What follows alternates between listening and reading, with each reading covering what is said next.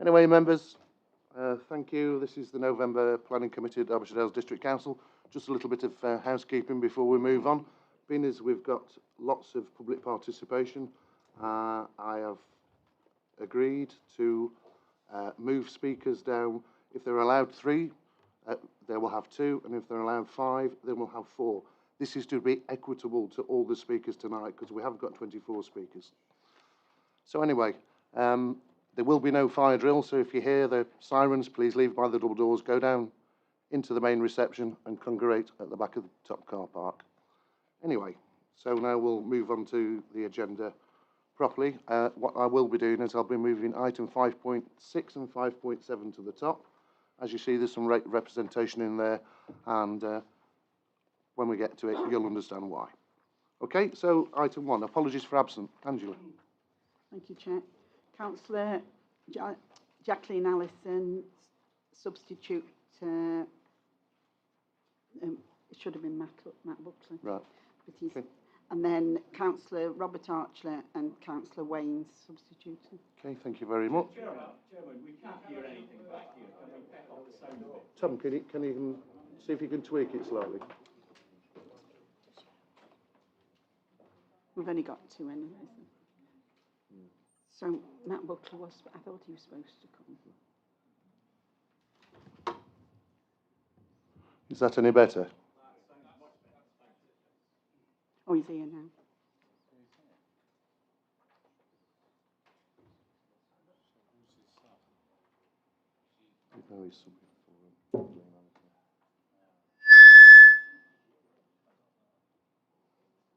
Did you hear that, Peter?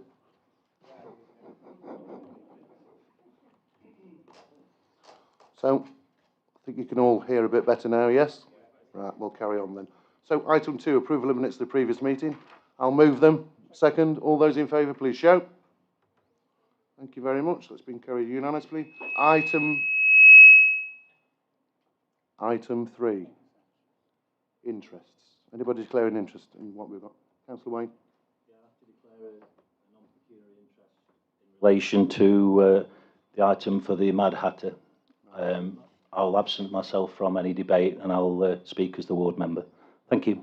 Okay, thank you very much. So anyway, like I said, application for determination. We'll go straight in for 5.6 and 5.7. There is some late representation on that, so I'll let you read through that first before we move on to the speakers.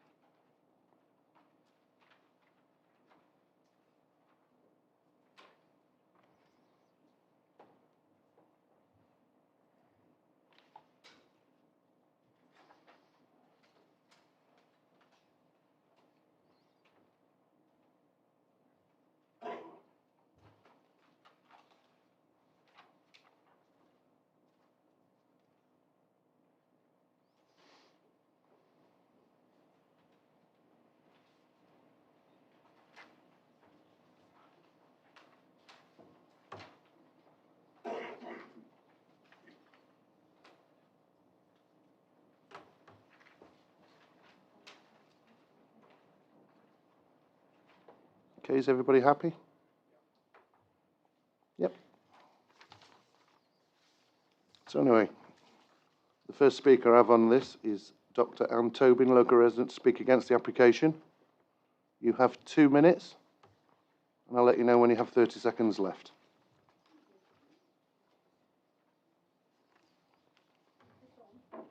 You have to just press the button. That's it, light up red. Okay, shorten what I'm saying. Very briefly, this is rooted as a kind of heritage project. And I'd like to say that I think this is, heritage is not just about the continued existence of objects that once had value, it's about what they will contribute to the village in the future. And the development of this means that there is a considerable impact upon the community that live directly by the village, by the barn that is affected. The grassy lane that is leading up to the proposed motor port, a motor port for 3 cars and new stables. Apart from anything else, I think once the motor port is there, there's nothing that will actually say you can only put 3 cars up there. If people can get more cars up there, they will do it. The idea is that the grassy lane will be subjected to considerable alteration, including the proposal of lowering and resurfacing. There's no indication of what impact this is likely to have upon the 2 walls that are in fact the so-called heritage value of this building, and what that lowering of that pathway will do to the houses that are on the other side. So there are 5 houses that will be affected by this, and I live in one of the houses. Cars will be driving up. So one of the things is the lowering of the pathway. Cars will be driving up and down that driveway, passing within inches of our houses and within inches of the windows overlooking the pathway, which will be a considerable intrusion. One of the comments made in the submission was that the new driveway would only impact upon the houses at the side of the barn. This is a bit of a giveaway. It will ruin the peace and quiet of the householders there, but it's only 5 of us, so that's okay, apparently. That's it. Thank you very much. Is that 2 minutes? Thank you for this democratic. Right, the next on my list is Miss Beverly van der Griend. You have 2 minutes. I'll let you know when you have 30 seconds left. Can you just turn your mic? That's it. No, if you press it, that's it. Right. So my husband and I are the owners of Penny Cottage, 85 Yeoman Street, which sits at the top of the shared access track that the applicant is proposing to use.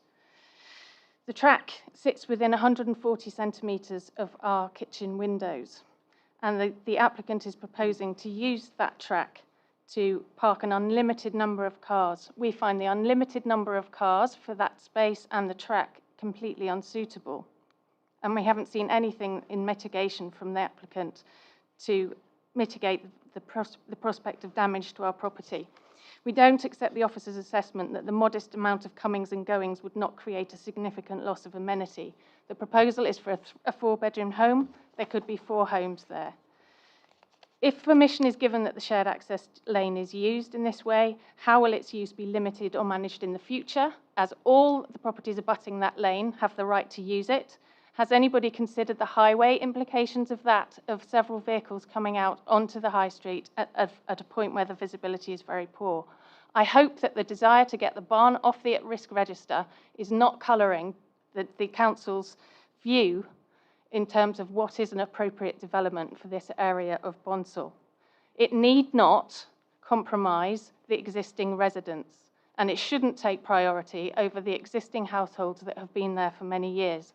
Compromise and adjustments are possible with this application, and the 2015 application could be looked at, particularly in relation to parking, to improve this application so that it better fits with the community in which the barn exists. Thank you. Thank you very much. The next on my list is Miss Alexandra Polferman, agent to speak in favour of the application. You have 4 minutes, and I'll let you know when there's 30 seconds left.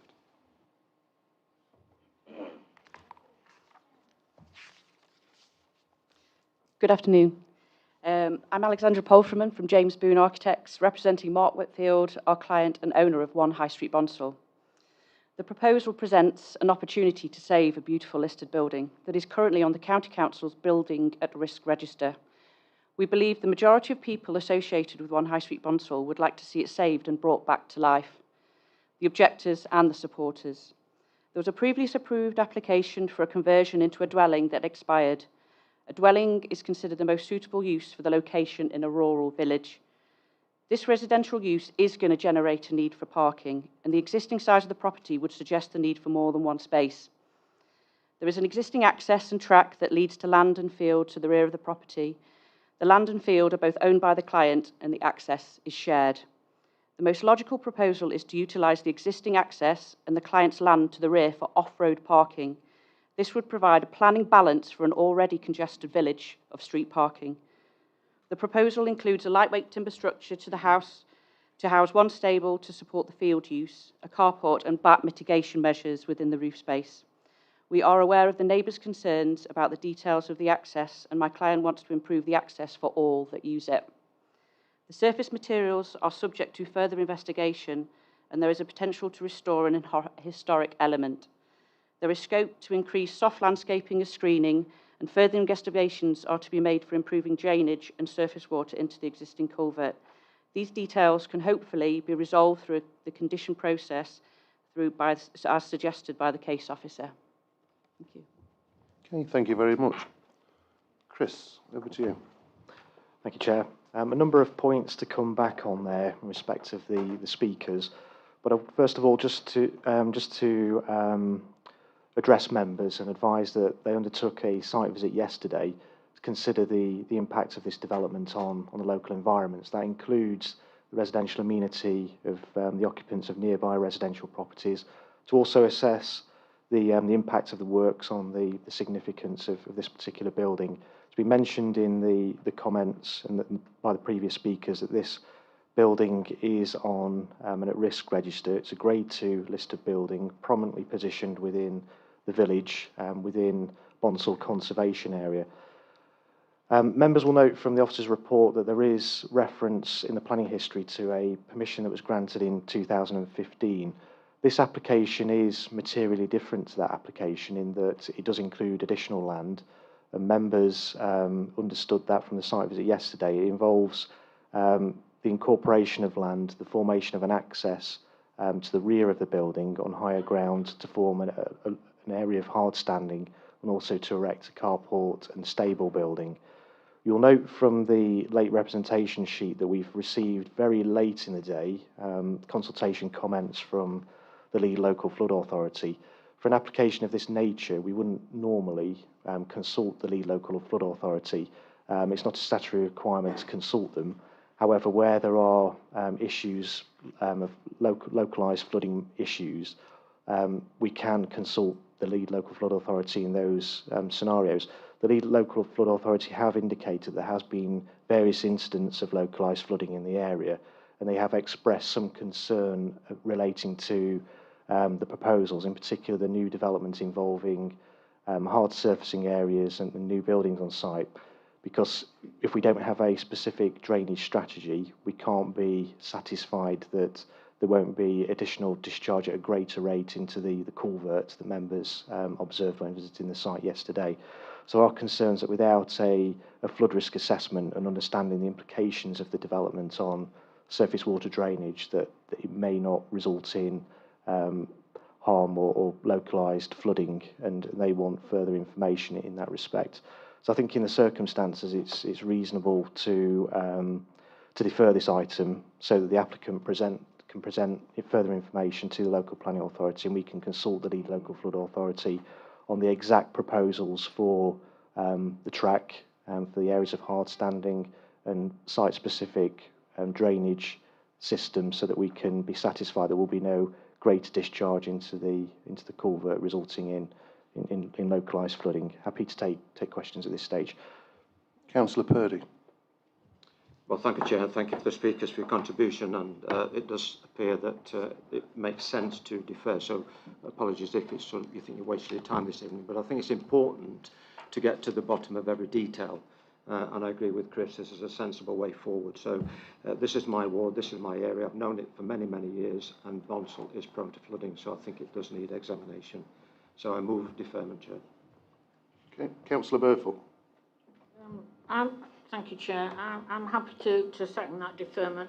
But in a kind of reconsultation, what I was going to ask in a question was the report talks about 2 parking spaces at the top of the site.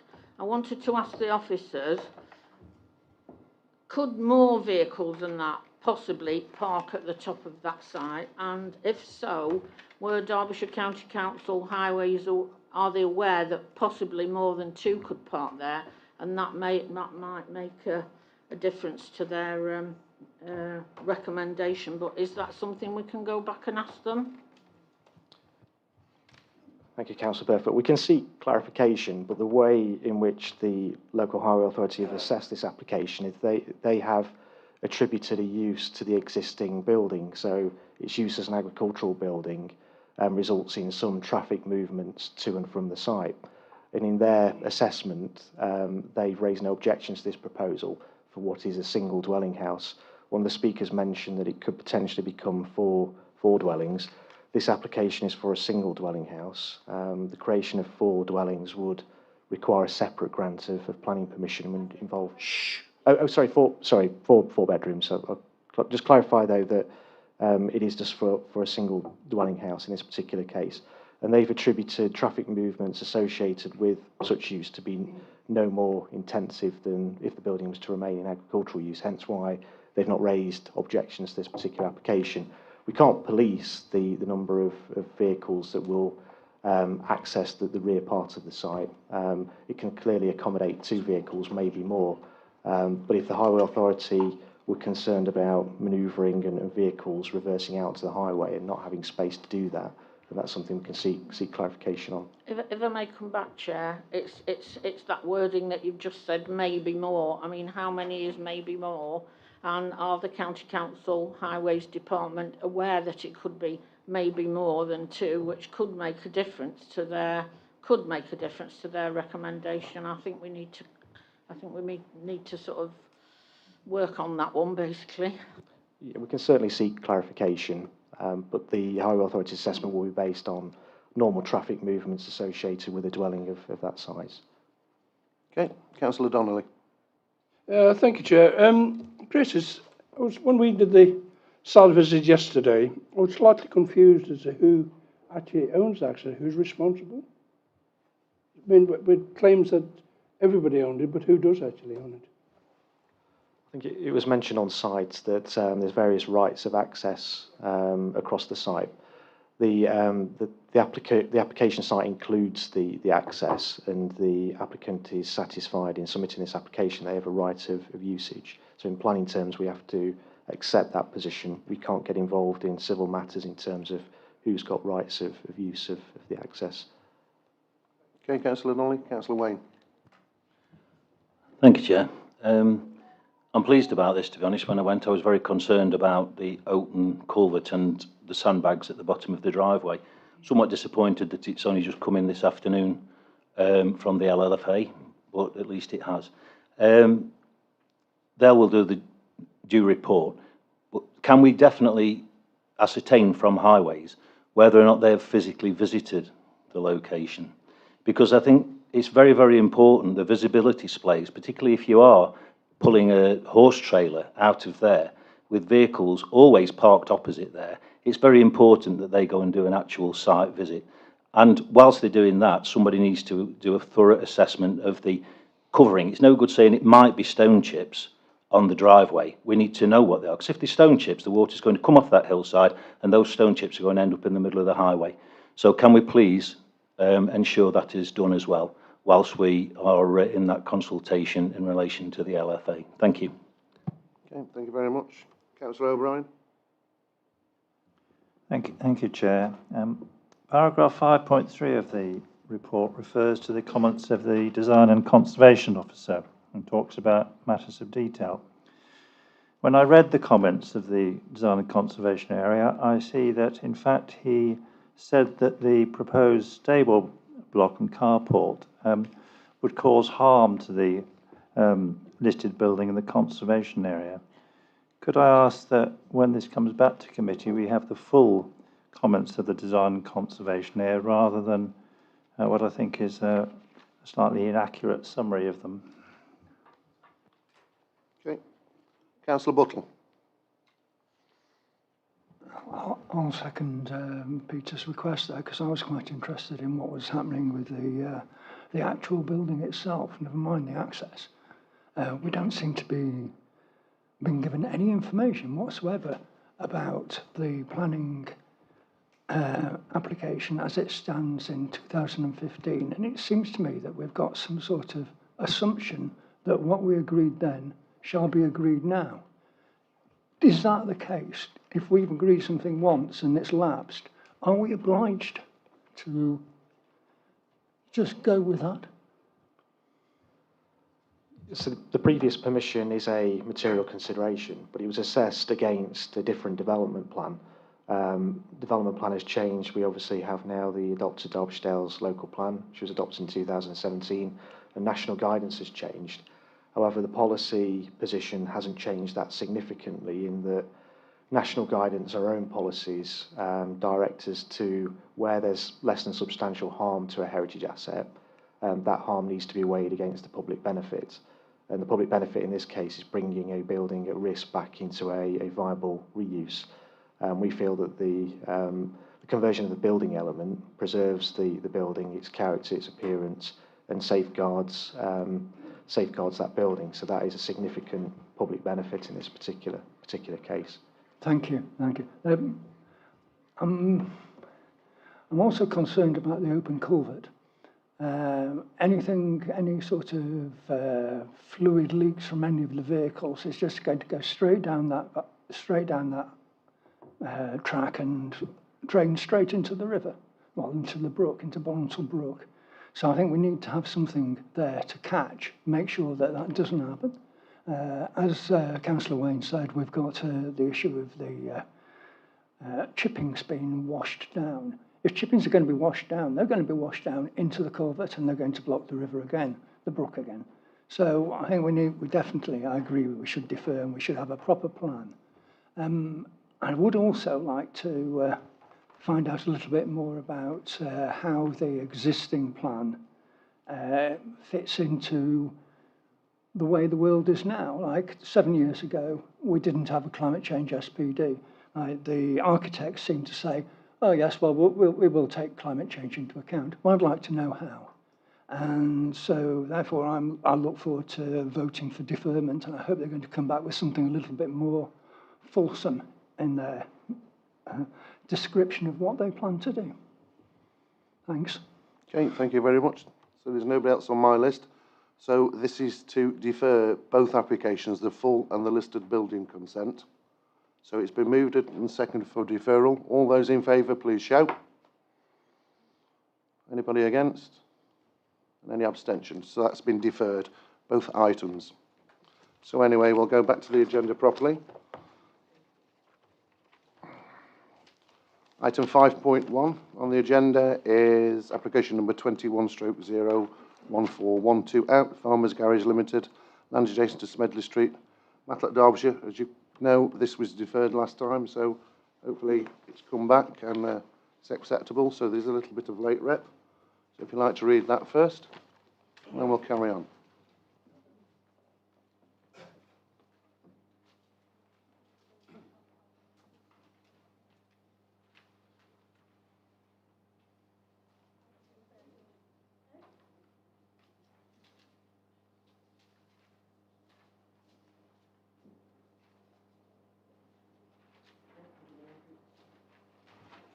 Yep.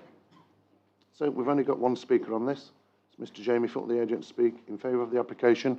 You have 4 minutes, and I'll let you know when you have 30 seconds left. Thank you, Chair, for the opportunity to speak this evening. We welcome the officer's continued recommendation for approval of this scheme. I'll be brief. You will recall last time that this was deferred due to the built form and location of the parking. It was discussed at some length during the previous committee meeting, and it's how it sat with policies S3 and PD2. We sought to address those concerns. We flipped it over. It now sits on the corner plot with the parking alongside it. Just briefly looking at it, and the further comments that have come in, we kind of echo those thoughts of the people around it that wish to see basically the built development, as we see all of these sites developed, a consistent approach across them, given its location within the town centre.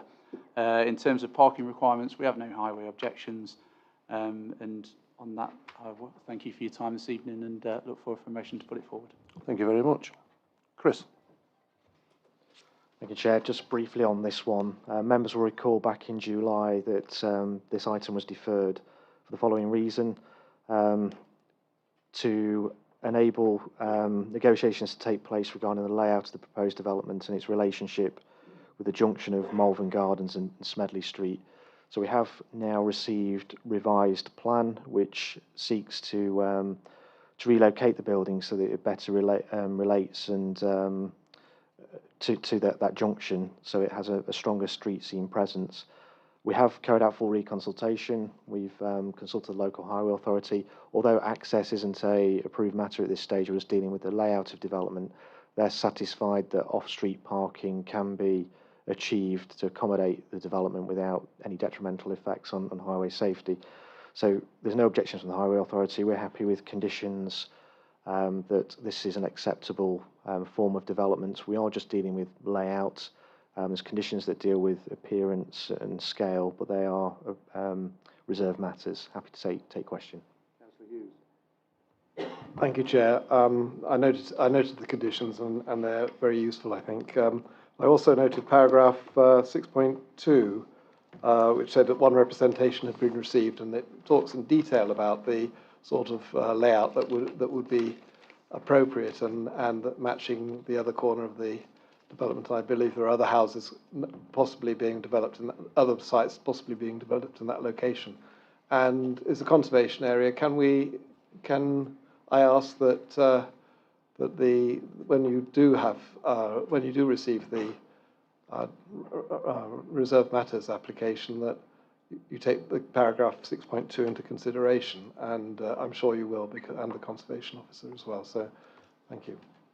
Do you want to make any comment on that, Chris? Yeah, I think they're important points that have been made there by Councillor Hughes, with it being located in the conservation area and prominently positioned along Smedley Street. It's important that we get the design and the scale of any dwelling right and its general appearance. So, yes, we'll endeavour to do our best in that respect.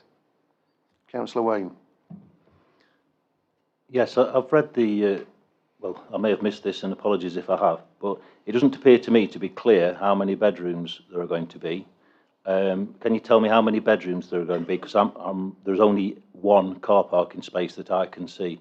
So can you advise me how many bedrooms there are anticipated, please, within the property? Thank you. Scale is a reserved matter, so we're just dealing with the layout. You have to set broad scale parameters, so we'll know it's a two-storey dwelling house, but the actual layout of the plan form of the building could have 2 bedrooms, study areas. It's an unknown at this stage. It's something that we'll have to consider as part of any application for approval of reserved matters.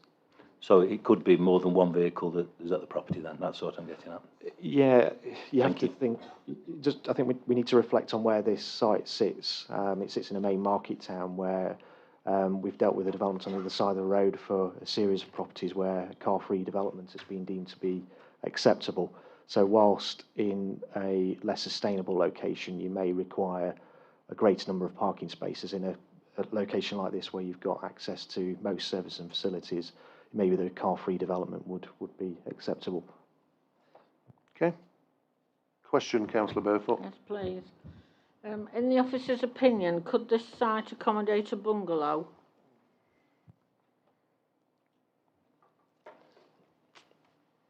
Possibly. It's a difficult question to answer, although you've got on either side of Smedley Street, you've got 2-storey properties, other than the commercial units immediately adjacent. So I think in terms of providing appropriate enclosure to the street, I think 2-storey property would be more acceptable. Well, the reason I asked the question is it's going to be adjacent to 2 1-storey commercial units. That's why I'm asking the question.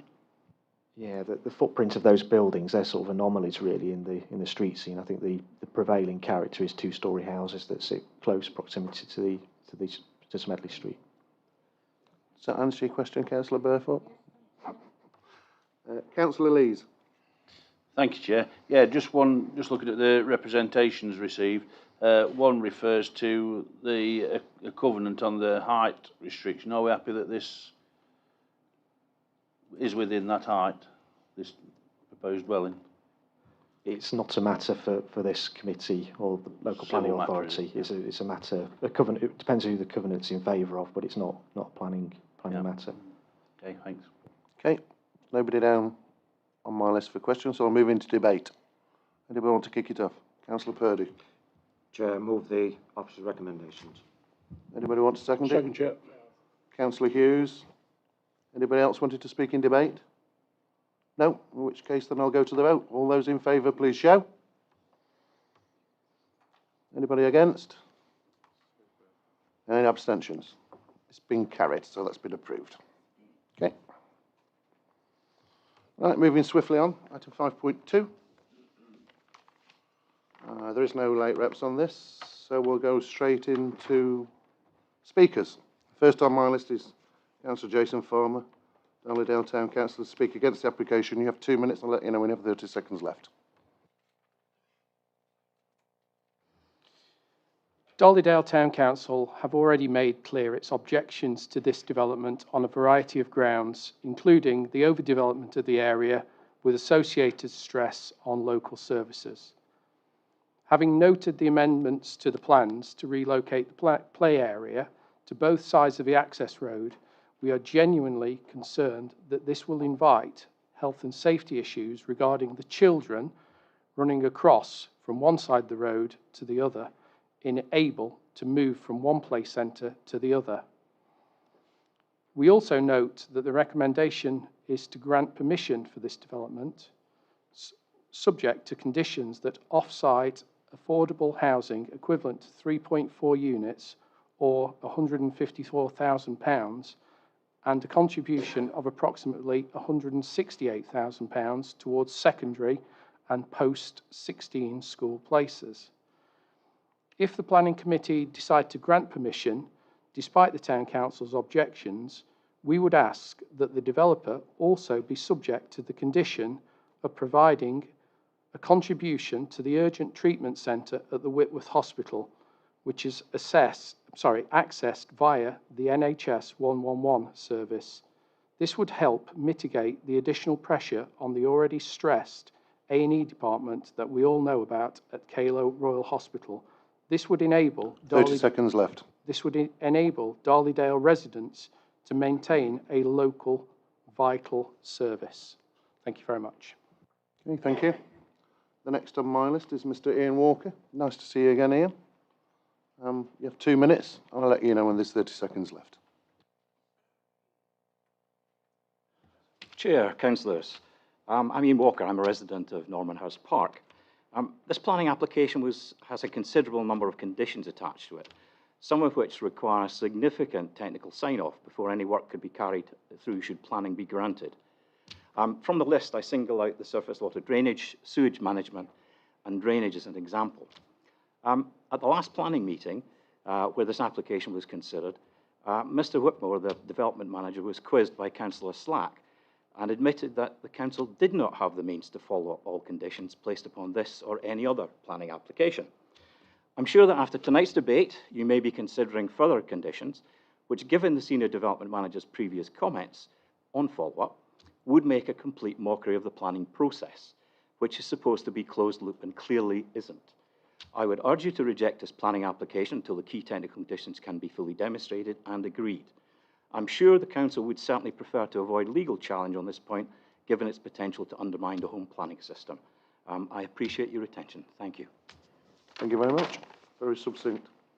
The next on my list is Mr. Archie Walker, local resident, speaking against the application. You have 2 minutes. I'll let you know we have 30 seconds left.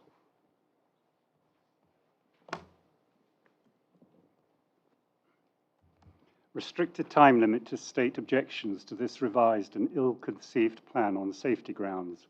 Document 00210-181 states provision for accessible and adaptable dwellings and wheelchair users' dwellings, also making specific provision for older persons' housing and family-sized houses.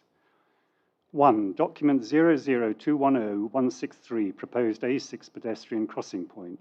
What those who have to cross this road on foot know, and the plan doesn't show, is that it is impossible to cross the road from north to south safely at this point. There is a bend in the road with a point of crossing additionally set back. Remember that the A6 is an extremely busy road for HGVs and other traffic travelling at 40 miles an hour plus. Using dashcam footage showing the point at which a pedestrian would be crossing the road from north to south, a vehicle travelling towards Matlock at the designated speed of 40 miles per hour has 4 seconds to see that person react to the situation and bring their vehicle to a stop. A huge number of these vehicles trying to stop would be 40-ton HGVs. A significant number of vehicles regularly exceed that speed. We are talking about the elderly, possibly using wheelchairs, and young mothers with pushchairs having to make this crossing to gain access to local services. 2, revised layout of play area. Document 00213931. Having shown the revised layout 30 seconds left. to a number of mothers with young children, the universal response has been only a man would suggest a play area on 2 sites divided by the access road to the whole development. Visualize a young mother with 2 young children, one using the seesaw and the other one running across the road to use the swings. An accident waiting to happen. Thank you. Thank you very much. The next on my list is Mr. Rodney Howlett. You have 2 minutes, and I'll let you know when you have 30 seconds left.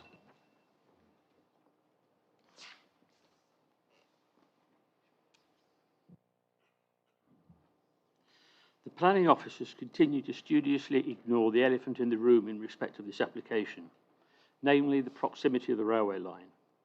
As Pete Rail stated in its objections, the proposal invites misuse, vandalism and criminal trespass on operational railway land by the public, as well as posing risk to life and limb, and so would be totally unacceptable to Pete Rail.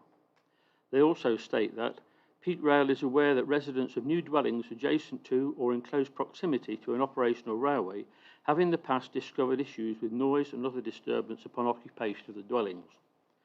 While the committee wanted to move the play area away from the rail track, it disregarded the fact that children will rapidly get bored with a swing and a seesaw, and it doesn't take much imagination to see that young teenagers will find passing trains far more exciting and ultimately end up getting into dangerous games like putting coins on the line for trains to run over and squash.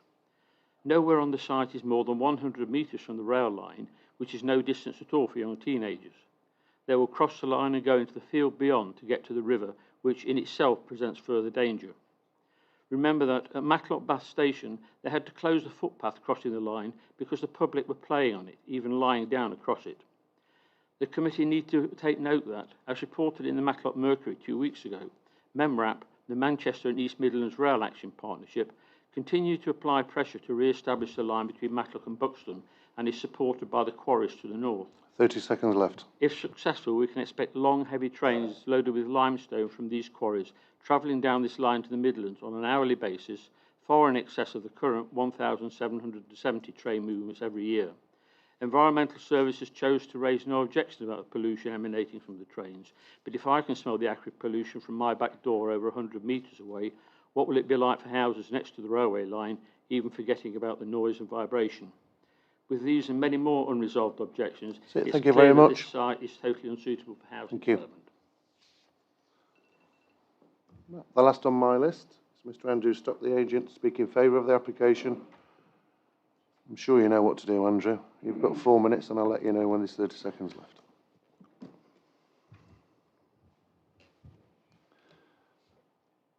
Thank you, Chairman, and good evening, members. Thank you again for giving me the opportunity to speak this evening. Firstly, we welcome the constructive feedback given by members at last month's Planning Committee, where it was resolved to defer the application to allow officers more time to consider development matters in respect to tackling climate change, securing details related to on-site play equipment, and to consider drainage infrastructure. We therefore have sought to address those reasons for deferral. With regard to mitigating the effects of climate change, the application is accompanied by a sustainability energy statement, which sets out in detail how the development seeks to mitigate against climate change and adopt microgeneration plan has also been prepared by Chevron Homes, illustrating how energy microgeneration could be installed across the site. The plan demonstrates that the majority of the dwellings have south, southwest or southeast facing roofscapes, where this could accommodate solar panels. The layout of the dwelling has been designed to be in keeping with the adjacent Normanhurst Park while also achieving an optimum solution to mitigate the effects of climate change. Air source heat pumps could also be proposed as part of the overall scheme, as set out in the indicative plan. I'd like to stress that Chevron Homes are committed to securing measures that would mitigate the effect of climate change and intends to adopt microgeneration and welcomes the inclusion of Condition 16, which provides a mechanism to agree the specific details with the authority. Whilst Chevron Homes wish to pursue the development as soon as possible, given the continuous changes in regulations and technology, it would not be prudent to restrict the extent of measures at this stage.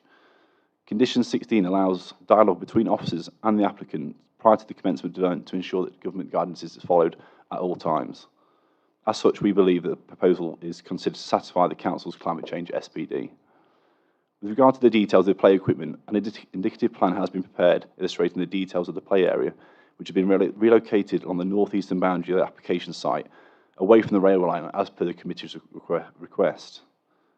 The equipment will accommodate a diverse range of equipment and opportunities for exercise and social interaction between residents of all ages. The play area will be managed in perpetuity by the management company, and precise details are subject to a condition. The extent of play provision proposed for the scale of development is considered to be acceptable and in accordance with policy HC14. With regard to the adequacy of the drainage infrastructure, we do acknowledge that the details relating to the drainage strategy were submitted as a late representation ahead of last month's planning committee, so members might not have had the sufficient opportunity to consider the information submitted. I can confirm that the application is accompanied by a detailed drainage strategy which has been reviewed by the lead local flood authority, who have confirmed that they raised no objection to the application subject to conditions. As such, we believe the adequacy of the proposed drainage infrastructure is comprehensively dealt with previously by the application. When having regard to all the matters raised and when assessed against the policies of the National Planning Policy Framework, we believe there's clear and convincing justification for the scheme. I therefore invite you to follow the advice of your officers and support the application this evening. Thank you very much for listening. Thank you very much, Andrew. Chris. Thank you, Chair. Members will recall considering this item at a previous planning committee meeting and the reasons for deferral, which have been clearly explained in the by the last speaker, the agent representing the applicant in this particular case. The site is allocated in local plan for the erection of 20 dwelling houses. This application proposes 18 dwelling houses. Officers set out in some detail at the last planning committee meeting that the efforts that officers have gone to come up with a layout of development and a design of property that is in keeping with the distinct character of the Normanhurst Park development. Officers are satisfied that the development in terms of its layout, siting and the appearance of the properties is in keeping with the identity context and general character of the area. With regards to the location of the play equipment, this was previously set out on a plan to be indicative. The applicant has presented a more detailed proposals to us, but again, this is indicative with matters of detail to be agreed as part of discharging a future planning condition. The applicant has had regard to the open space that will be delivered on site and have proposed play equipment accordingly. It's around, you can see from the plan that's on the presentation before members that it's in the form of what I'd describe as sort of trim trail type equipment around the periphery of the site, which will be fairly low key in appearance and nature. I'd consider that to be appropriate in general sort of design and appearance terms to this particular site. If members were concerned about the play equipment being sited on either side of the road, and that being a safety issue for the children or people that might be using it, then we can take that on board in agreeing the final details of play equipment for the site. I think in terms of the general location that's shown on there, the development is 18 dwellings. The access road will be lightly trafficked. However, if they felt that it was an issue, that's something that we can consider. And we have got controls that enable us to do that.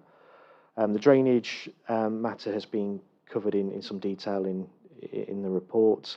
The measures to mitigate the effects and adapt to climate change have been discussed by the previous speaker and set out in the officer's report also.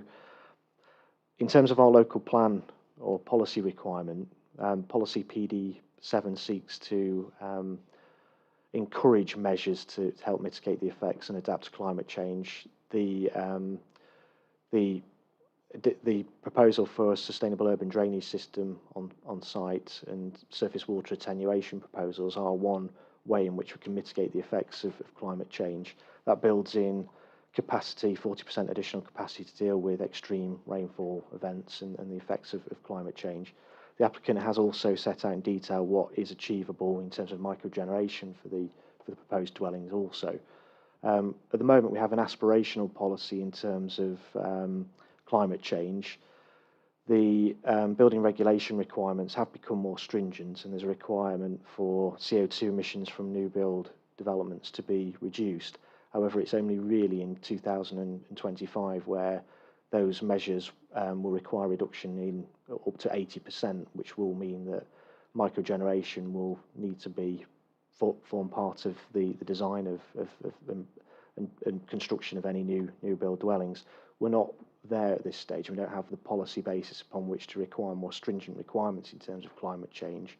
We've considered the measures put forward by the applicant, weighed that in the balance against all other development plan considerations and material considerations, and we're satisfied that the balance is in favour of this particular development, hence why we're recommending approval. Happy to take questions at this stage. Councillor Hughes. Thank you, Chair. I've got a few. Let's take the last one first, that last point first on microgeneration. I understand the position that we're in terms of the planning and the regulations and so on, but is there any way that we can work with the developer to encourage him to install solar panels on the rooftops and use heat pumps? Solar panels on the difference between putting solar panels and not putting solar panels, if they're embedded in the roof, is marginal in terms of cost. It seems to be that it's something that could be done to bring on this development. That was the first question. Layout of the play equipment, and this also feeds into the next point, which is the fact that the plan is only an indicative plan.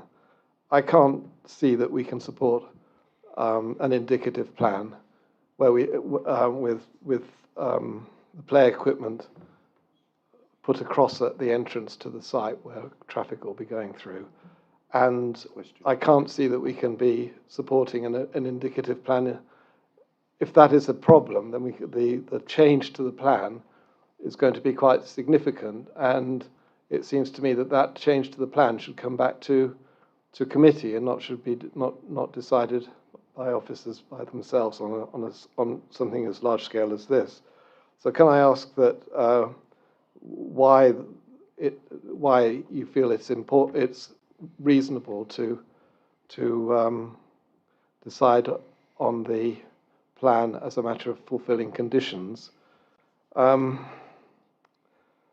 housing, I wasn't quite clear from reading the report what was happening about affordable housing. As I understand it, there will be 2 houses on site that will be sold as the new starter home houses, and then there will be a contribution off-site. So I'd be like if you could confirm that, Chris.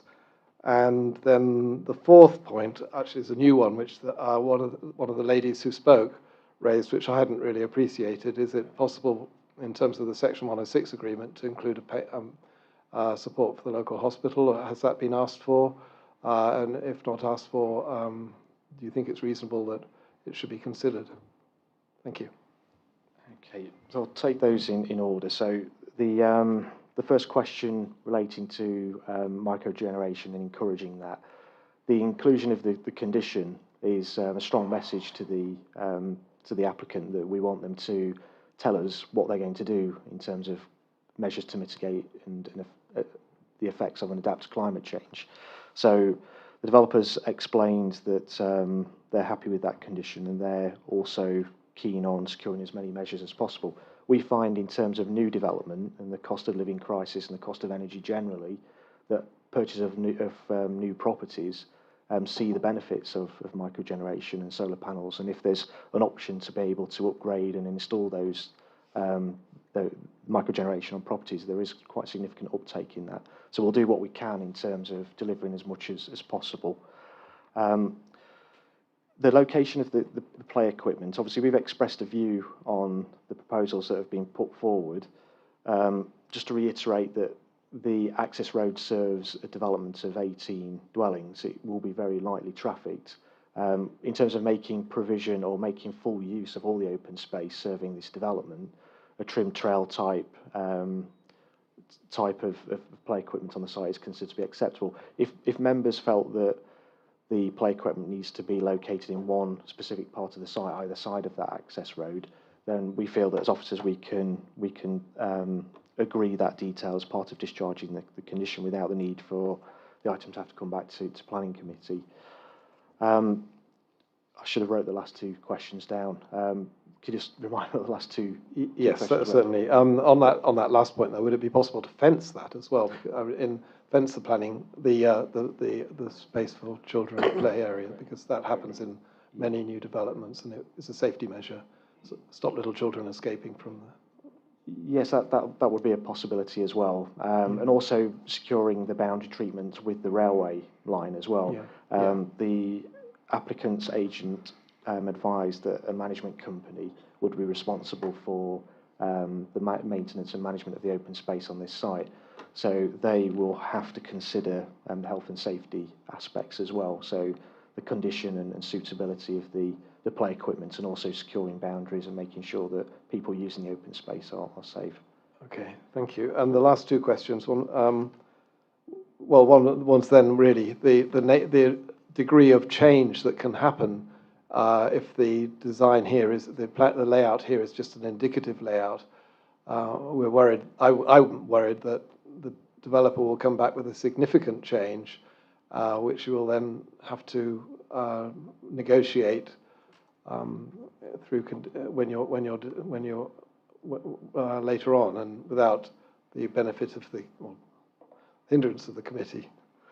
And the fourth one was about the possibility of a Section 106 payment for the hospital, and of course affordable housing as well.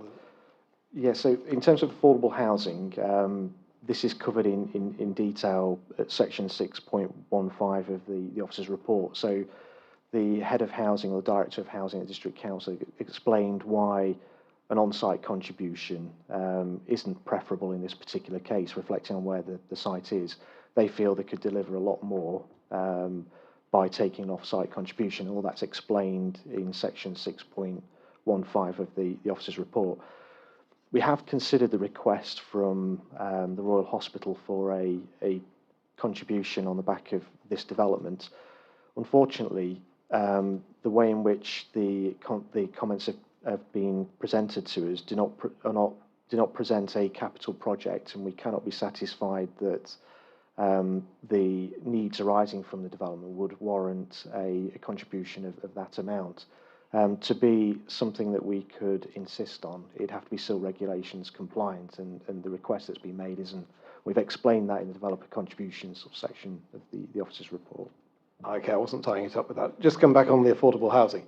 As I understand it, the first plan was to have 4 apartments, and then but the next plan was took out those apartments, and the change to 2 affordable housing and 2 off-site happened at that stage. So it's just a slight issue with the report, really, because the report was really about the new housing, the new development, which has the fewer dwellings, and already takes into consideration that change to the affordable housing. That's where I was confused, I think. Yeah, I think there's a recognised need that there's a demand for 1 and 2 bedroomed properties.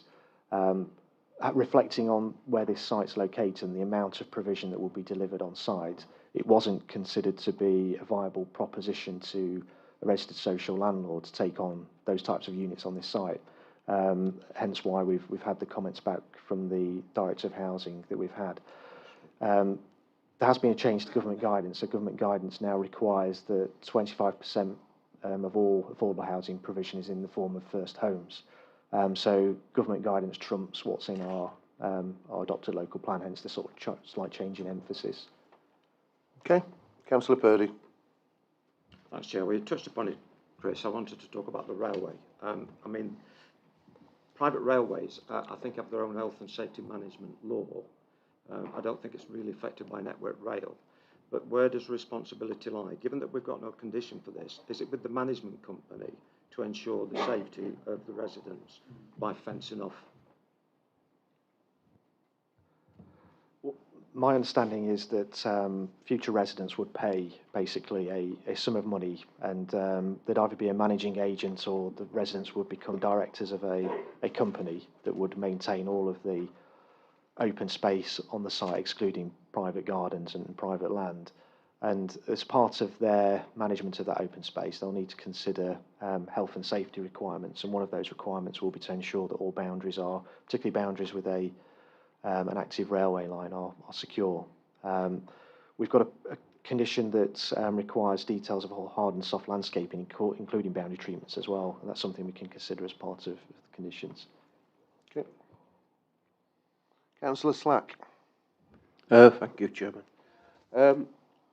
Councillor Hughes has asked a lot of my questions I'm going to ask, but one question which I would like to ask is the National Health Services Commissioning Group, National Health Service, of course, confirm that the 106 agreement contributions required as the developer falls under their threshold, way under their threshold. So I think the National Health Service needs as much money as it can get at the moment. So by cutting them under the threshold is not really right, is it? They should pay what they're asking for, really. Yeah, it's an unusual one. In the Developer Contribution Supplementary Planning document, the threshold for which the Clinical Commissioning Group will comment on applications, I believe, is 30 dwellings or more. So they don't tend to comment on applications for development that involves less than 30 dwellings. I don't know where the Royal Hospital sits in terms of their relationship with Derby and Derbyshire Clinical Commissioning Group, but any requests for monies towards any capital projects to increase capacity of the hospital should be fed through that organisation to ensure that we capture any needs arising from new developments, and we can plan or deliver the infrastructure that's required. Yeah, but cutting it short is not correct, really, in my opinion. It's a matter that you need to take up with the Clinical Commissioning Group. Okay, Councillor Wayne. Thank you, Chair. Obviously wasn't present at the last meeting, but I do have some genuine concerns. I wrote to you this morning in relation to, Mr Whitmore, I wrote to you this morning in relation to the play area, and also my concerns in relation to surface water and foul water. Your response is, in relation to surface water, that Severn Trent have a statutory obligation to take it into their infrastructure. You didn't really answer the question. Have you had contact with the local flood team and Severn Trent Water in relation to the comment I highlighted to you in the surface, in the flood risk assessment from the developer's agent, just to cover the access? The reason I'm asking this question is we currently have two other applications on hold where the Severn Trent Water have put in holding objections on the LFA. So it is a genuine concern in relation to surface water. That's my first question. Have you got that? Have you had contact? The second one is a lovely drawing of the proposed site, but it's worthless because it's indicative. I am genuinely concerned in relation to the play park being on two sides of the road. Young children are captivated by things on the other side of the road, and they just go for it. I don't agree with what you're saying in relation to it's going to be low traffic. Another 18 houses added to the ones that are already there are going to have a lot of vehicle traffic for deliveries who don't know the area and are unaware that there's a play area there. So it is a significant problem. The final one is the crossing. Have Derbyshire County Council been contacted and asked to do a feasibility or a viability study of the crossing to accommodate the residents crossing over the road? The reason I asked this question is there was one where Derbyshire County Council were asked to, and Section 106 funds were handed over, apparently, in relation to Cardinshaw Road, only for Derbyshire County Council to subsequently do an assessment, and the road wasn't wide enough. So at the end of the day, it's important that we hit these things before any sort of decision-making process is agreed. Thank you. Yeah, just coming back on the first point, this is different to the applications that you're referring to, because The drainage system proposed for this particular site is to discharge to potentially two locations, either to a receiving watercourse or to the sewer, the combined sewer that crosses the site. Now, the applicant has presented a detailed drainage strategy which proposes no greater discharge into either of those outfall destinations than greenfield runoff rates. So there would be no additional demands based on that existing infrastructure. There will be foul water demands from the development. However, a development of 18 dwellings is a relatively modest amount of development, and the water company has a statutory duty to accommodate those flows from new development. If their infrastructure is unable to accommodate foul water, then they have to upgrade their infrastructure to deal with it. They're aware of this is an allocated site in a plan. They're aware of our housing needs, and they're aware of our strategic allocation, so should know about new development that's planned in the area. And the crossing? So the crossing is something that's been requested by the local highway authority, and you'll note there's a condition that requires the delivery of that crossing facility, and that would be dealt with as part of any section 278 or I think it's section 278 or 272, I forget what the number is, or section 38 agreement with the highway authority under the Highway Act. So that's something that would be it is a condition of the development, something that would be delivered on the back of this application, based on the advice of the local highway authority. If I can just come back quickly, Chair. In relation to the crossing, could you condition it to say that a viability assessment must be undertaken before any houses are delivered on this site to ensure that the crossing is viable? Well, it's incumbent on the applicant to deliver it. So in terms of viability of it, they would be the ones funding the actual crossing facility. But who's going to build it? It'd be the developer or approved contractor under that section. But if Derbyshire County Council come back and say that there isn't enough highway space, and that's what happened to the other one up on Chesterfield Road? I'd have hoped, having assessed this application, that they'll have already deemed that the crossing point is achievable and deliverable in respect to this development. Right. And in relation to Severn Trent Water, finally, Severn Trent Water, already their pumping station at Gas Cottage Corner isn't coping with the flows, and it all ends up coming into the streets in Matlock from the combined sewers, and human raw sewage is coming into the roads. This is going to exacerbate that, but we're happy to tolerate that, are we? Well, there should be no. It should be no worse than the existing situation. So, surface water from the site. For those that understand drainage, obviously we've got a drainage scheme that attenuates surface water from the development. So you've got controlled outflow, so whether it's the sewer or receiving watercourse in this particular case. So there should be it should make that situation no worse than runoff that you'd expect from the site as a green field. Thank you. It's your turn now, Councillor Burthorpe. Thank you. I don't know if I can follow that from Councillor Wayne with his very, very important questions that he's asked, but something that I'm going to ask about that always concerns me when we come up with new developments, it's a bit of a hobby horse of mine, and that is where I read that the proposed access would not meet technical requirements to be adopted as public maintainable highway. I find this, I'm just at a loss really to know why. I don't know whether it would be the government, but somebody has surely at some point got to say that we do not have to approve any development where these roads are not done to adoptable standards. I always ask the question, why aren't they being done to adoptable standards? They should be. They should all be done to adoptable standards. So, is there anything at all that we can do about this? I mean, I'm concerned also about the play area. I mean, and it seems to me as though if this is approved and we have a management company, the new residents are going to be paying for the play area and its maintenance. Presumably, the residents there who are there at the moment don't have to pay. That seems grossly unfair to me. But is there anything at all we can do about building roads to adoptable standards as part of the planning process? I think the answer is probably no.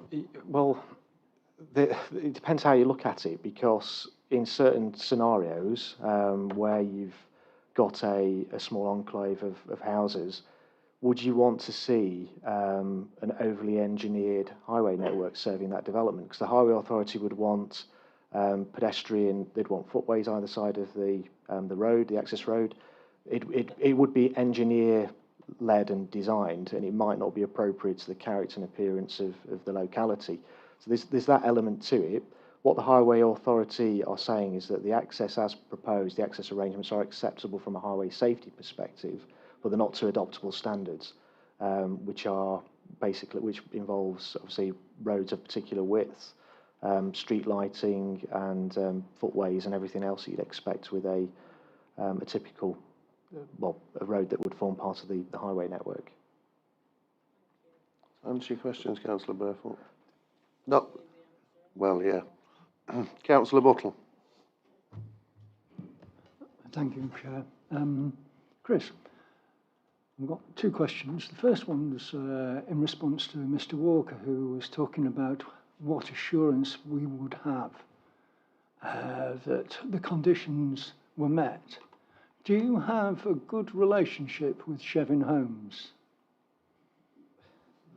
Yeah, in terms of the comments that were made by the speaker in that respect, the council, having recommended conditions, is satisfied that they meet the tests that's set by the government in terms of imposing conditions, and we wouldn't impose them if we didn't feel that they were enforceable.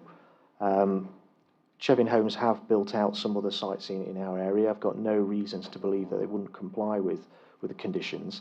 And as part of selling the properties, the conveyancing process is far more robust than it ever has been in terms of solicitors wanting to make sure that all conditions of any planning permission have been fully complied with, obligations met in legal agreements.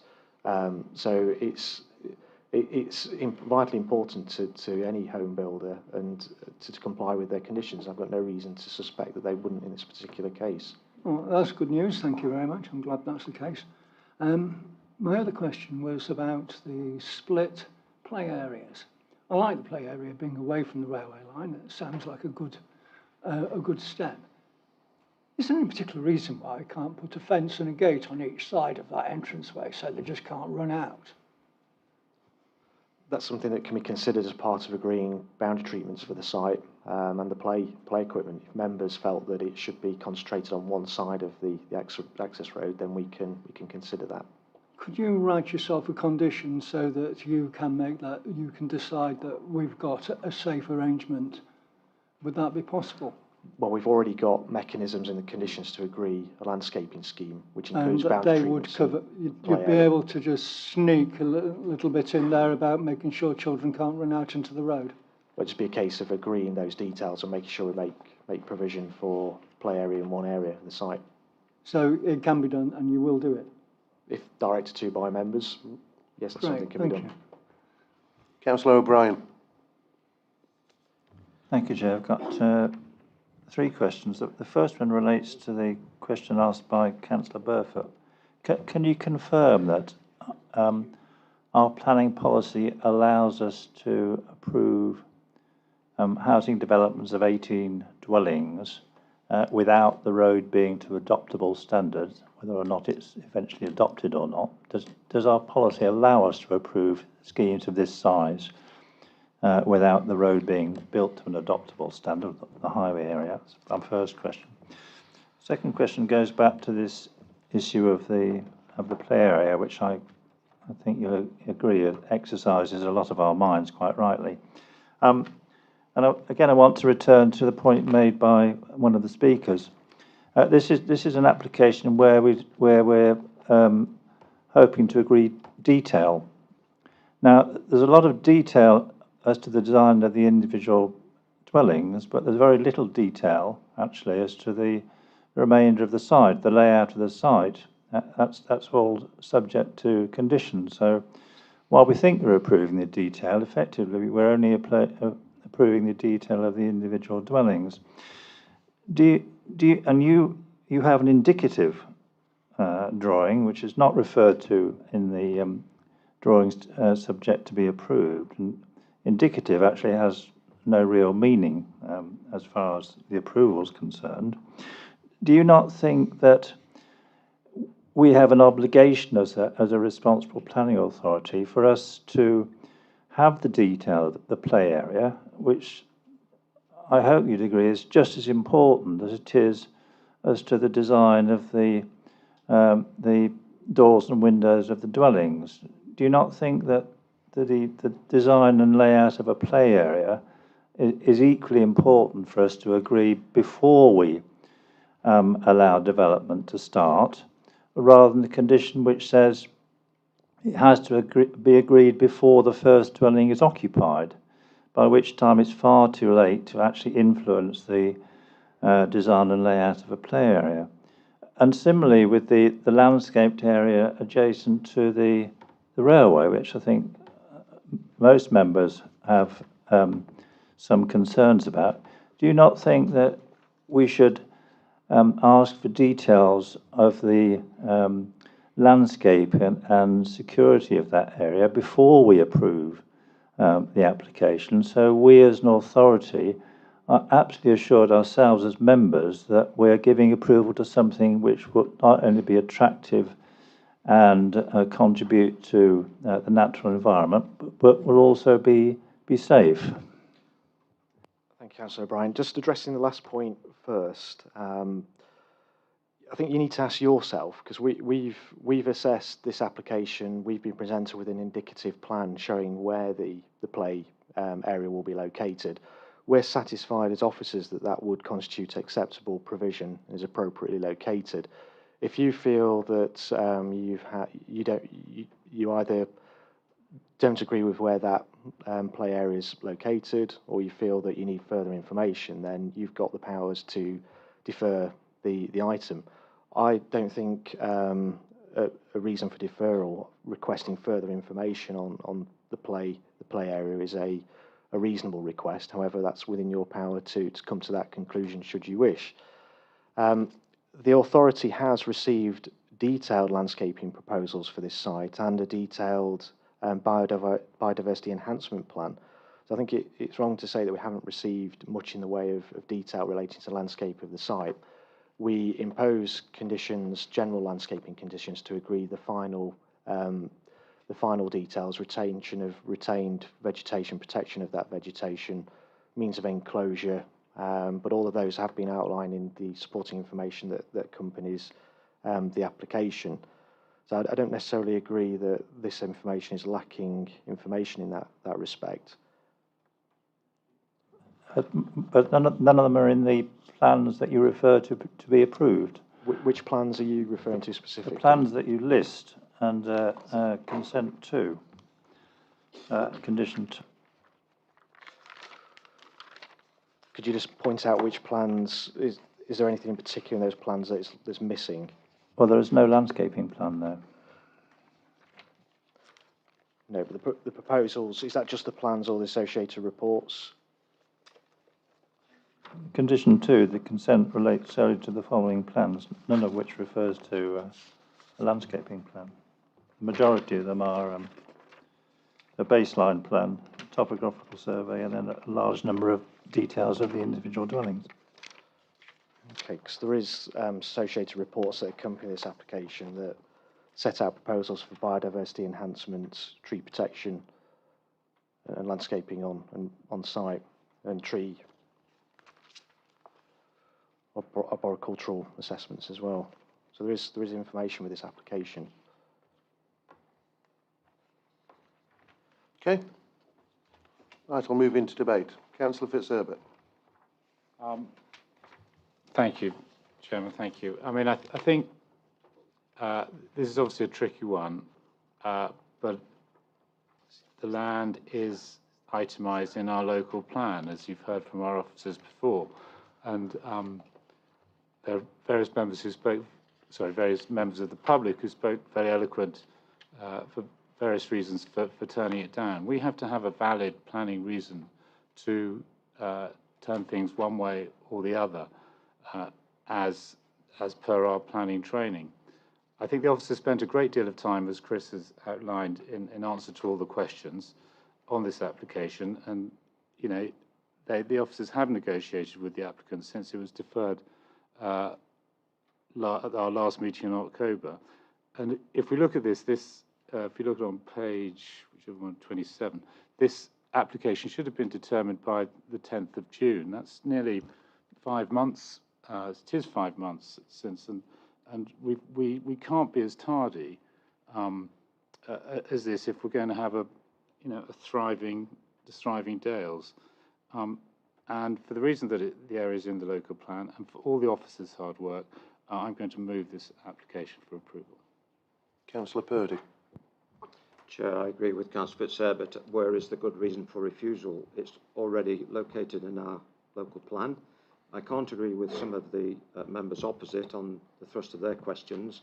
On the issue of highway adoption, it says quite clearly here that it's the responsibility of the developer.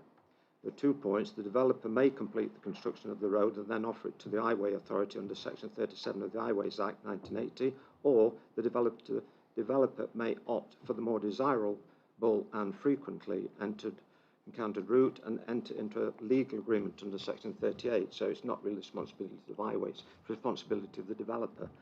So I've listened to all the points raised, and we can't find any real good reason for you. Have tested our minds on this. There's no doubt about that with your objections. But we have to take a balanced view, and the balanced view is that there are many, many people out there who want homes. We're fortunate. We've got our own homes.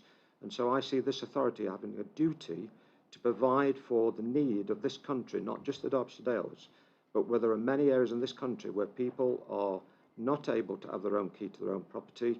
And I think, therefore, this authority has that duty to provide that facility for those people that are in need. It does enhance the business and development of the area.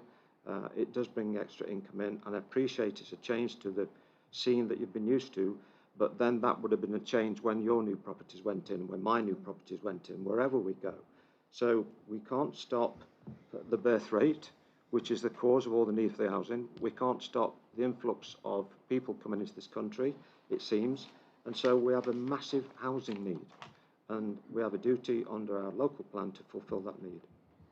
Thank you very much, Councillor Purdy. Councillor Fitzherbert and Councillor Purdy, are you willing to suggest a condition that the play facilities are on just one side? If that's happy with you, because I think that seems to be a bone of contention. I personally would prefer to leave it to delegated authority. Personally, I do. We've seen the site, we visited it, but we're not au fait with all the complete specifics on that point. So you're moving it, Councillor Fitzherbert. Do you prefer that we have it one side or the delegated authority? Well, if we leave it, we leave it up to the I agree. My perspective would be to leave it to the delegated approval of the officers in negotiation with the developer, and which would include the landscape and protection of the railway. Yeah, I'm sure Chris has taken that on board. Anyway, okay, thank you very much. Councillor Hughes. Thank you, Chair, and thank you for asking Councillor Fitzherbert and Councillor Purdy to take the playground onto one side of the road. I think we all ought to have health and safety of children in our minds when we're making planning decisions. I've looked through the local plan. I think it's a bit deficient in that area, but placing having an open space with play equipment on one side and at the other side of an entrance. Van drivers coming in who probably have urgent deliveries to make because they're paid at a piece weight rate, so they're going to do these things as fast as they possibly can. We don't know whether the visibility displays for those play areas now on either side of the entranceway will allow a driver to see whether there are children running in the direction of the road or not. So I can't see how we can vote for a scheme if that condition isn't in place, that there is a fenced area to one side or other of the entranceway to this development. I'm sorry, but Councillor Fitzherbert and Councillor Purdy, I would ask you to think again. Okay, thank you very much. Councillor Slack. Thank you, Chair. There's certain aspects which have been made improvements. Microgeneration, we welcome, and as long as it's achieved, that's the main thing. It's one thing talking about it and we're achieving it. Also, I do support the play area going to one area. It's being fenced and it'll be better, more safer, but it's still a problem. But the major problem is that the infrastructure is not up to what development is taking place in Darley-Dale. That's the problem. We've got Severn Trent infrastructure is letting it down. We all know that, and that's the problem, really. And until Severn Trent get the infrastructure and get the modernise the infrastructure there, we're going to have this problem over and over again. So I'm not happy about it at all, really, at the moment. More development, it's overloading the system of infrastructure. We should always have on new build, we should always have the infrastructure in place before we build, in my opinion. Thank you, Chair. Just unfortunately, it doesn't happen that way around, Peter, as we know. I think somebody ought to go and lobby government. Exactly. Anyway, Councillor O'Brien, and then I'll go to the vote. Thank you, Chair. I think there's a lot to commend itself in this application, the way it's been developed in collaboration with our officers. I think it will be a very attractive and very sustainable new housing development. So I congratulate the applicant and our officers in producing this. I do think many of the residents' fears are unfounded. But I do come back to the play area, and I'm going to come back to it because, as I said earlier, I think it's incumbent on us as an authority to ensure that we look after the interests of the young people who are going to follow us. And I have to say, while I respect our officers, they are written in the report here that they felt the current location proposed by the developer was satisfactory in terms of its safety for the users. That does give me some concern if our officers think that proposal for the play area is safe. To me, it patently isn't. What I would like the proposer and the second to consider is that we make sure that the link across the access road, there is a primary footpath link across the top of the site, which crosses the main access road, and it should be incumbent on our officers when they look at the detail to ensure that that crossing is safe. In my view, the road at that point should be narrowed, so it can only accommodate one vehicle at one time in one direction. I agree there are a variety of different techniques which can make that crossing point safe, so that children particularly and their carers can move very safely from one side of the estate to the other. There doesn't have to be a fence, there can be a number of techniques.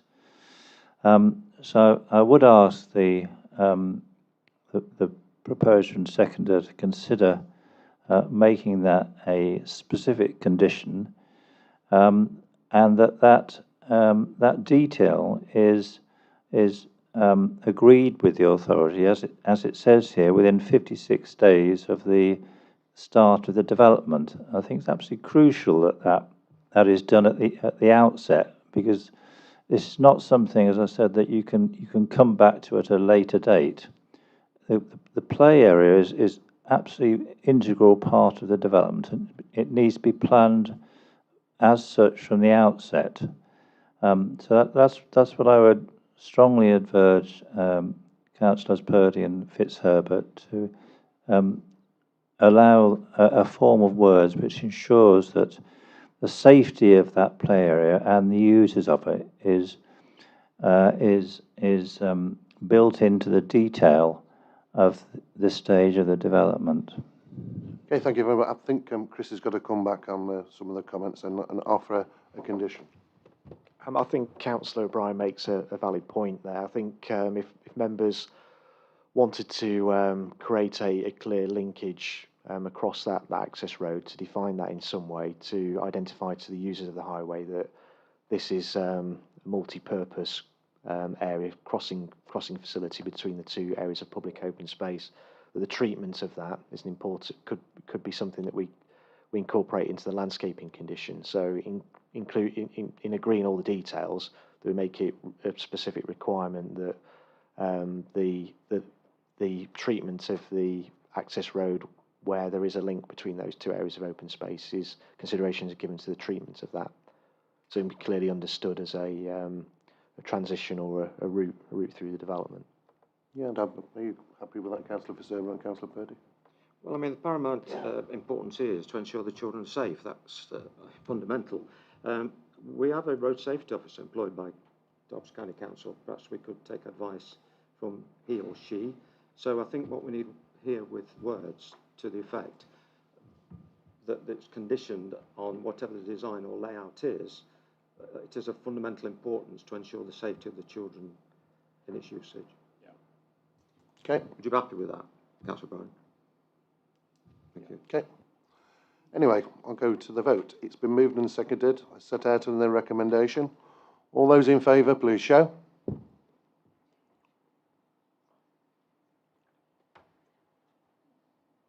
All those against? And any abstentions?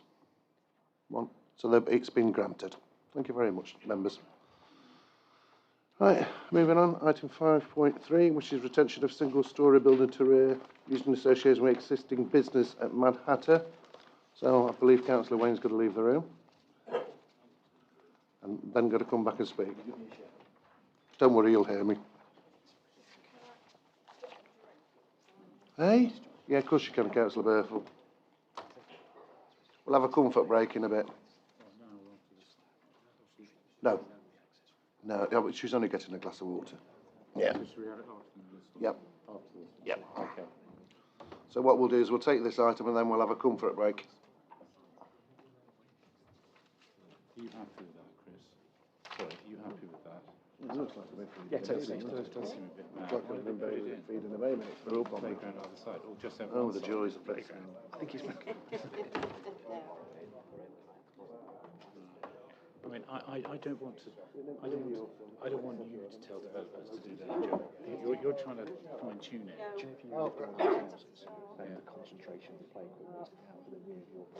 I was just saying, Councillor Burfield, after this item we'll have a comfort break anyway.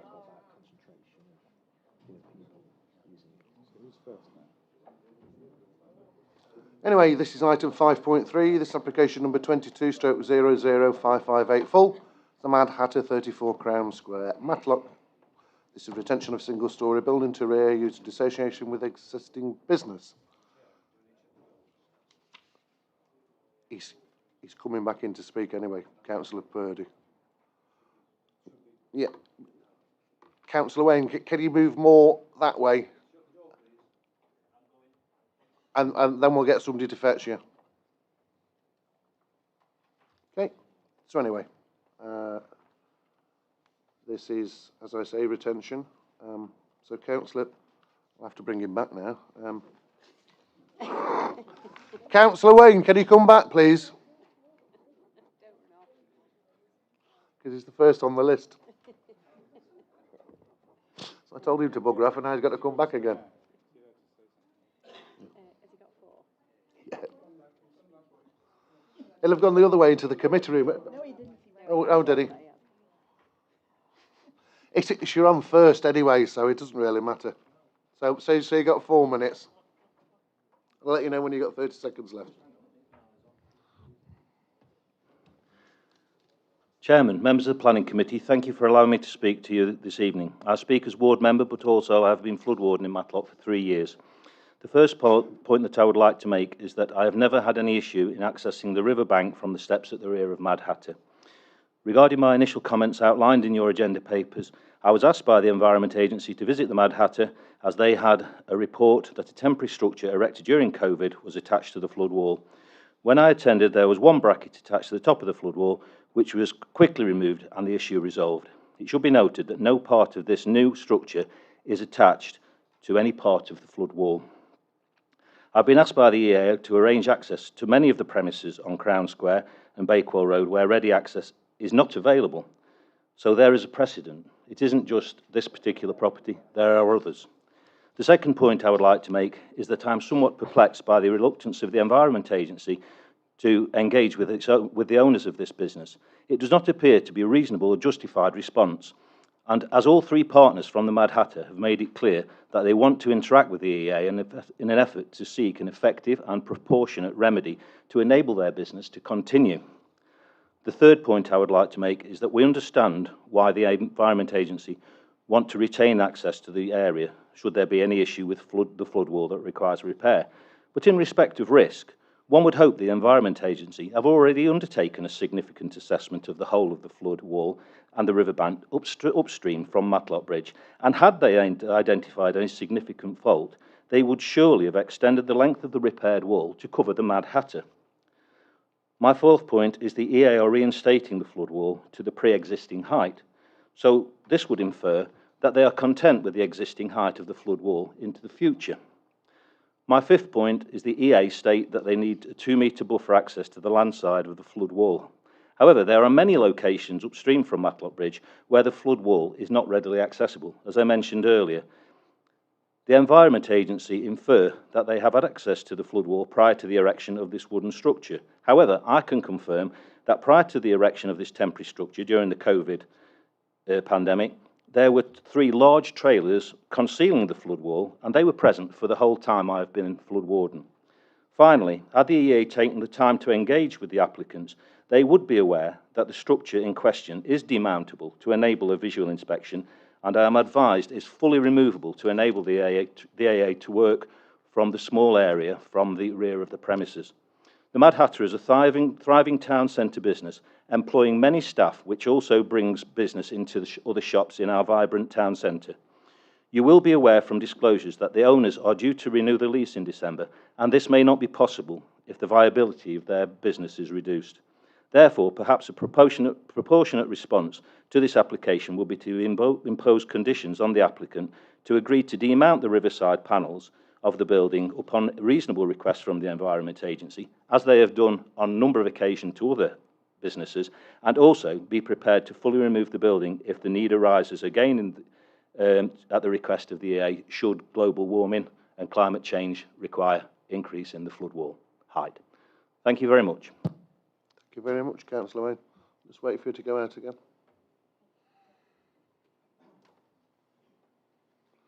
Okay. The next on my list is Mr. Stephen Murphy, local resident, to speak in favour of the application. You have 2 minutes, and I'll let you know when you have 30 seconds left.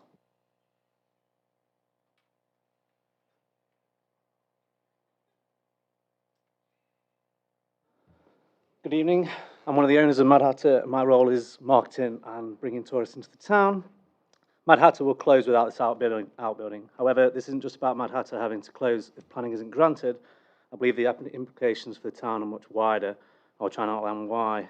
Mad Hatter attracts over 50,000 tourists a year from all outside Derbyshire Dales. As an example, when you visited on Monday, of the 35 tables we served that day, that very rainy day, 28 of them were from outside the area. These included Leicester, Sheffield, Nottingham. Our social media is incredibly powerful. We have the largest social media following of any business in the area, connecting and interacting in the last 28 days alone to over 900,000 people from the UK. That's advertising Matlock far and wide. It's estimated we generate over £1 million into the area, these from tourists who visit us and directly visit other shops and car parks in the town. We're a community asset, and to be honest, I believe we as Mad Hatter are as big as pull as any tourist venture in the town. Not only that, we organised Matlock Christmas Market. This attracts 15,000 people over the 2 days. We support 25 plus charities a year, and we sponsor many different local sports clubs. From a tourism standpoint, if we closed, we would have to if this building isn't granted, Matlock will lose one of its greatest assets. it will lose a huge amount of footfall, and the power of Mad Hatter's social media advertising Matlock throughout the UK will be gone. From a staff view, we employ 28 members of staff. They will all lose their jobs. 30 seconds left. That's more staff than any small independent business in the centre of Matlock. On a personal note, 7 years of working in the community to grow events and build up Matlock through Mad Hatter will be gone. And during those 7 years, the wall's never been breached, it's never leaked, and not once have the Environment Agency ever needed to gain access via our property at all. Thank you. Okay, thank you very much. The last on my list is Miss Wendy Spencer. The applicant to speak in favour of the application. You have 4 minutes. I'll let you know when there's 30 seconds left. Hi. So the art building is totally freestanding and made using sectional panels that can be quickly and easily dismantled. Whilst I acknowledge the selection of photos sent in by the Environmental Agency showing defects found to be on other flood walls, I'd like to point out that ours is in excellent condition and shows no signs of defects anywhere. With the issues they have experienced further up the river from us, I understand their concerns, and I know it's important to them to maintain simple and easy access for regular inspections of all flood defences, allowing them to identify the development of any defects as soon as possible. We absolutely agree with this, as we do not want ours or our neighbours' businesses flooding. We don't believe, though, that the current placement of the art building would prevent access to monitor and access these issues should they develop on the car park side of the wall. As well as the shutters that open fully the whole length of the art building, we have left enough room to enable inspections and can, in any event of disrepair, remove the art building within 24 hours notice, should we be asked to do so if any work needed to be carried out. After looking at the other businesses along the riverside, our flood wall is in fact far more accessible than anywhere else along there. The direct access steps to the river are not via our property and are easily accessed 24 hours a day with nothing blocking them. Should any minor or cosmetic repair work need doing to the wall in future, we believe that the 2 metre area on the river side of the wall could in fact be used for this. With this said though, we would happily dismantle the art building to assist the Environmental Agency with any works they might have to do in future. I'd also like to point out that with the cost of living crisis and as a small independent business, we can't compete with all the new bigger companies that have opened recently in Matlock without the extra seating this art building gives us. Therefore, we wouldn't look to renew our lease when it comes up in the end of December, resulting in us having to close our business, which we absolutely love, and letting go our 28 staff members. Thank you. Okay, thank you very much. So there is no late representations on this. Chris, you're taking this one, are you? Yes, thank you, Chair. You'll note from the officer's report that the development manager has exercised some discretion in this particular case and has called this item to committee because it's recognised that the building is a key component of the existing business, and the implications of not granting planning permission are obviously significant in terms of employment and effects on tourism, which has been mentioned in the previous speaker's comments. You'll note from the officer's report that the Environment Agency have issued an objection to this application on the basis that there is an unsatisfactory, or there's an inability to secure an appropriate easement to be able to maintain the flood wall. The EA have been made aware of the applicant's comments about the structure being demountable and access being provided. However, the Environment Agency have responded to say that the practicalities of securing access to the wall would be difficult with the building positioned in its current location.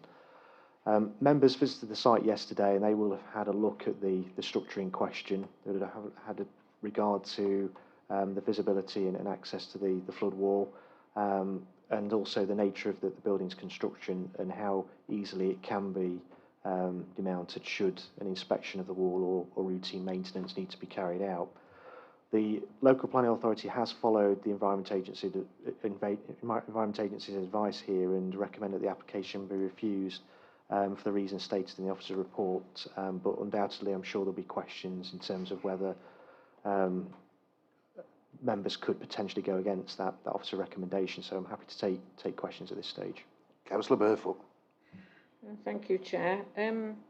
We've heard from the applicants and from Councillor Wayne that it seems that the Environment Agency, as a consultee, didn't seem to be bothered about having any kind of discussion on site with the applicant. In fact, they didn't do that. I just wonder whether they agreed, or did we ask, did our officers ask to meet them on site to discuss the actual practicalities of what they were opposing? I mean, there will be, you know, I do want to speak later. I think there are things to be asked about the Environment Agency in what they're proposing, or the reasons for their asking us really to refuse this and putting the officers in a difficult position. Yes, the applicant mentioned on site yesterday that they have tried to engage the Environment Agency to discuss mechanisms to allow access to the wall. However, the Environment Agency, as I understand, haven't engaged with the business in this particular case. Myself, I tried to contact the Environment Agency earlier this week to get an understanding of what the implications would be should the local planning authority decide to approve this application contrary to their advice. There's two different departments in the Environment Agency, but I've not heard back from either of them in terms of asset protection or their sustainable or their planning arm in terms of the practicalities or the implications of going against their advice.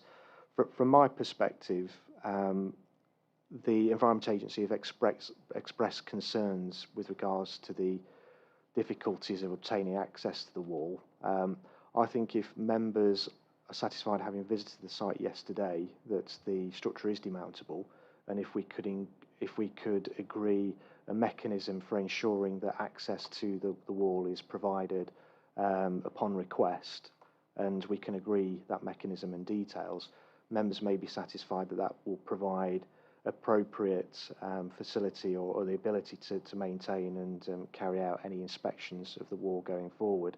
That is obviously a planning decision. The Environment Agency might have their own powers that they could exercise in terms of access to the flood wall in emergency situations or other situations that they may choose to exercise, regardless of what decision we make this evening. But that'll be a matter for the applicant to discuss with the Environment Agency going forward.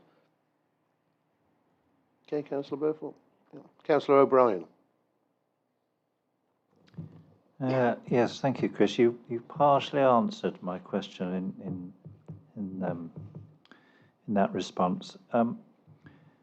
Would you advise, if the council were minded to approve this application against the direction from the Environment Agency, would you advise the committee that they should first ascertain any potential liability arising from such a decision if there were a flood event attributed to the failure of the wall? Yes, my understanding of the Environment Agency's position, it's more about routine inspections and maintenance of the wall. So during a flooding event, you'd hope that the Environment Agency would have looked at the wall and ensured that it was maintained to an appropriate standard in advance of that event happening. I think it may be sensible. Members may wish to seek that further advice from the Environment Agency and whether they would exercise any powers that they have to request the removal of the building within that 2-metre distance of the wall. However, members may also conclude that appropriate mechanism can be put in place to not prejudice the Environment Agency in terms of being able to carry out routine inspections and maintenance. And we can agree that mechanism which wouldn't prejudice the business in that they'd be given notice and they'd be given a commitment to being willing to move the building as and when that situation arises. So you don't envisage a situation where in view of the views expressed by the Environment Agency, they would issue a disclaimer against any flood eventuality? in favour of the council? It's a difficult one to answer. I mean, we can seek that clarification if members wanted us to do that. But my understanding is about routine inspection and maintenance of the wall. The flood wall is what it is. It's in that location. It's of that design height to mitigate or to prevent flooding in the local area. It's not. It doesn't affect. It shouldn't affect the or compromise the ability of that flood defence wall to be able to defend the town from flooding. Okay, I think our principal solicitor might have something to say. Yeah, if I can just add something to that, Councillor O'Brien, there has to be a causational link between actions and causes. So you'd have to, none of us have got a crystal ball, so you have to kind of say that will this structure, did that cause the damage to the wall which caused the flooding? We don't know in the future, but that would be assessed at something if that circumstance did arise. But there has to be a causational link. Which I think is quite remote, considering the information that I have, that there's nothing actually mounted to the wall that would cause any damage to it. Okay. Councillor Hughes. Thank you, Chair. 2 points. First of all, both sort of environmental points.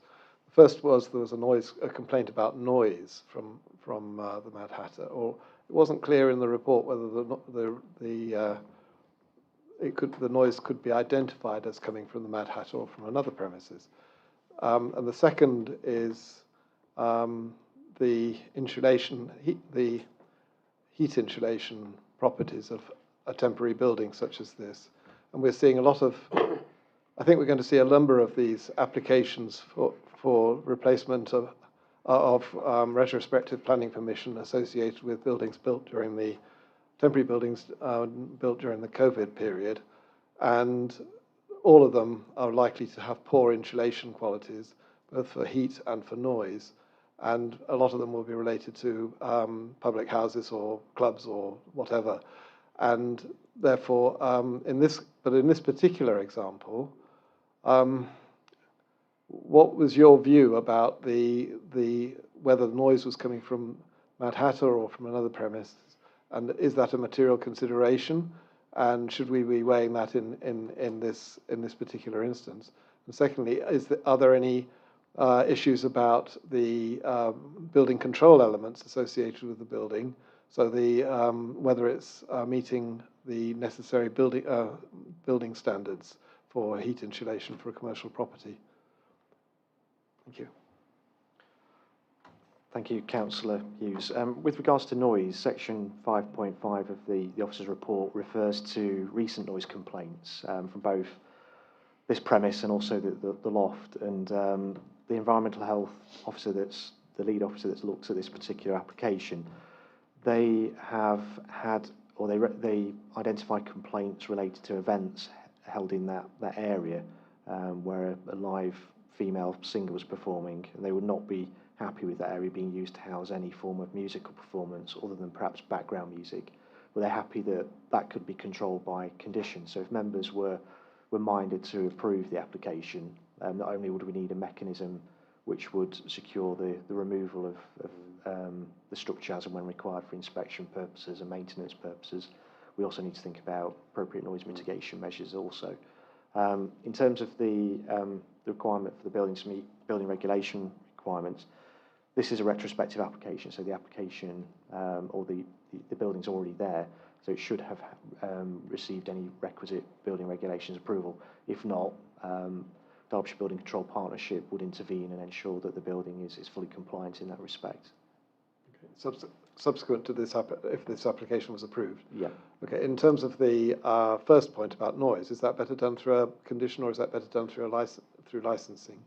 Well, there's some elements that will be controlled through the licensing regime, but I think it'd be sensible if members were minded to approve the application to agree a noise mitigation plan, which would prevent, for example, amplified music or live events taking place without our approval, or details of any acoustic insulation that are required to make sure there wouldn't be any nuisance to neighbouring properties. Okay, may I ask that is included in the recommendation then, and then we can vote on that as well?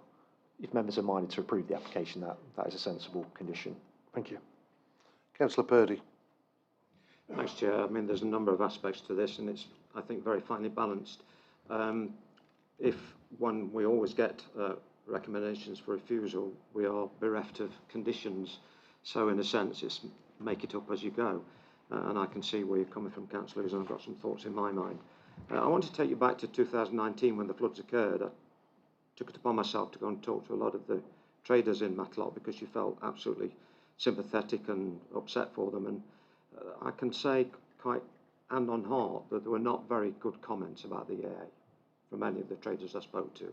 And that's not good for business relations, because it's absolutely vital that we sustain our businesses in the town and in our villages.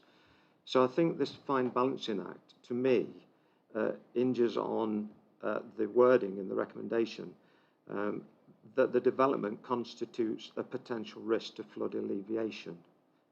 I don't get that. I don't see why or how it's a potential risk. If it's going to bring the wall down, yes, I can't see it bringing the wall down. So I think what we're trying to drive here is probably a common sense approach to this conundrum we've got.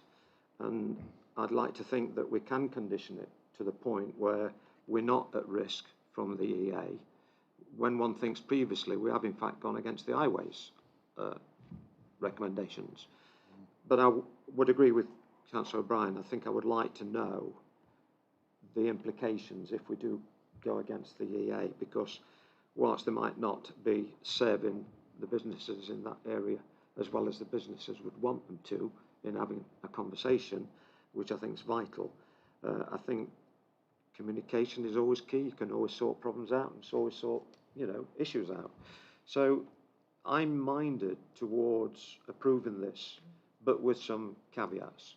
And I'd like us to explore the caveats, Chris. I want us to make as soundproof as we can. It's not going to be a Noah's Ark flood. I go back to when we got some monies, finally, after 5 years of fighting for Jubilee Bridge at Matlock Bath. And in those days, it was 1 in 100 years of floods. And they threw the plans out for the construction of the remediation of the bridge on that 1 in 100 years flood. It doesn't come down the valley 50 foot high. You've got time, plenty of time before you know it's going to be a problem.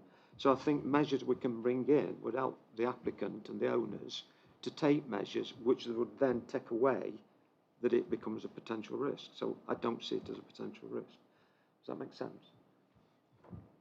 Okay, thank you very much, Councillor Bird. It's your turn now, Peter. Thank you. I used to work for EA, so I can understand both sides. I can see the business aspect. It's a thriving business and we want it to continue. On the other side, looking at it, the inspections are necessary, because all the way down the flood wall is what you call flat valves, all the way down, right past Twigs, all the way down. And then valves close when the river comes up, the valves close, stop flood water coming out into Matlock. That's why the backup from coming down the hill, it can't go into the river because the valves are shut. So, and the men have to go up and inspect over the wall, look over the wall at all the flat valves, see if they open or closed, and they have to be lubricated to make sure that they work properly. They have to do the valves probably every month, really doing that. I don't think in that area they can work from the riverside. I think it's far too dangerous. In some areas they can work from the riverside, but I'm not sure. I think they always had to go through that narrow channel and work over the wall, look over the wall if the valves were active, and spray them from where they could, like. So that's a problem EA have got. They could have the valves jammed open and the flood could flood. They've got to be inspected. I wonder if a compromise could be given where this building could be brought in slightly so they could walk down the flood water and inspect it. Would that be possible, Chris, to have negotiations with EA, see if they can narrow a channel for men to go down and inspect it? Yeah, just coming back on those 2 points, Councillor Slack. Members, having visited the site yesterday, will have observed the on-site visit yesterday. Sorry. The nature of the wall is it's just a wall, and there is ability to access the wall from behind, basically on the river side. Yeah, so there's access beyond the application site to that side of the wall, and the building itself allows for visual inspections through it There's hatches at high level which you can open to look down at the gap between the building and the wall to allow for a visual inspection. If you had to carry out routine repair works, you would need to potentially remove the part of the structure in its entirety. In terms of relocating the building, the rear yard area is constrained to the point where there's no other position. Anywhere you site it in that rear yard area, it's going to be within 2 metres of the flood wall. There is a bit of a gap at the moment between the building and the wall, albeit a limited gap. But the position is it allows for potential inspections, but it will, in order to be able to carry out maintenance work, significant maintenance work, you would need to secure the removal or the temporary removal of the building from the site. Yeah, did you notice yesterday when you went on the site visit the valves? I'm not sure where the valves are. Is there some in that position? I Did can't you look confirm. over the wall? I can't. Members did look over the wall. Yes. There's valves, yeah. There's valves all the way down there, and the water supposed to come along that yard and disappear into the river. You see, it won't go, can't go, can it? It's all water, could hold water back if local water going into the river. Okay. That's one of the problems. That's why the valves are there. Like it's to take all water away from the roads and everything in normal times. When you get a downpour, the valves. But when the river comes up, they close obviously because they don't want the river water to come into the town. So that's how it works. So it is a problem to get round. If they can maintain them from the riverside, which they do along the back of twigs and all that, they go down that other side and they maintain them down the riverside. If they can maintain them down the riverside, it'll be all right, probably. But I don't know where surface water goes. Okay, thank you very much. Yeah, it must go up against that wall when it's raining heavy. Councillor Rose. Thank you. Having been on a site visit yesterday, we could all see that the applicant surely can't have done any more to alleviate flooding. The sides of the shed are removable. They've done everything they can to keep the riverbank clear and maintain their side of the property. Surely we need to support them. We need to support our local businesses, and I think the council does too. Thank you. Thank you very much, Councillor Rose. Councillor Lees. Yeah, thank you, Chair. Going back to what Councillor Slacks just said about the valves, and what Councillor Rose has just said as well, it was very well maintained. The valves, I made a point of looking, as probably being in the building trade, you didn't notice these things, but those valves were probably the cleanest and the most open that you could ever get. They was brilliant. There was nothing wrong with the valves whatsoever. So they are there, they're cleaned and they're accessible. So without going behind the shed. Okay, thank you. The last on my list for questions is Councillor Butler, then we're going to debate. I was just going to confirm exactly what Stuart just said. I looked at the valves and they were sound. I wouldn't be concerned about that.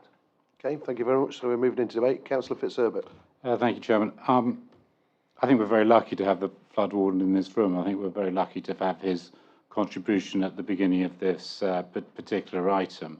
And as he said, he knows Matlock and the flood situation better than certainly most of us, perhaps Councillor Slack in the room. From my perspective, I have visited a couple of times to look at this situation when I saw it on our agenda. And obviously I'm aware of Mad Hatter with my tourism hat on. Mad Hatter are great for the town, they're great for the area, they're great for Derbyshire and the Peak District, and we should applaud that. And they employed, as the applicant said, 28 people. The applicants are responsible and they're a very generous business, as we've heard, and I would commend this application. I'm going to move it. I'm going to move it with one condition. I've heard the debate, and that condition, which I'm pretty hopeful that the applicant will be happy with, is that that the business, will move sections of the building, as those of you who saw it yesterday, as it was constructed on site, as soon as possible, with reasonable notice from the Environment Agency. It's in nobody's interest that anyone is flooded in Matlock, and Councillor Purdy's comments are completely apt. So I think if we can come to some wording within a reasonable timescale, and I think that I'd like to move this application.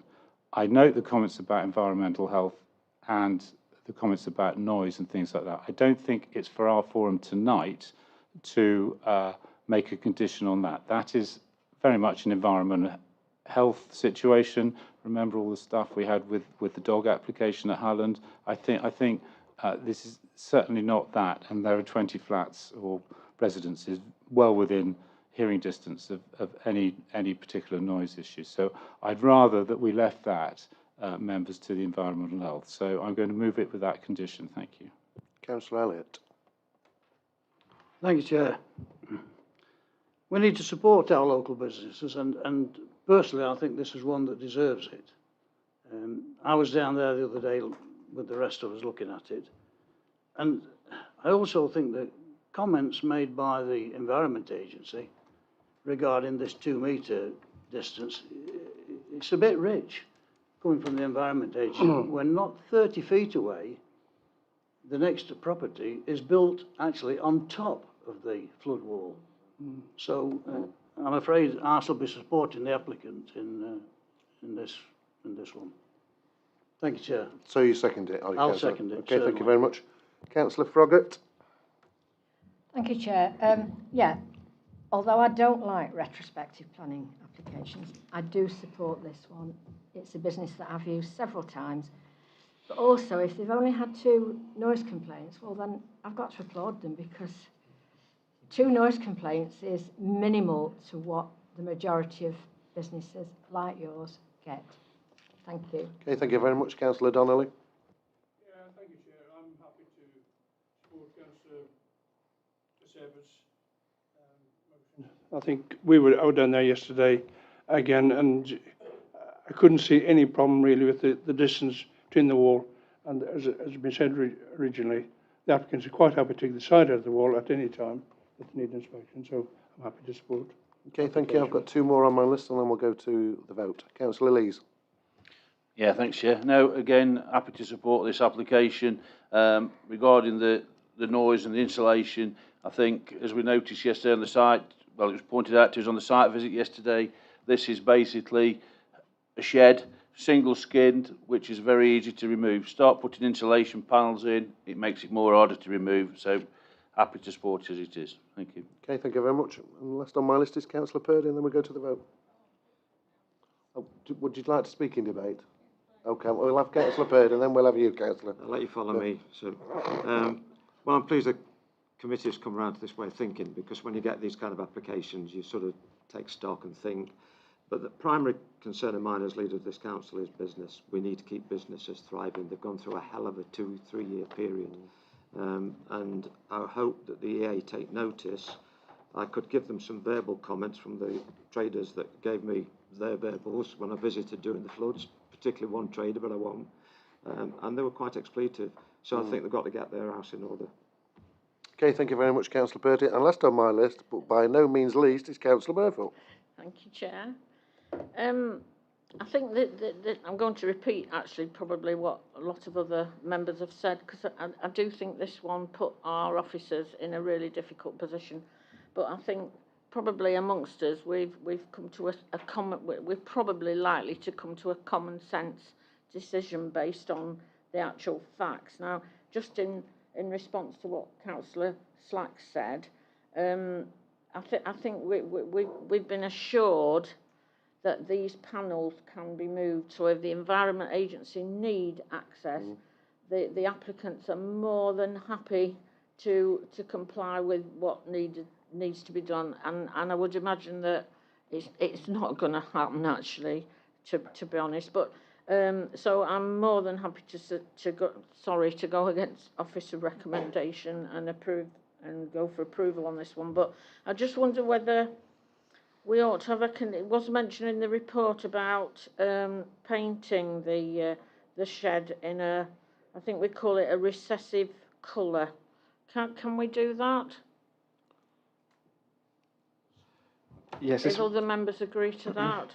As I see it, I think the motion has been moved with a condition. It can be worded in one of two ways. It can be positively worded so that we're happy that the building should be maintained in a demountable state as set out in the application documents and removed from the site when access to the flood defence wall is required for inspection and maintenance purposes following notice from the Environment Agency. Or we could require details, so details of the method and mechanism of removal of the building when access to the flood wall is required.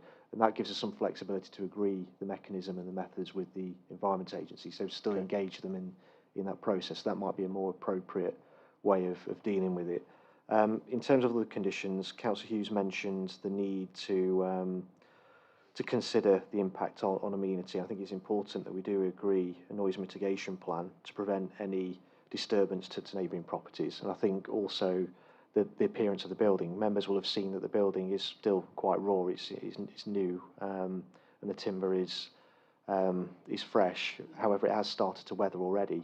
Members may be satisfied that once it has weathered and it takes on a grey appearance, that it will be suitably recessive. However, if you feel that it needs to be stained a brown colour or a dark colour, then equally we can impose a condition along those lines.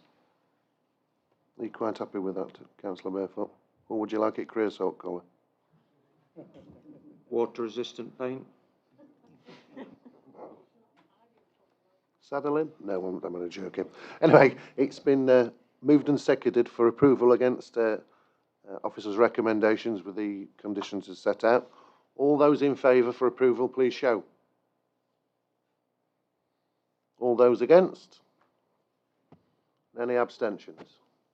So that's been carried unanimously. Thank you very much. Good luck. Anyway, ladies and gentlemen, we'll adjourn the meeting for 15 minutes for comfort break. So if you'd like to get back just after 8:20, we'll reconvene.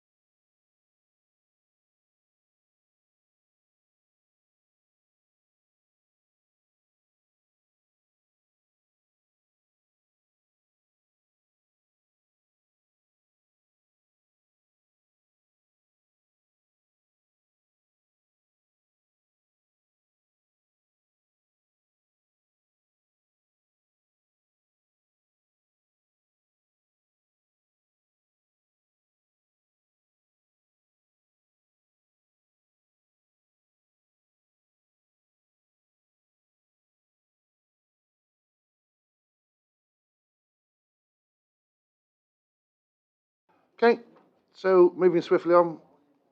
Tell you what we will do before we move on. I'll make an extension to time, and I'll extend it until we finish the whole agenda. Does that find a seconder? Okay, all those in favour, please show.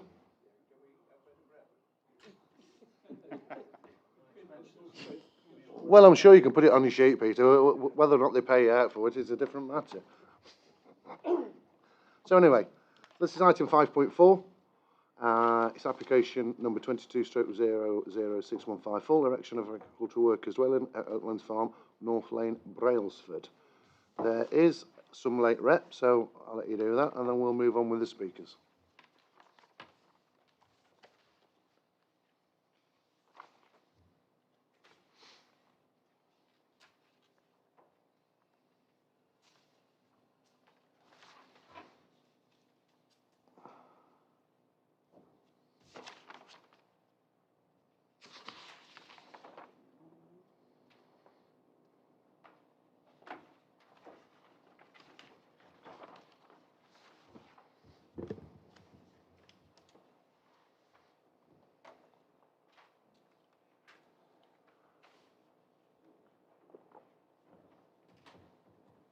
Is everybody happy? Do you want a bit longer?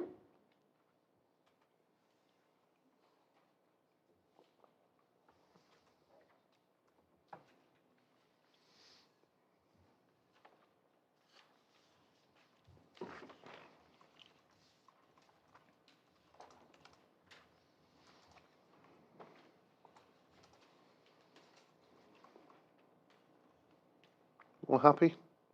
Yep. So the first on my list is Councillor Michelle Morley. Unfortunately, she can't be here, so she sent in her representations, and Tommy, the committee clerk, will be reading it out on her behalf. So, Tommy, you've got 4 minutes. I don't think you need it all. I'll let you know when there's 30 seconds left. Thank you, Chair. I was asked by the applicants and their agent, JMI Consulting, to call in this application. Drone footage, together with photographs, has been previously circulated to the members of the Planning Committee. It is clear to see the good order of the business, which presents a professional business farming image. A physical visit to the site would have certainly confirmed how well the operation is run and support the need for a permanent living accommodation for the applicants. The applicants have, for a number of years, reapplied for planning permissions which have resulted in temporary accommodation decisions. The applicants have been fully compliant with all requests. In addition, significant financial injection by the young couple to sustain the business has been ongoing. And more recently, the purchase of a suckling herd, according to DDC Local Plan, page 84, section HC13, indicates that the applicants have adhered to each of the points listed. The guidance and decisions received by DDDC from Kernan's consultants based in the south of England was, I understand, all based on visuals with no site visit. In my view, this appears unbalanced when decisions are made over years with no experience of visiting the business farm site. I'm very disappointed that a site visit was not arranged for this application. Members, I'm asking myself the question, should DDDC not be seen to encourage young people with drive and determination to maintain a long-standing farming enterprise? After all, in many of our wards across the beautiful Dales, there are numerous farming communities which surely require our support. Your consideration, members, is appreciated. Thank you. Thank you very much, Tommy. The next on my list is Mr. Liam Ellis, applicant to speak in favour of the application. You have 4 minutes, and I'll let you know when there's 30 seconds left.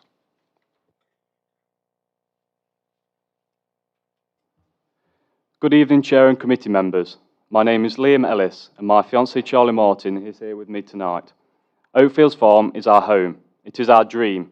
We continue endlessly every day to produce great British beef and arable crops for you and everybody in this country. When we started this career in 2013, we had a massive challenge ahead of ourselves. We built the cattle sheds, the grain stores, the straw sheds, we did the fencing, the concreting, and so much more. And who constructed all of this? Family. This is the origin of this whole dream, family. The land on which Oatfields Farm originated has been in the family for 100 years, cared for and nurtured by generations before me. That's how farming should be. Owning and running a farm at such a young age has been an eye-opener, and despite the hard work every day, it makes it worthwhile living in the beautiful Derbyshire Dales. We are still young. We have made numerous sacrifices along the way to pursue our dreams of starting to build our own home. in which we can live and thrive, as well as continue to operate a successful beef and arable farm, and hopefully expand this further, creating employment and producing top quality produce. The average age of a British farmer is 59 years old. Who is going to farm the land once they have retired? We can no longer rely on imports for our food. Food prices are on the rise, and soon the government will realise this. Surely young people in this country should be given the opportunity to pursue farming. Many farms have been developed, which has put many young farmers like myself at the back of the pile when it comes to giving us a chance to farm. So farm startups are the only chance we have. As you have hopefully seen on the drone footage and videos, we like to keep a clean and organised farm, and that portrays how much pride and care we put into this. Referring to Kernan's desktop report, which is done in Wiltshire, which is 2.5 hours away, they are concerned that we changed from a suckle herd 2 years ago to rearing calves. With that of any sustainable business, they do not carry on with it if it's not making a profit, in which sucklers were not. That is why we changed to calf rearing. Calf rearing is a specialist operation in which the calves need round-the-clock attention, and they can be prone to diseases and are vulnerable up to 5 to 6 months old. Kernans have said that they only need attention for the first 6 weeks. This is not factually correct. If they can rear calves in 6 weeks, then they can come and work for me. In a year, we are aiming to rear 200 calves, 100 in the autumn and 100 in the spring. Calves come off one farm and are delivered to us every 2 weeks, 18 to 20 calves at a time. They don't all come at once, which means we can be weaning them right up until March, and then we start again in May. Kernans have said that there is only a marginal need to be on this site. I see a full-time need to be on this site. These calves need 24-hour attention. We take them right up to the finish stage, with cattle being sold through Bakewell Market and abattoirs in Cheshire. So at any one time, there could be up to 300 cattle on site. I would love to continue to expand Oakfields further, but if we cannot succeed in putting down the foundations of our future, then where do we go from here? Since we started the temporary accommodation 3 years ago, COVID-19 hit, which made living in a static caravan hard. But despite COVID-19, in the last 3 years, we have worked hard to be able to create a sustainable, profitable business, with modern farm buildings and the ambition to expand the business. We now need to move forward with our lives by having a stable place in which we can start a family. Thank you for listening. Thank you very much. Anyway, Adam. Thank you, Chair. This application is at Oakfields Farm, Brailsford, and is for the erection of a permanent agricultural workers dwelling on the holding. As members have heard, planning permission was granted 3 years ago for a temporary caravan on the site, and that was to allow the applicant to establish whether there was an essential functional need for a permanent dwelling and whether the agricultural holding was financially sustainable. Since the agricultural holding is based upon a mixture of livestock and arable business, and as we've heard, it's now based upon rearing beef cattle. The cattle are brought in shortly after they were born, and then they are reared and then sold on later, and they're kept on site between the ages of just after they were born and 24 months. Since the previous application for the caravan was considered, the numbers of stock have increased on the holding from 109 to 138 based upon the documents that we had at the time and have now. And as we heard, the suckler herd has been sold. There is an existing static caravan site, and that's occupied by the agricultural worker. We have, as part, the key issue here is understanding whether there's an essential functional requirement, and therefore we've sought expert advice from Kernan's Countryside Consultants. The main issue is whether there's a justification for a permanent dwelling now under policy HC13. The advice is that at this point in time, the functional need for a permanent worker to live on site is marginal, and that requirement is mainly due to the first 6 weeks of an animal. That doesn't mean that that's the only requirement, just the highest degree of care is required during that period, but it's accepted that care is required throughout the rearing process. We welcome the continued development of this agricultural business, which makes an important contribution to the economy, landscape and food production, as we've heard more generally. However, at this point in time, we consider that the application doesn't currently demonstrate an essential functional requirement for a permanent dwelling. A further temporary consent to retain the caravan may be more appropriate in these circumstances, but we must determine this application on its merits. happy to take any questions. Thanks, Chair. We heard the sentiments of the committee earlier on about sustaining business. I think I would like to know where the letter from the vet is. It says it has been submitted, but I don't see it. I'd be more inclined to take notice of the applicant's vet than a consultant from far away on a desktop exercise.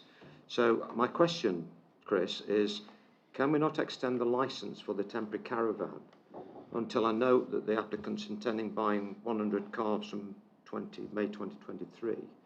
Can we not defer it to a period then to assess the purchase? If it does make the purchase, that to me gives a stronger support for the need.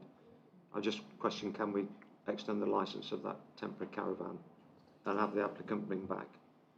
Can we defer it to that time? See where I'm coming from? Just teasing out my thoughts. Yeah, I think first and foremost, obviously, we have to determine this application on its merits.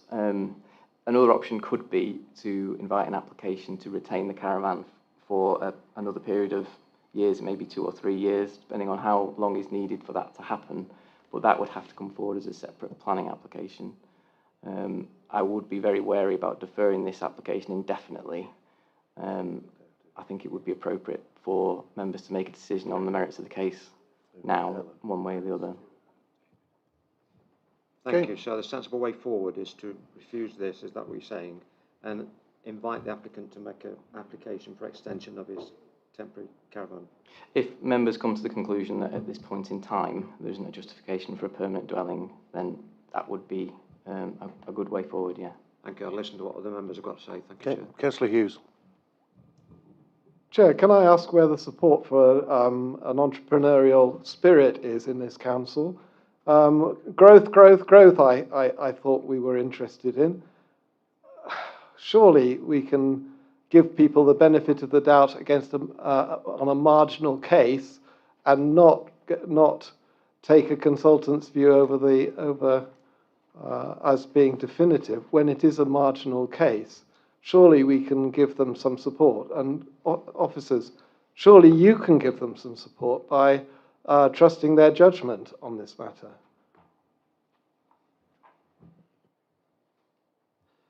Yeah, you make a valid point, Councillor Hughes, and it is a matter of planning judgment. Obviously, we've gone out to consultants in this particular case to advise on the functional need for an agricultural worker to be permanently resident on site, and we've taken on board their advice in coming to the conclusions that we have on the acceptability of this development.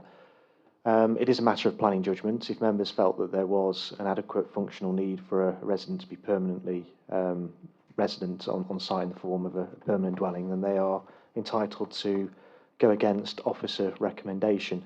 We're following expert advice in respect of the functional need to be on site at this particular time. But Chair, with respect, Chris, we've just heard that they are bringing on calves every few weeks, and they're bringing them in small numbers, and those need care and attention over a longer period than the 6 weeks that the consultants suggest. And there will be an overlap between one tranche of calves and the next tranche of calves, so there is a need for continuous on-site working. So, and surely we have it within our powers to enable a family to live on site rather than having to commute to their farm? That is a consideration. It's within members' gift to go against officer recommendation if they feel that functional need to be permanent resident on site has been proven in this particular case. We just need to be mindful of general housing policies that seek to restrict unsustainable forms of residential development in the countryside where there's an essential need for someone to be permanently resident on site, and that's one of the exceptions to the normal planning rules that would prohibit new forms of residential development. We feel that we accept that the business on site is growing, but we just don't feel that it's at a level that would justify a permanent dwelling at this time. A temporary permission may be the most appropriate way forward for them to prove that there is a functional requirement for a full-time agricultural worker on the site to meet policy and the exceptions to normal rules on housing development. But how long have they been living in this temporary accommodation? Some time. It's in the report, but there Yeah, is. it's about 3 years, isn't it? So they've been developing this business for 3 years. Now, you look at businesses, 3 years is a reasonable length of time to establish that a business is sustainable, at least to give it the benefit of the doubt, and we're not giving them the benefit of the doubt.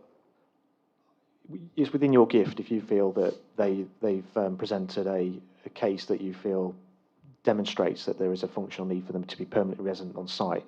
You can come to that conclusion if you wish. It is a matter of planning judgment. Okay. Councillor Lees.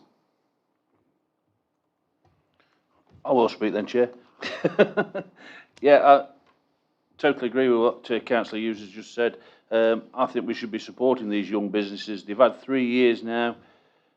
The building's going to be a farm workers building. Obviously, it'll have agricultural ties. So I'm mindful that we should be supporting these young entrepreneurs and, giving them all the help we can. And I'm mindful that I should go again. I'm thinking of going against officer recommendation on this one. And Okay. Councillor Slack. Yeah, thank you. Thank you. Chris, you did mention it was marginal. So we should definitely give them the doubt. And this looks like a successful business and it's going well.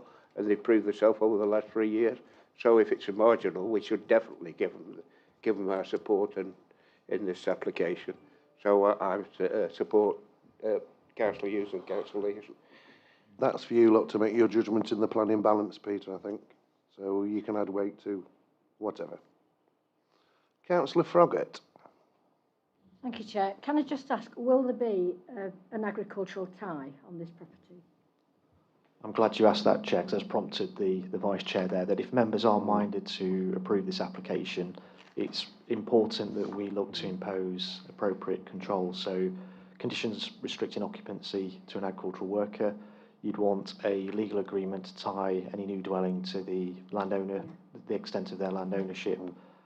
May also need to think about removal of permitted development rights so that the property remains of a size that's commensurate with the needs of an agricultural worker, doesn't become too large. Perhaps climate change mitigation measures, think about the appearance of the dwelling, and do you want to control details such as materials, etc. They're all things that you need to think about. Can I just come back, Chair? Yeah, I'm a bit concerned about refusing this simply because a lot of farmers are leaving farming simply because it's not sustainable. Here you have a young couple that are prepared to put everything they've got into farming. And not only that, they support businesses like Bakewell Market. And without young farmers coming forward to build new farms, I just think that we need to support this and not refuse it. But I'll think about it. Thank you. Thank you very much, Councillor Froggatt. Councillor Wade. Thank you, Chair. A bit of a statement to start with. Would any of us want to swap our jobs for their job?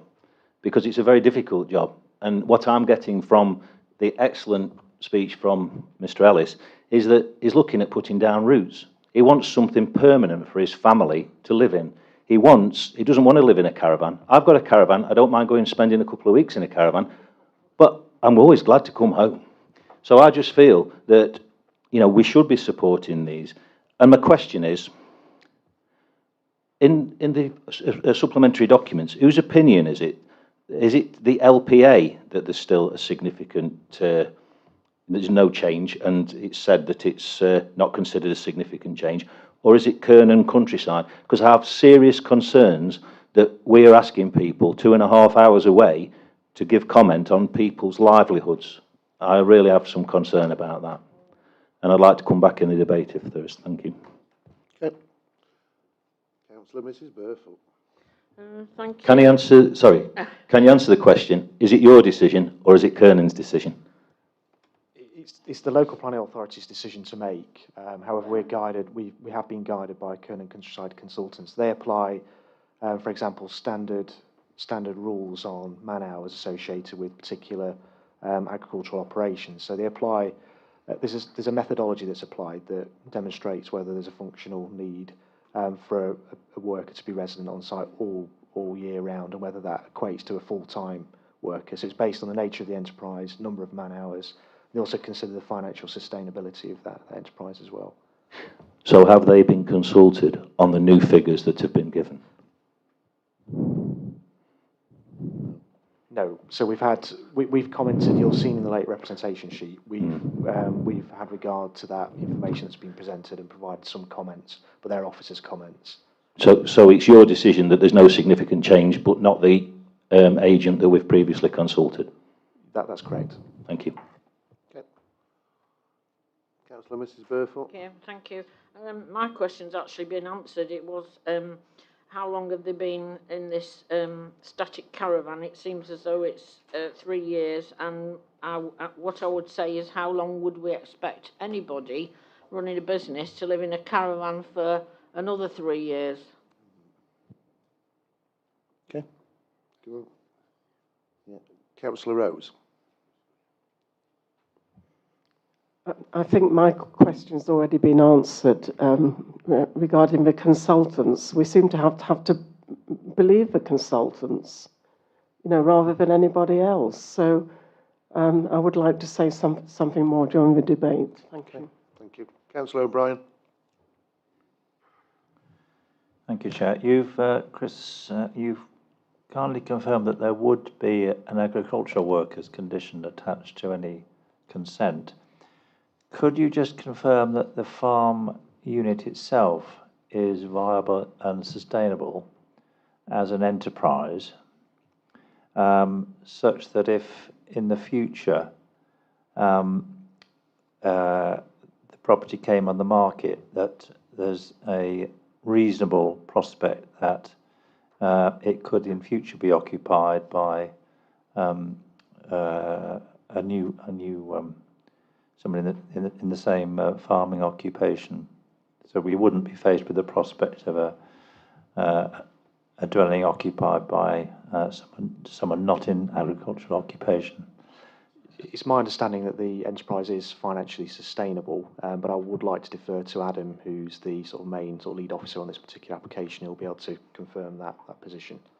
In terms of financial sustainability, we're satisfied. In terms of functional need, if members are content that the holding and the farm currently demonstrates a functional requirement for a permanent on-site worker based on the number of animals and the types of agriculture carried out, there's no reason to anticipate that if the land was, as provided that there was a tie between the dwelling and the land, and that they were sold to another individual, that they wouldn't be able to carry out the same sort of agricultural operation and also have that requirement.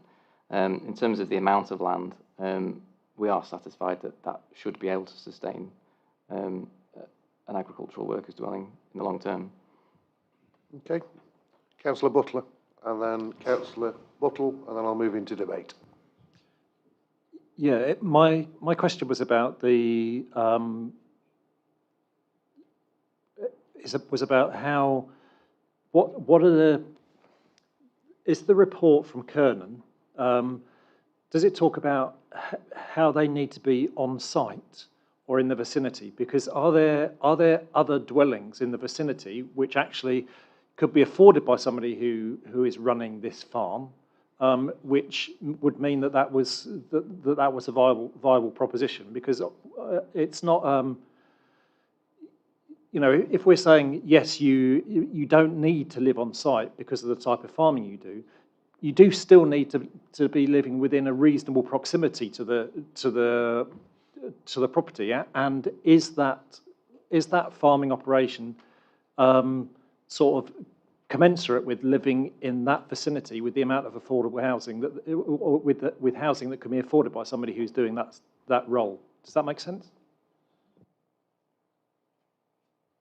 Yeah, this is dealt with briefly in paragraph 7.13. Where there is a essential requirement, essential functional need, that need invariably in my experience is a need to live on site, normally within sight and sound of the animals, to deal with emergencies immediately as they occur. If an agricultural business or any other business in the countryside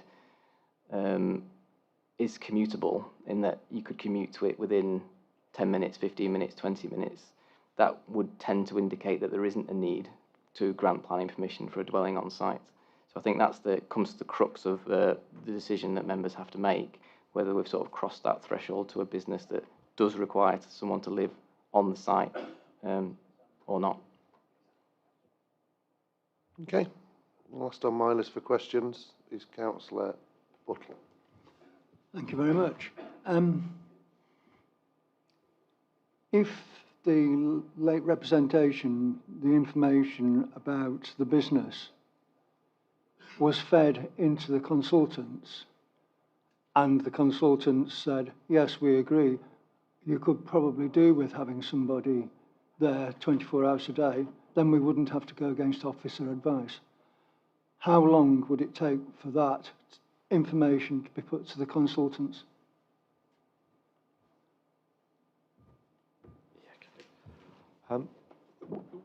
It's a.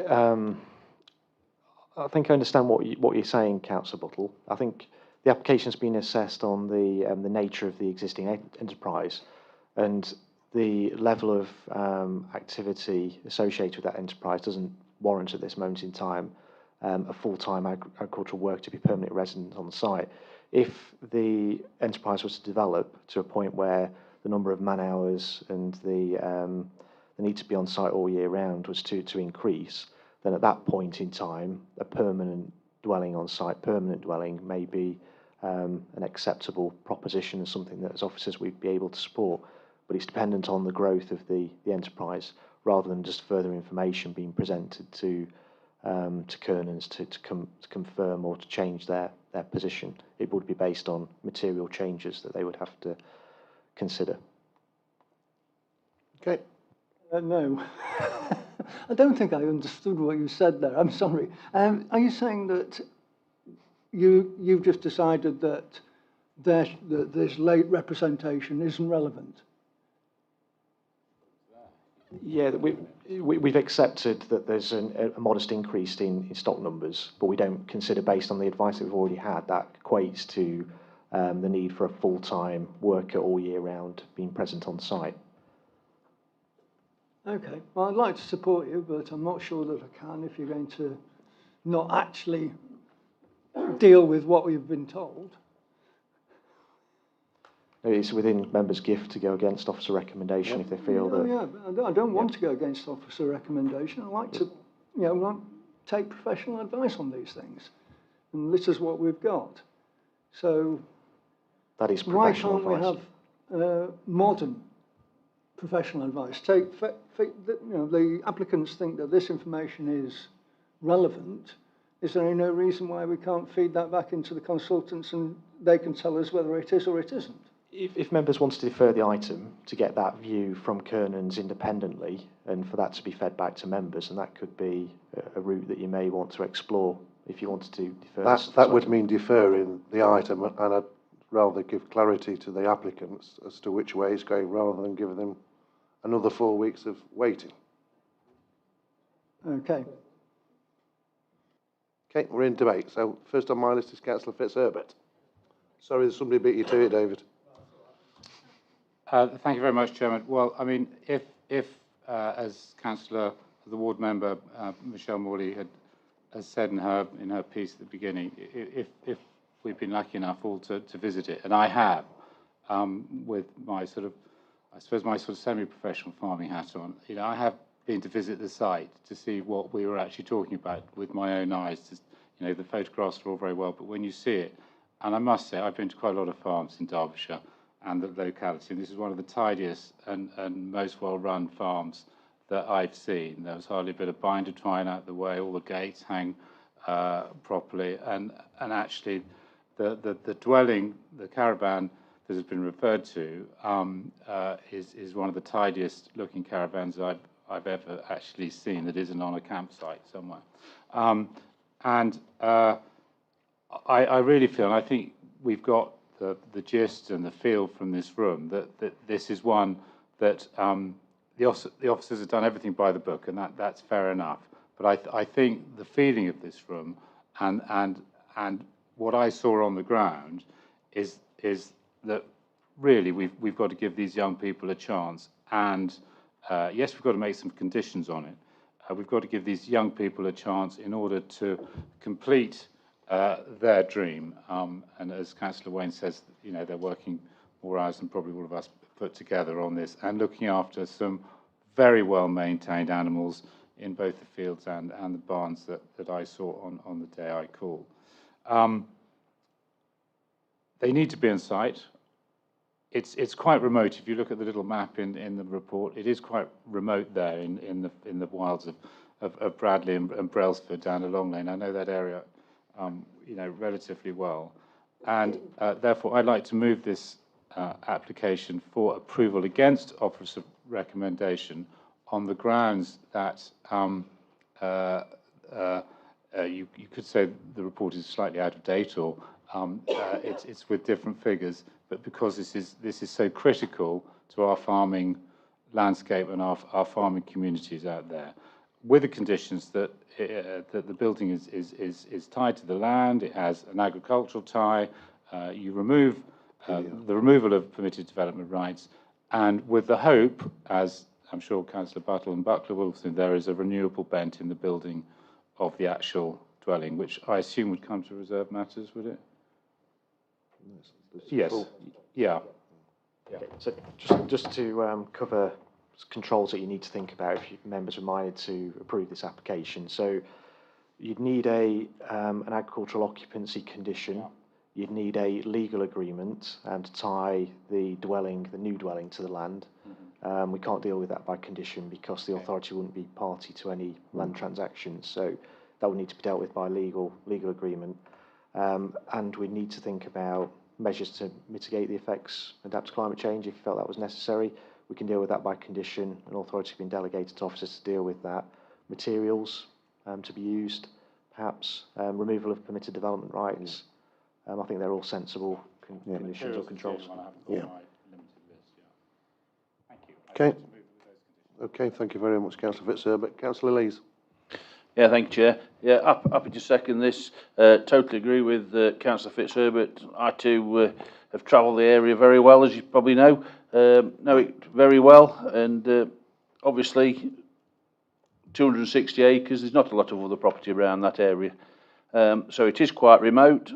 I do agree there's a functional need for them to be on site, not just for the function of the farm, but also we need to think about the security as well, of both the animals and the welfare of everything that's on the farm.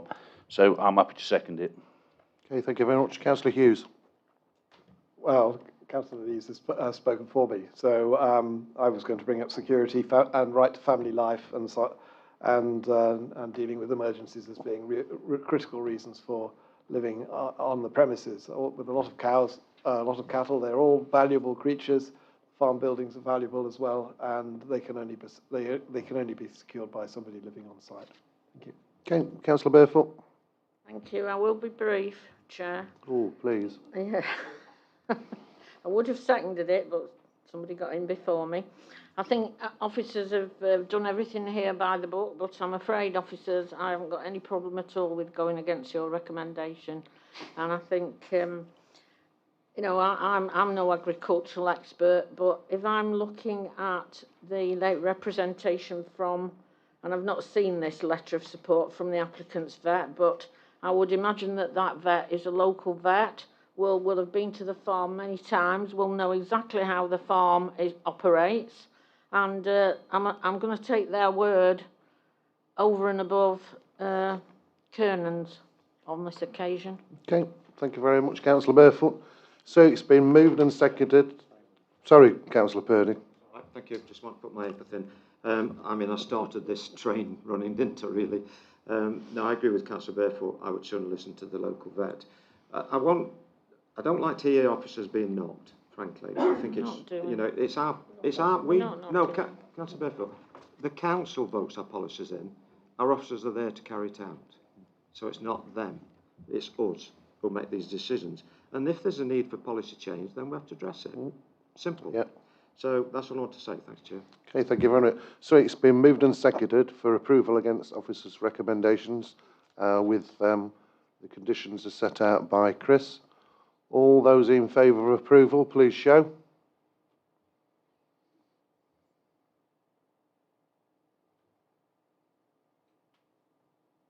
All those against?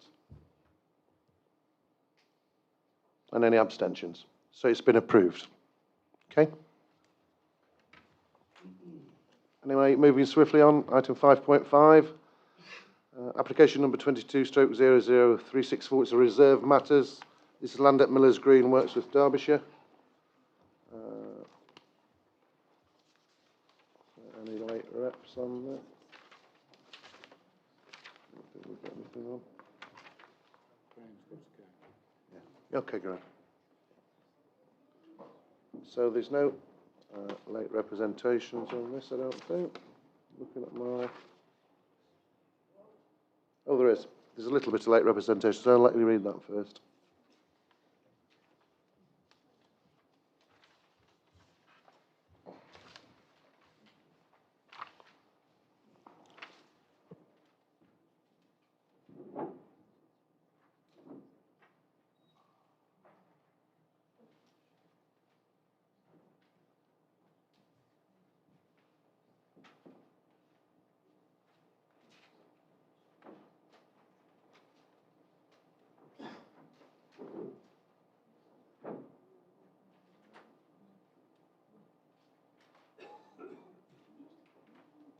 Everybody happy?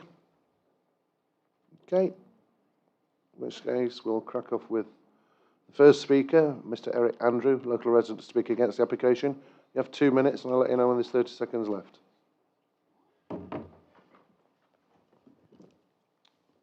Thank you very much for allowing me to speak today. My comments chiefly are around 2 areas, both of which I have 2 points on.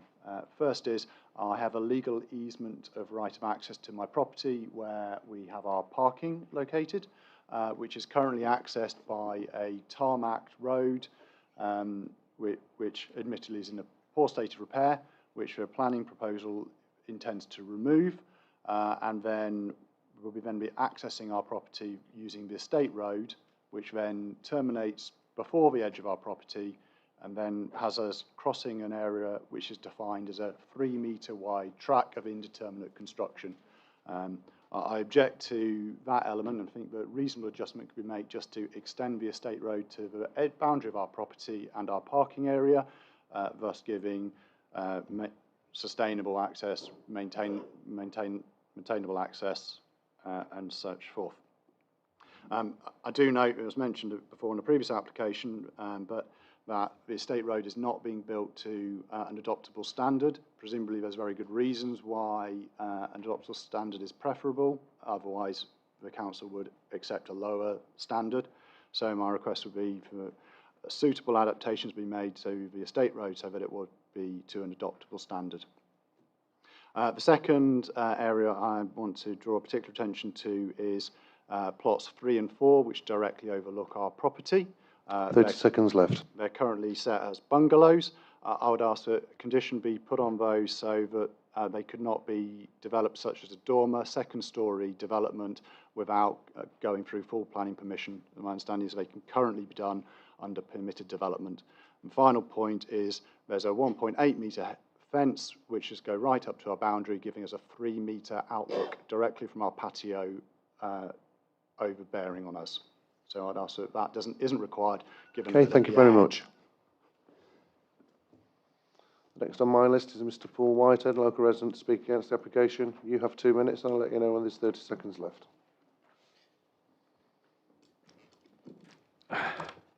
I live at Ohio Farmhouse. The drawings, revised in October, introduced chimneys and what appears to be solid fuel burners to 5 of the new homes. Domestic burning of solid fuel is the single biggest source of carbon particulate emissions in the UK and is considered the most damaging pollutant. It damages our lungs as well as our environment. Please add a planning condition that solid fuel burners shall not be installed and that chimneys shall not be functional. If chimneys are cosmetic only, please move the chimney for plot 1 to the north end of the building, as this would help to reduce the overbearing effect on Ohio Farmhouse. The distance between Ohio Farmhouse boundary wall and the end wall for plot 1 is completely uncontrolled.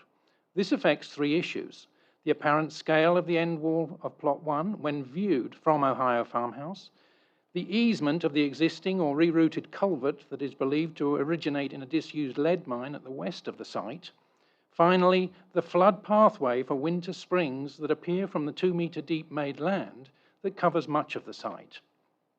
Please add a dimension to the plan to define the distance. Based on scaling, this should be about 4.5 metres, although the drawings state do not scale. The precedent exists as the distance between plot 4 and 2 Millards Green is defined to the nearest ½ millimetre, even though the house-to-house distance is 50% greater than for Ohio Farmhouse. 30 seconds left. Prior to October, the roof design for plot 1 was hip, but is now proposed as gable. This leads to a gable end that increases the area of the wall facing Ohio Farmhouse and results in a significant overbearing effect that is unnecessary. Please return the roof design to hip. Thank you. Thank you very much. All right, the last on my list is Mr. Richard Piggott, the agent. You have 4 minutes. I'll let you know when there's 30 seconds left.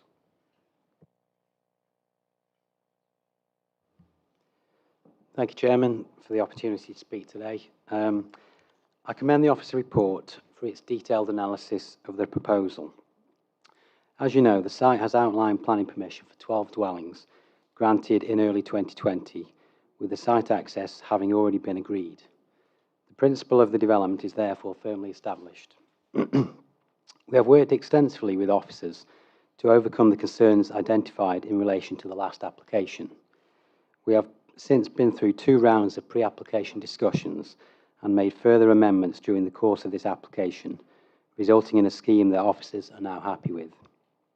Materials have been amended to natural stone and render, and the front properties have been designed to turn the corner into the development.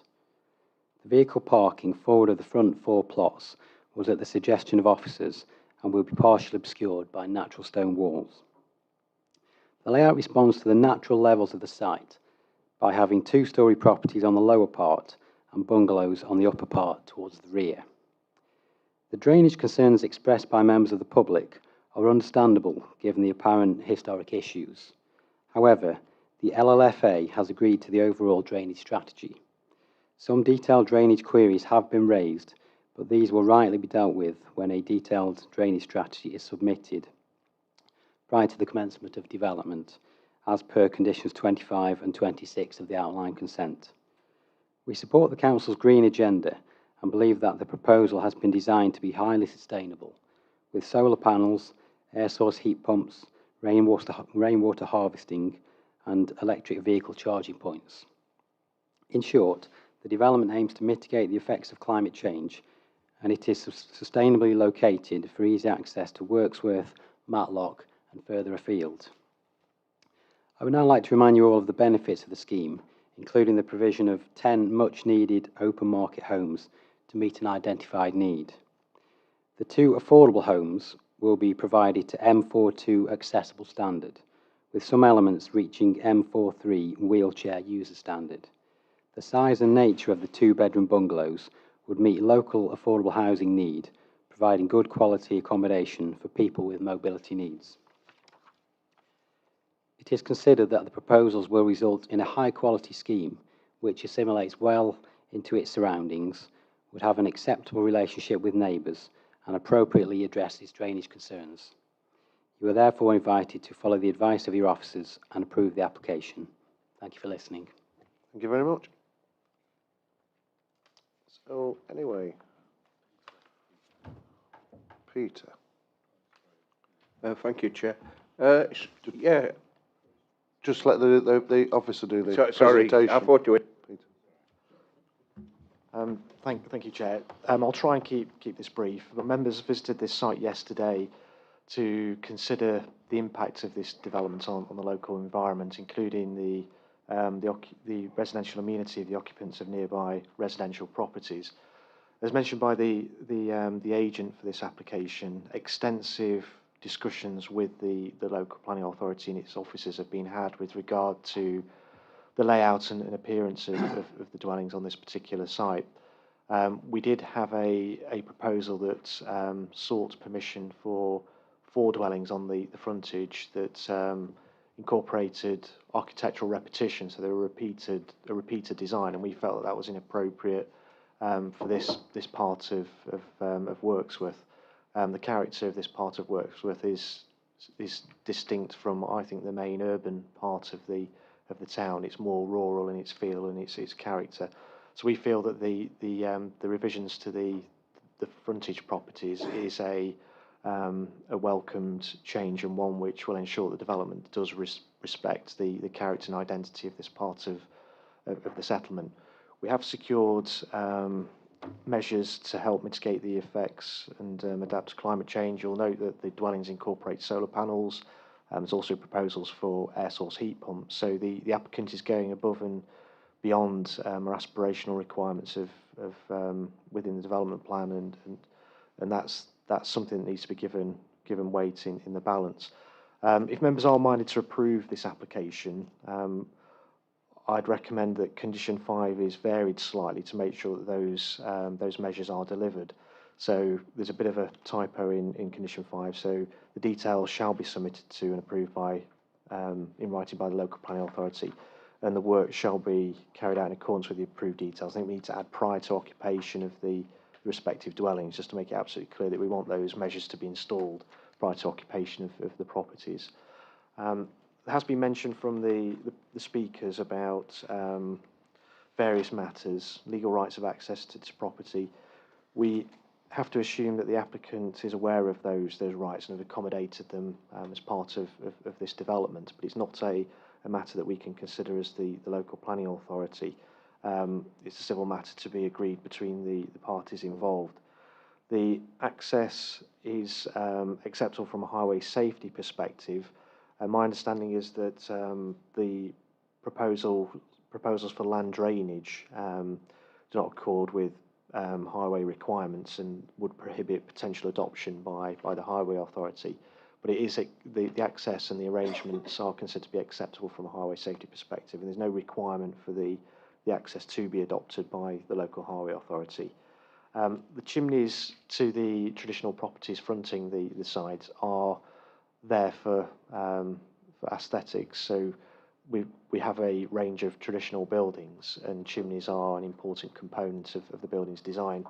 The proposals will incorporate, or the dwellings will incorporate, microgeneration equipment. So I think it's unlikely that they would accommodate wood-burning stoves, but I don't think it would be reasonable for the planning authority to prohibit such installations, because there wouldn't be a reason to do so in planning terms. There's no policy basis and there's no amenity implications that would mean that we'd be able to defend such a condition if members were minded to approve the application with a condition preventing wood-burning stoves being installed in the properties.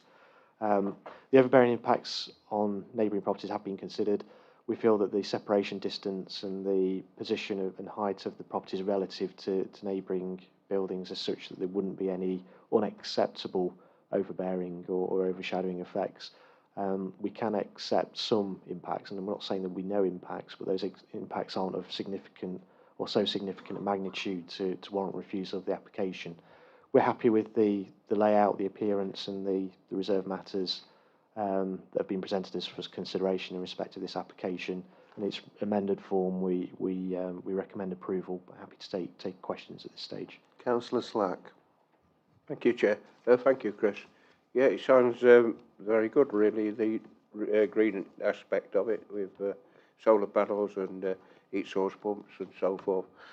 I was concerned when one of the speakers mentioned about wood burning or coal burning stoves, but you've explained that it's only the chimney's only there for show, really. So but there is one question I would like to ask. Originally, all the frontage was to be terraced houses, and I think that was originally for the character of the area, because just below there is terraced housing. And that was the character of the area. So it's not so now, is it? You take the just to clarify, the proposal the application submitted proposed 4 detached houses, but they were closely sited to one another, had sort of a pyramidal roof, really viewed from the main road, and the river appearance didn't really reflect local vernacular in any way. We felt they were totally inappropriate in the design and relationship to the street. So they weren't terrace properties; they were detached properties of an unusual design, is what I'd say. Yeah, they resembled terrace then, really. But there was a gap between them, Gap so between them, they but were technically detached. Technically, yeah. Right, well, thank you, Chris. Okay. Anybody else? Any more questions? Councillor Hughes? Thank you, Chair. One left over from the original. Can you turn your microphone off, please, Peter? It is on. Yeah. Oh, sorry. Oh, Peter. One question left over from the outline planning permission case was the driveway between plot 4 and plot 5. I think when the outline condition planning application came, there was some discussion about whether that road, what was going to be a road, could then be used as a means of gaining access for a further development in the fields behind. So the question is whether this drive that is now proposed instead will be conditioned so that it can't be turned into a road for access for a further building site behind this site. That was the first question. The next one is about drainage. I've looked and I can't find a condition about drains. And we've heard from one of the speakers that there is and it's in the report as well, there are flooding issues associated with this site. Well, not flooding issues, but there are drainage issues associated with this site. So am I just missing it, or what is the plan for deciding whether drains are put in and how they're put in and so on?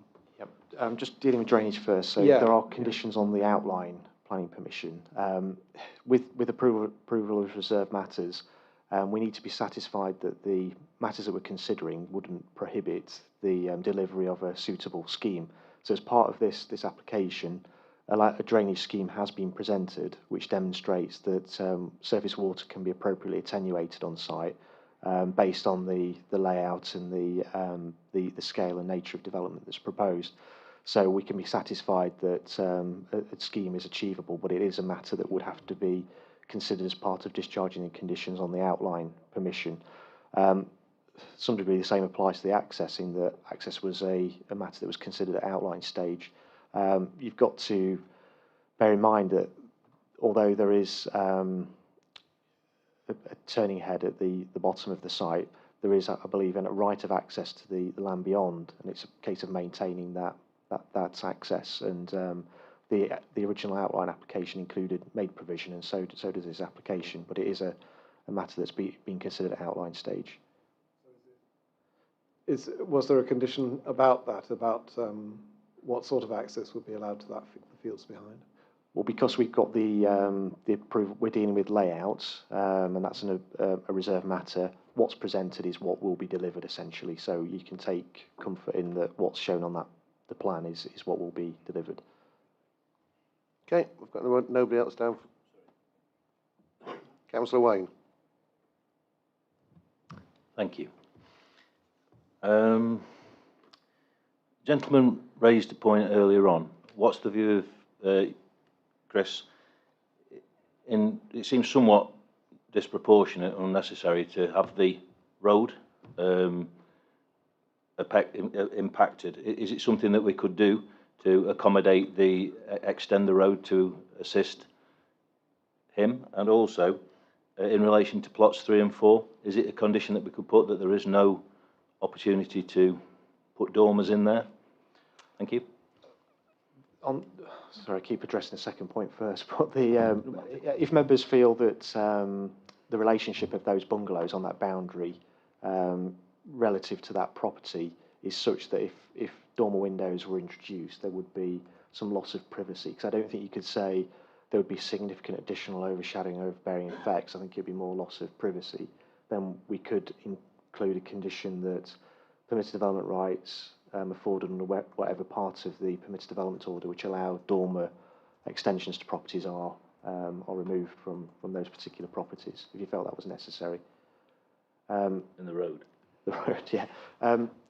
The applicant will have made provision for that right of access, that the initial speaker mentioned in their address to members. We just have to trust that that right has been protected as part of this application. It's not a matter really we can get involved in. Okay, thank you very much. I've got nobody down for questions, so I'll move into debate. Councillor Slack. Sorry. Thank you, Chair. I think it's well designed and appropriate for the area, really. I was a little bit concerned about the terrace being removed, but Chris has explained the reason why. And I'd like to move it with officer's recommendation. Okay, does that find a seconder? No seconder, Chair. Okay. Councillor Hughes will second that. Anybody else wanting to speak in debate? Peter O'Brien? Well, I don't often disagree with my colleague to my right, Councillor Slack. I do on this occasion, and I do agree with the representation made by the occupier of Ohio Farmhouse, but not in relation to Red and Amber, but not just in relation to his own property, but in relation to the development as a whole. I'm not going to go into the detail because I think this could be a useful case study when, as a committee, we come on in sometime in the future to look at how we assess design quality. What I would simply say on this application, I think the frontage development does let down the development. Bear in mind that the elevation you see there will in fact have cars parked in front of it, which detracts totally from the elevation to Miller's Green. I don't think that's the way you turn a corner, by having two properties designed in that way, one with the front elevation, one with the gable elevation. To turn a corner, you have specific properties designed for that purpose, so they face both elevations at the same time. If you come into the estate, it's entirely highway dominated. If you look at it, there is no what you might call social space outside of the private gardens. It's totally dominated by a carscape. Some of the properties you see have again got car parking right in front of them, which is unnecessary and helps to create a car-dominated environment. And if you look in detail at the scheme, you'll see the number of sections within the estate fronting the highway where we've got 1.8 high close boarded fence. Again, that is not something that you would welcome not something you'd expect in a welcoming, open and social development. So I'm afraid I can't support the development for those reasons. I think the intentions were there, but I think the execution is not something I think is appropriate for this part of Wirksworth. But as I said, I do look forward to us using these sorts of designs as case studies when we look at how we do assess design quality. Thank you, Chair. Thank you very much. So I've got nobody else down my list. It's been moved and seconded. The application began to subject to conditions. All those in favour, please show.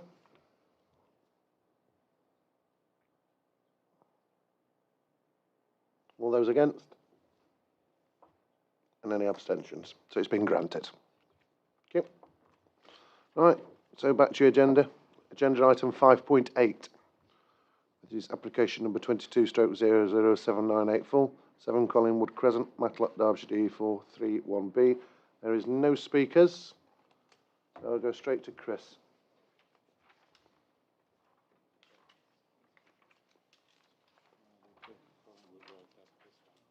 5.8. Yeah. Sorry, Chair. It's all right. I know it's getting late. It is, yes. So members visited this site yesterday to assess the impact of the extension on the character and appearance of the existing property, but also the residential amenity of the occupants of nearby properties.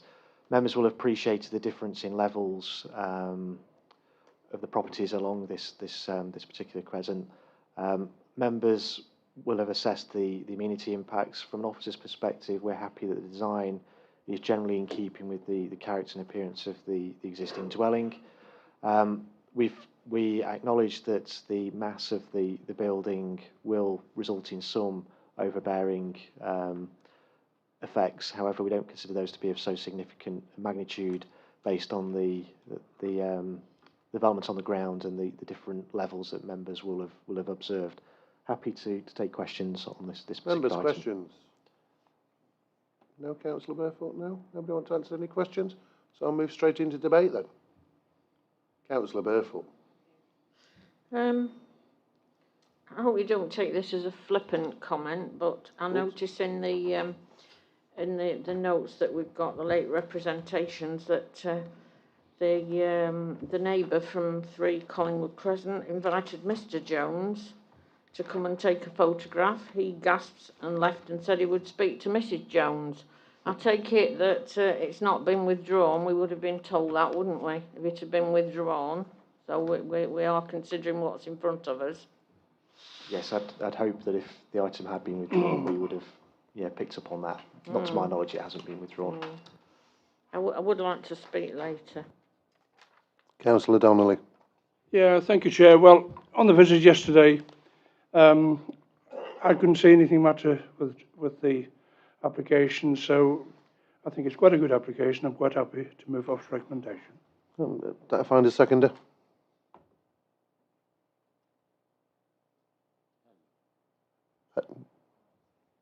Councillor Froggatt. Anybody else wishing to speak in debate? Sue? Aye. I think we do, I think we do have to realise in some of these applications that there is an impact on neighbours, and I think there will be an impact on number 3 Collingwood Crescent. From when you'll have seen that when we went to the site visit yesterday. Given that I'm feeling that the way this application is going, it's going to go for recommendation, could I ask that we do consider these additional conditions in that this lane, this access to these garages is kept in a reasonable condition? Can we condition that? And also that, having seen, you've all seen what it looked like, they don't want loads of bricks piled up so they can't get to the garages. So would that be a reasonable condition to, if members are as I feel they are going to approve this application? Chris? I think it's unlikely that the applicant will restrict access to that area or store materials in that area. But I think if members were concerned that might happen, because there is suitable space on the frontage to the site to accommodate building materials, and we can agree a compound area, if you like, for the storage of materials during the construction of that extension, which shouldn't include, the shared parking area at the rear of the property. Are you happy with that, Councillor Donnelly and Councillor Froggatt? Yeah, I'm happy to take that condition on board. Okay. So I've got nobody else down. So it's been moved and seconded that the application be granted subject to conditions. All those in favour, please shout. Anybody against? And any abstentions? So that's been carried unanimously. So now the next one is application 5.9. Application number 22/00934 Faultless erection of freestanding pergola with a retractable roof to cover rear terrace at the Miners Arms Public House, Miners Hill, Brassington. So there is no speakers on this. So straight over to Adam. Thank you, Chair. Miners Arms Public House in Brassington is a Grade 2 listed building and within the designated conservation area. Adjacent property, Palmer's House, is also a Grade 2 listed building. Members visited the site yesterday. Our policies support development in principle that supports community facilities like the pub, and this development would provide essentially a shelter within the existing pub garden. However, we are obliged also to have special regard to the desirability of preserving the listed building, its setting and the conservation area. In this case, concerns have been raised by our conservation officer about the visual impact of the development and the harm that would would come about the setting of the listed building and the conservation area, and the development would be visible from the public footpath that runs behind the site. In these circumstances, national policies and our own policies require us to weigh the potential benefits of the development against the impact of the development. And officers have come to the conclusion, while there would be some benefits for the pub, that those don't outweigh the harm to the setting of the listed building in this case. And we are required to give great weight to the conservation of these heritage assets in national and local policy. Therefore, having in regard to the Conservation Officer's advice, the recommendation is refusal as set out in the report. Happy to take any questions. Okay, Councillor Purdy. Well, I've got one waiting in the wings at Bonsall, similar situation to this. So my question is, presumably this pergola was put up with permission from government as an extension during the pandemic? The structure isn't there at the moment. Not already there. So it's not respective now. Right in situ. Okay, thank you. Councillor Rose. Thank you. Would the pergola and outdoor seating area enable the pergola to become an all-round year extension? And is it a concern that music will be playing outdoors from speakers in close proximity to the elderly person's bungalows on Meadow Rise? Complaints were received during the summer of music from the speakers, and you'll also be aware of the closely knit properties in Brassington.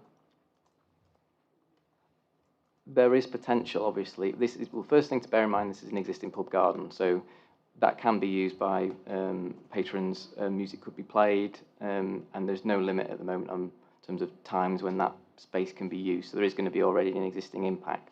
Obviously, this structure is there to provide shelter, so it is reasonable to conclude that allowing this development would allow the outside area to be used in the evenings and during inclement weather. But I would be wary about reaching a conclusion that this development in itself would cause noise disturbance over and above the existing situation, bearing in mind it is already a pub garden. But that is something that members should take into account. But we've come to the conclusion that there wouldn't be a planning objection in terms of noise or disturbance to neighbouring properties. Okay. Any more questions, members, before moving to debate? Councillor Buttle. In the pergola plans, do we have a forward-facing or a recessive plan? Is it something that's going to be big and shiny, or is it going to be dark and not so bothersome?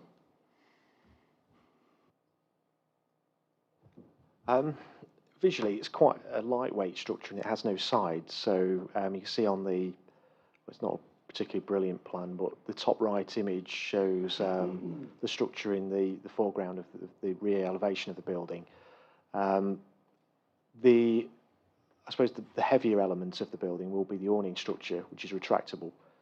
If members felt that the public benefit of this pergola would outweigh the less than substantial harm to the heritage assets engaged, they could think about the appearance, so that it was as recessive as it possibly can be, treatment of awnings or retractable awnings to make sure that they have minimal or as less an impact as they possibly can on the setting of the listed building, and that's something for members to consider. Thank you very much. I have seen these things before in red and white and Union Jack and stuff like that, and I'm not sure. I think maybe if we were going to go for this, then we ought to be keeping an eye on that. Thanks. Okay. Councillor Donnelly. Yeah, thank you, Chair. When on the visit yesterday, I think, Chris, did you not point out the distances on the actual, where the pagoda would go and the distance that on the bungalows? Is that correct? Yes, I think members appreciated Did where... what I'm saying, did it meet the criteria? In terms of proximity, so reflecting on what Adam has mentioned about the existing lawful use of the outdoor area for as a beer garden, we didn't feel there was a significant intensification of use of that area by having the pergola structure there to justify refusal on amenity grounds. Okay. Councillor O'Brien. Just two questions. Firstly, a procedural one. As this structure is within the curtilage of the property, which is a listed building. Why is there no application for listed building consent? The second question, can you confirm that the pergola is a lightweight construction, that it's a timber construction and it will have no walls? Oh, sorry, Chris. The listed building consent isn't required because the structure isn't affixed to the listed building. It just needs planning permission. But we have to consider the impact on the setting of the listed building as part of our decision today. My understanding is it's essentially a metal frame structure that's clad with timber on the outside. But the application that's proposed is for an open-sided structure that's shown on the plan. So if permission was approved, that's the structure that would be granted. Okay, I'll move into debate. Anybody want to crack off? Councillor Fitzherbert? I'm going to make a few comments. I won't steal the moving gavel. We've got to let heritage properties adapt. I've often said this, you know, in my role as sort of heritage champion on this authority. And we also, pubs are the lifeblood of our villages and our communities. I know this pub, I drive past it on the way home if I go that way from this building. I've been in it several times as well. During COVID, obviously, as Councillor Purdy suggested, we were allowed to put up safe COVID-compliant structures at our hospitality businesses, as we did at home. I've got a very open mind about this, but I think rather like we've done with the other two businesses, we've got to give them as much support as we possibly can. If you think about it, they could put up the temporary Heineken-covered parasols all over the place, and we wouldn't have a leg to stand on in how many Heineken-covered or whichever. It'd probably be a Peak Ales or something. Let's have a local brewery. Peak Ales structure or something like that, or one from Matlock. So surely we should be giving these sort of applicants, these businesses, the tools that they need. End of my comment. Thank you very much. Councillor O'Brien. Well, I would like to move approval of the application. I would note that there is, in fact, on the boundary of the site, although just within the neighbouring properties garden, already a 2-metre high. That is timber fence, not dissimilar in construction from what is proposed here. What we have is a very, very simple and lightweight structure. It is open to the elements, a very simple timber supports. I think it has a very marginal impact on the character of the listed building. If you're in the front of the listed building, I would agree, but it's not. It's in the rear yard, which, as we have seen on the site visit, is already used for outdoor activities, outdoor dining, outdoor drinking. There is already a smoking shelter there, which this would complement. So I can see that on this occasion, in my opinion, there is no overbearing, demonstrable harm being caused to the character of this building. And I agree with colleagues. This is an enterprise which we should support. This is one of the ways in which the council can show its support without compromising our planning policies and our concern for the built environment in Brassington. So on that basis, as I said, I will move approval of the application. Does that find a seconder? Councillor Hughes, then.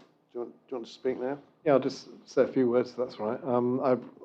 I think Councillor Fitzherbert stole my words, because I was going to say virtually the same thing as he said. And Particularly, it's a clear balance here between preservation of a heritage asset and business development again. And I think in these times, the heritage asset isn't going to be damaged substantially, as the officers say, and there is an opportunity for supporting a business which is probably having a little bit of a difficult time with having faced the pandemic and now with the prospect of recession as well. So anything that they can do to build their business, continue the business operating, and it's a good business in Brassington, then I think I feel we ought to support that. Thank you. Okay, thank you very much. Adam, do you see any conditions you want adding?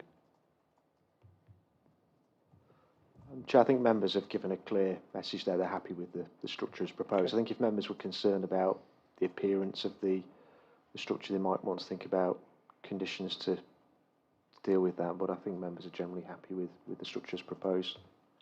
Okay, Councillor Rose. Can you turn your microphone on, please? Microphone. I was going to recommend that planning permission be refused on the grounds of the loudspeakers being used during the summer to broadcast music to the centre of Brassington, and also the close proximity to all of the cottages around, and particularly to the old persons' bungalows on Meadow Rise. Okay, thank you very much. Councillor Donnelly.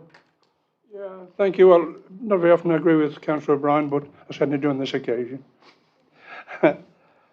Yes, on the visit yesterday, it was interesting to see, and I quite agree with Councillor Rose is saying as well, but I think if there was a tendency or a problem with the music, I think we could condition that quite easy. So I'm happy to support the application. Okay, thank you very much. Nobody down on my list, so it's been moved and seconded for approval against officers' recommendations. All those in favour, please show.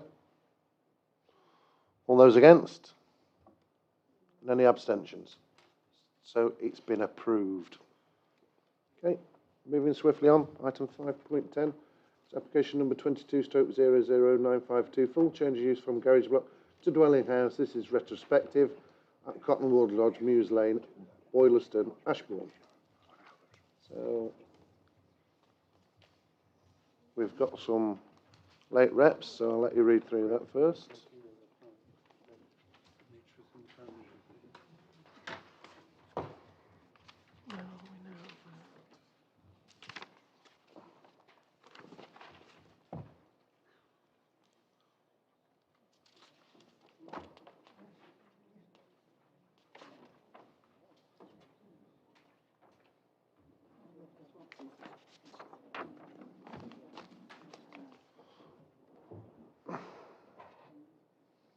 Okay, is everybody happy?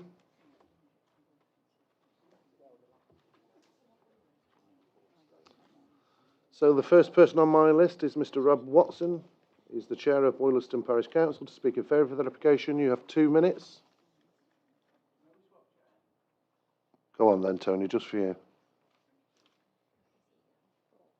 Tony gets 4. Good evening, Chair. Good evening, members. I hope that enough people are watching on YouTube to show the level of commitment and the ability that you can concentrate for long periods of time, giving good decisions. The reason the 3 of us is because I'm going to speak as a ward member on planning issues. Rob Watson, who is the chair of the Parish Council, would like to speak on behalf of the Parish Council, and then the applicant would like to speak as well, which is why we are 3. So, the application itself, going to the application, the reasons for refusal and the reasons I'm speaking against it and recommending that you do not follow the officer's recommendation there are only 2 that, and as everybody knows, I've got enormous respect for our officers. However, the policies which are quoted, policy S4, development in the countryside, this development actually meets that as well as anything I've seen. And also there's an issue, a side issue really, about amenities. Well, it's a 4-minute walk from the village centre. Not that there's anything in the village centre in Boylston, but the issue of amenities doesn't come up. Also in the report, mention is made of parking. There have been no representations at all from county. So I would suggest we can discount anything of that. And equally, policy S4, I think it's shaky ground to be recommending a refusal. And the final one, you'll be glad to hear, is policy HC8. And of course, as you would expect, I've spent some time with the policies. And policy HC8 says that the building or group of buildings are permanent and substantial constructions. The form, bulk and general design of the existing building or group of buildings make a positive contribution to the character and appearance of its surroundings. Here we are in a small village, 4 minutes from the village centre, and as you'll see from the illustration, I think you've got on your papers, the front shot of the building. A great deal of care is taken, and I'm glad to say thank you for the officer as well for pointing out the fenestration of the building, and the finishing is made to look completely compatible with the building, with the surrounding buildings. So on that basis, on pure planning basis, I would like to respectfully suggest that you do not follow the officer's recommendation and approve the application. That's the planning grounds. If I can hand over to the chair of the parish council now, Rob will give you the village's view. Okay. Thank you, members. So the next on my list is Mr. Rob Watson, the chair of Bournemouth Parish Council. You have 2 minutes. I'll let you know when there's 30 seconds left. Thank you, committee. I've lived in the village since 1984. More recently, joined the parish council, and I guess I'm representing the parish council unanimously in this opinion, but also a lot of the residents who've lived there since the original property, and you can see it in the picture was up there previously. The adjacent property was built under some, I guess, contention back in 1999 after it was approved by the committee, marginally by the committee. And the building next to it, the building in question, was built as the garage block, and it was built in a style of 2 garage blocks and a courtyard. It almost looked like a sort of coach house style. It's consistent, as Tony pointed out, with the building adjacent to it, but it's also consistent with most of the surrounding, more modest, vernacular style buildings in the Boylston area.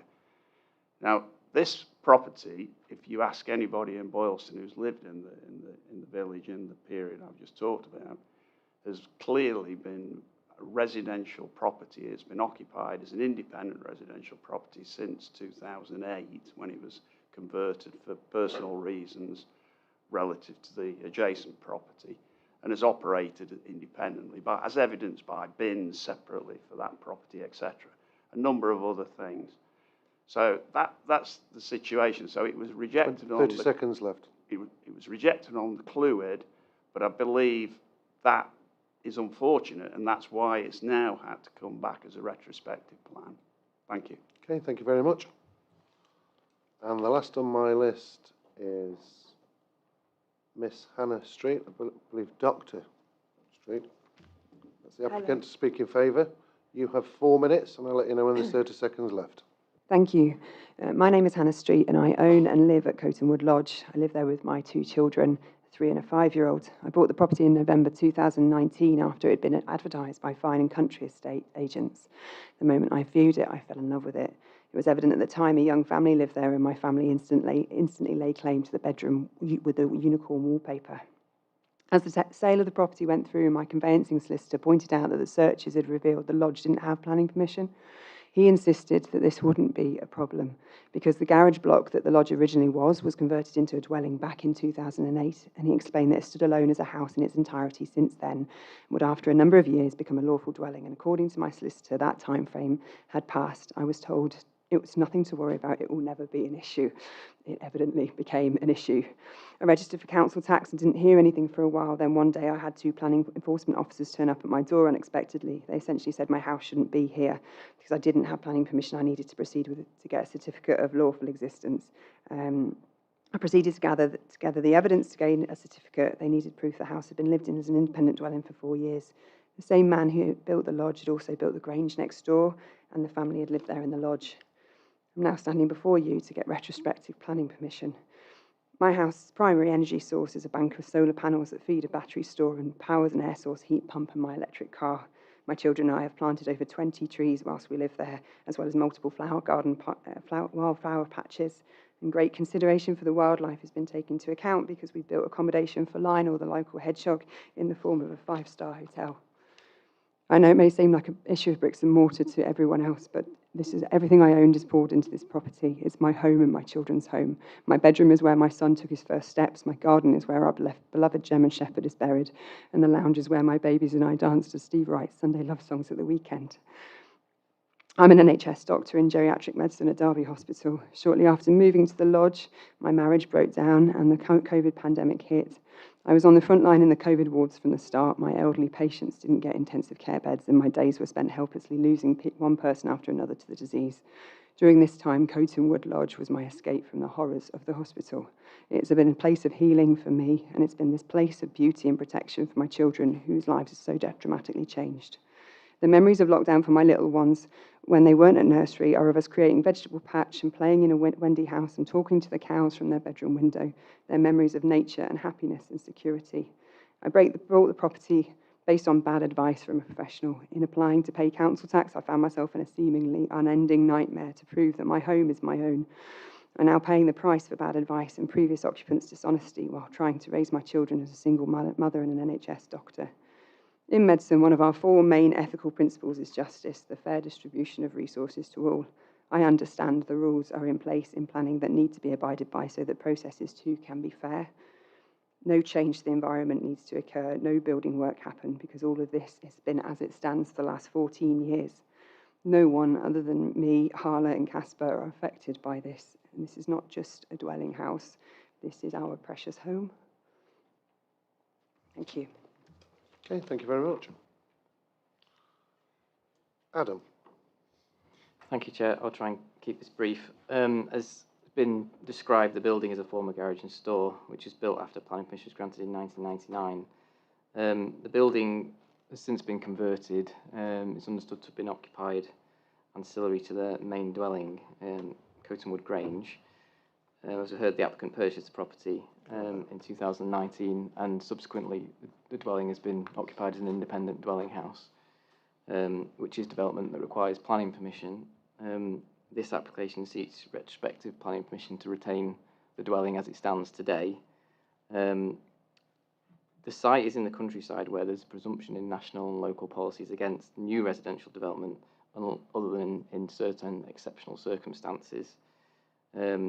Our policies, S4 and HC8, set routes through where development would convert a substantial building, and the supporting text of that policy states that in circumstances where redundant buildings are of architectural or historic interest and make an important contribution to the quality of the landscape, that can be a reason to grant planning permission for a dwelling house in the countryside, which would otherwise be an unsustainable form of development. For the reasons set out in the report, this is although it's of some architectural interest, it's of more interest than a typical garage, and it's definitely of a substantial construction. Officer's view is that allowing a relatively modern construction like this to become a permanent independent dwelling would be contrary to policies S4 and HC8. Happy to answer any questions. Councillor Hughes. Yeah, thank you, Chair. Do you know why the Clwyd failed? Why it wasn't deemed to be a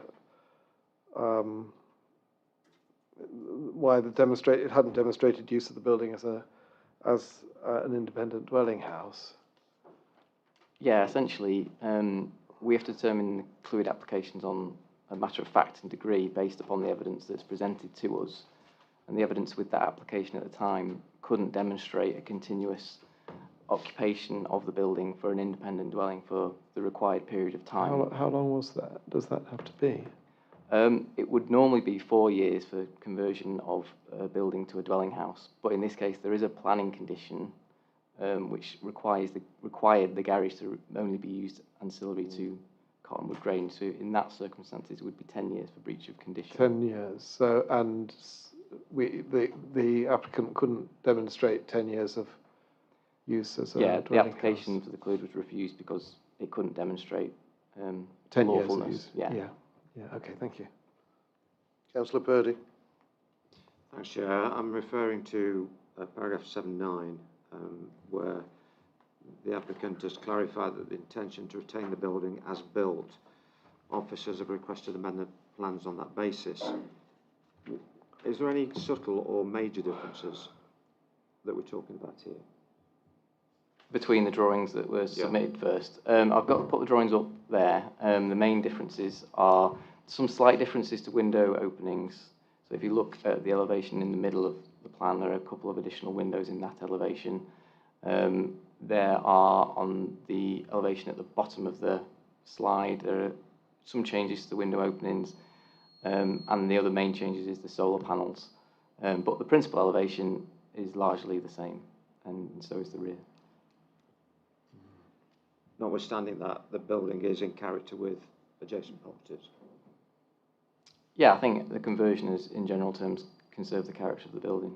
Okay, so from what I've listened to from the applicant, it would appear, if I've got this correct, that when she bought the property, the searchers didn't reveal what she's now found out.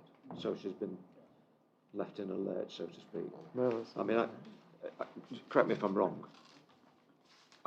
Correct me if I'm wrong. Chair, I think it was that the searchers did, but the professional advice that she got was that she would get planning permission. Yeah. No, that she would be able to get planning permission easily. Yeah, that's what I'm coming to. Okay, thank you. Okay, Councillor Burford. Thank you, Chair.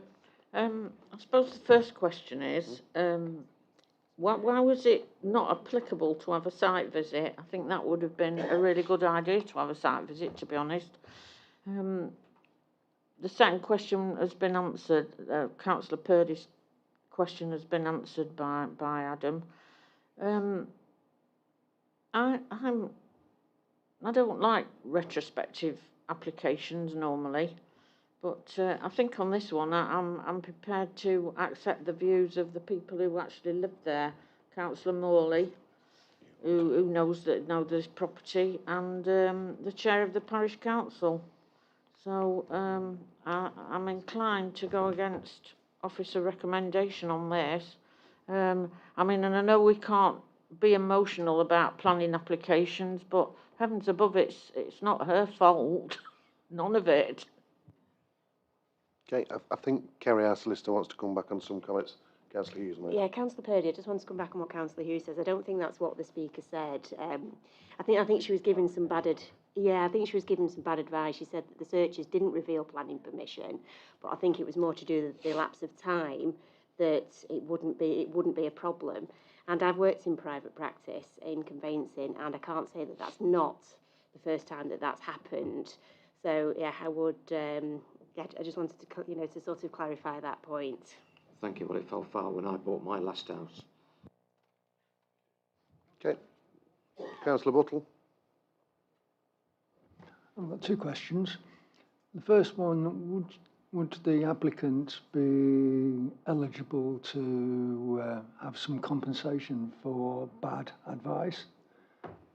And the second one is, how long have we been taking council tax for this house, and why didn't we spot it earlier? I think our solicitor Kerry wants to come back on. Yeah, can I just come back on the point about the bad advice? I mean, every solicitor has to have professional indemnity insurance when they give advice, but that's not really a conversation for this for this forum. And the second point about council tax, I don't know whether my planning colleagues can answer how long we have taken council tax or whether we have been, but I think that was the kind of the tipping point is the trigger to say what was actually happening here. So I can't say that wasn't done from a from the person, wanting to do the right thing. It does seem that the applicant is relatively blameless here, so I'm wondering whether or not we actually partly to blame because we haven't actually highlighted the issues in advance of this particular, before this has happened, this retrospective application came in. Adam, do you want to make any comment? Or Chris? Yeah, I think just to come back on Councillor Buttle's point there, we can't control the conveyancing process. I think it's a requirement of the conveyancing person that they carry out appropriate checks and advise their clients accordingly. Obviously, we've reacted to a problem that we've inherited as a result of that poor practice that appears to have been exercised in this respect. So we as an authority became aware of the planning breach when a request was made for banding, I suppose, of the property and a request to pay council tax. And as the Speaker mentioned, that took some time to resolve. And it was through discussions with council tax colleagues that we established, well, there isn't actually planning permission to use this building as a separate dwelling unit. Hence why we then opened up an enforcement investigation and allowed the applicant to submit a certificate or an application for a certificate of lawful existing use to demonstrate that the building had been used as a dwelling house for a continuous period of 4 years was the application. Adam's mentioned there is this issue with a condition imposed in respect of the original structure. We need to take a view on what takes precedent in that scenario where normally in the case of a dwelling house, a 4-year rule would apply and the enforceability of that condition that was imposed. So if we haven't charged any council tax for this property so far. My understanding is at the time it was raised with us as a property that needed to pay council tax, we have charged council tax since that date and backdated it to when the applicant moved into the property. So they've already paid backdated to, so if we did go against recommendation, they wouldn't get a huge bill for council tax back to however long it is they have been there? No, they've been paying council tax. Right, and obviously they've been receiving council services whilst living at the property. Thanks. Okay, Councillor Rose. I do have every sympathy with the applicant, but I do know this site very well, having driven by hundreds of times. Can you confirm that the original house, Coton Wood Grange, and the ancillary buildings, it was all originally under one ownership, and obviously it's now under three ownerships. So it was built as one dwelling house, but now it's 3. I mean, personally, I don't have any objection to that, but you can see what people do this. So I've just wondered what the answer was. Yes, you are correct in that there's 3 planning units on the site at the moment. So the previous owner also owned an adjacent agricultural building, and they exercised permitted development rights to convert that agricultural building into a dwelling house. So you've got 2, if you like, lawful residential units on the site. The planning history is rather long and complex in that the main house and the garage were used by one family. So there's a period of time where the circumstances of the occupants of the main dwelling house changed, and people were living in the 2 buildings independently of one another. However, they had shared facilities, so they had shared access, they had shared amenity space, and there was a personal connection, obviously, between the occupants of the garage and the main dwelling. So officers didn't feel it satisfied the tests that set out in the White and Altusford case that a separate unit of residential accommodation had been formed, hence why we couldn't grant the certificate of lawfulness. But we do accept that it has, the 2 properties have been used independently of one another. It's just there hasn't in latter years been a personal connection between the occupants and the same level of shared facilities. Okay, Councillor Froggatt. Thank you, Chair. I must say I tend to agree with Councillor Mrs Burfoot because I don't like retrospective plan applications, but I think in this circumstance, Dr Street was nothing but honest. She came to this council for a council tax band, only to be told that she was living in an illegal house through no fault of her own, bad advice. So she's been penalised because of mistakes, not only on the solicitor's part, but on this council's part by not picking up that there were people living in that property. I mean, surely somebody must have seen that this work had been done. It suddenly went from a garage to a beautiful home. You know, where's the sense in that? So I am in full agreement with Councillor Burfoot. It's first for everything, Councillor Burfoot. Councillor Fitzherbert. Just it's questions, I think. So I just wanted to ask, if we turn this down, what is the applicant meant to do? Return it to a garage? Exactly. Yeah. The applicant would have a right of appeal, and obviously we'd allow the applicant to exercise that right before deciding on taking any further action. But members are entitled to apply judgment in the assessment of this application and have regard to the main policy considerations, which are, we do have policy in the plan that support conversion of buildings to residential use in the countryside. It's just whether we feel this is a building of architectural and historic merit that's worthy of conversion and reuse to a separate dwelling, and that's a matter of planning judgment. Okay, Councillor Lees. I want to go in debate, please, Chair. Okay, I'll leave you in debate then. Last but not least, Councillor Burfoot again. Are we in debate now? No, we're still in questions. Are we going into a debate now? If you want me to move into debate, I'll move into debate now. Thank Go on you. then, Councillor Burfoot. Well, I'm prepared to recommend approval of this application against the officer's recommendation.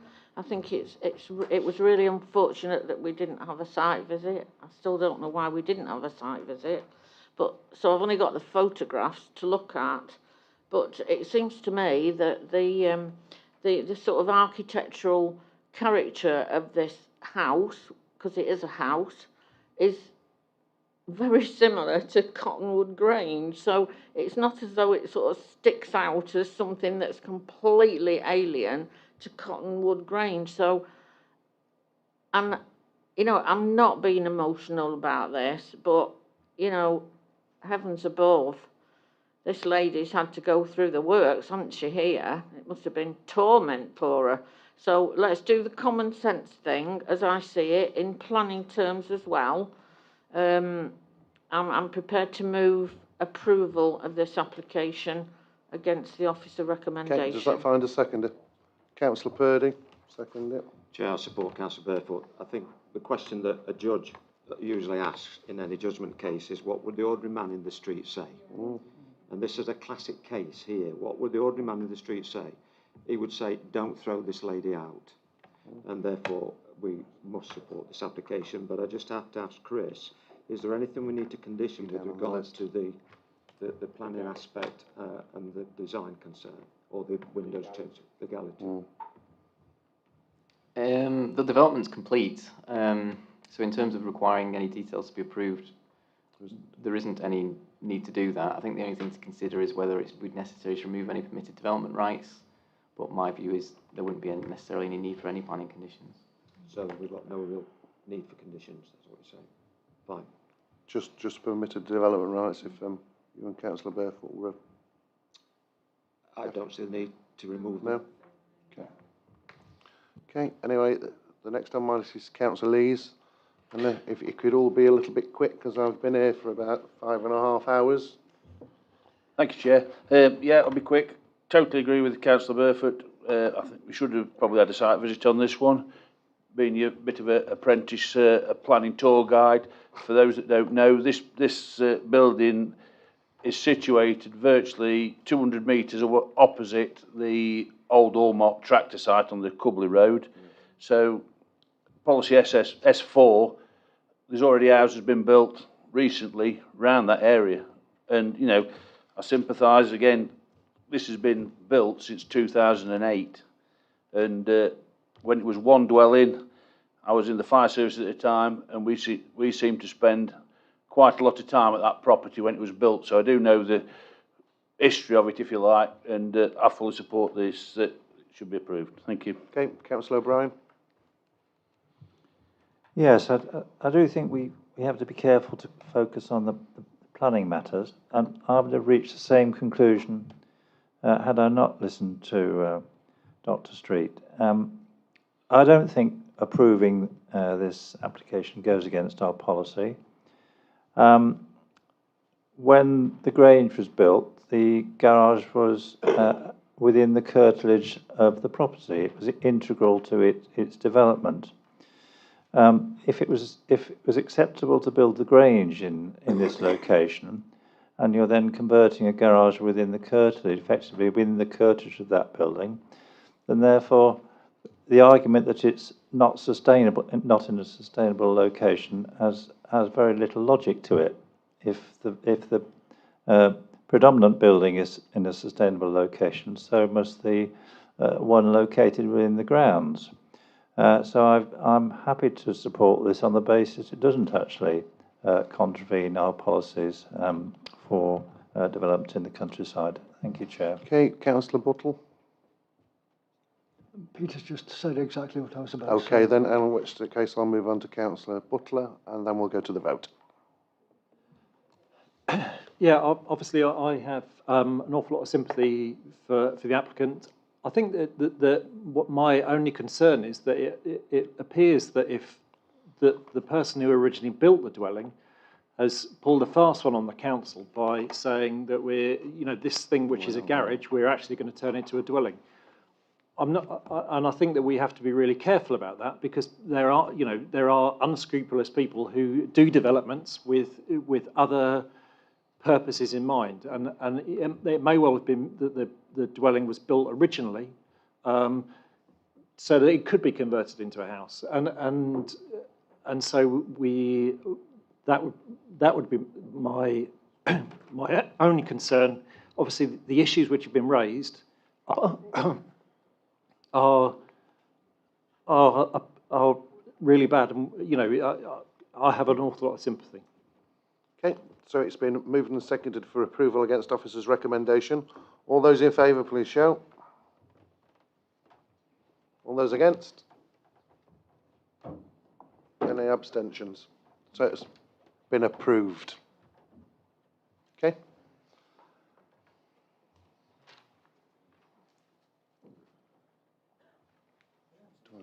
Oh, he's probably gone for a toilet break. Okay, thank you very much. So 2 more applications to go. So hopefully everyone gets swiftly on. Like to be home pretty soon. So anyway, this is item number 511, application number 22/00961 full. It's erection of temporary rural workers run for a period of 3 years at land east of Turlow Fields Lane, Hogdeston. There is some late reps on this, so if you'd like to read through that first, then I'll move on to the speakers.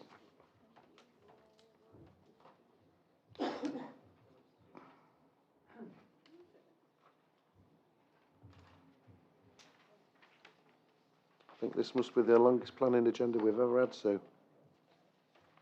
I have as well.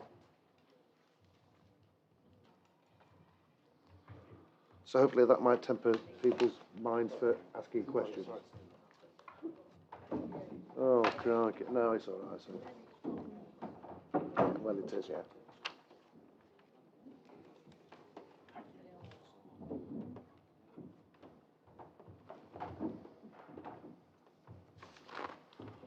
Is everybody happy? As happy as they're going to be, anyway.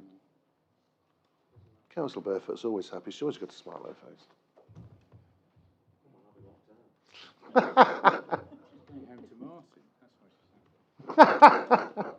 He said she's going home to Martin. That's why you're happy.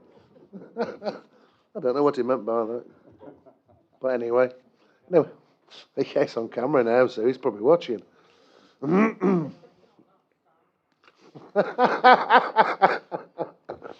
Anyway, moving swiftly on, we've got a few speakers on this.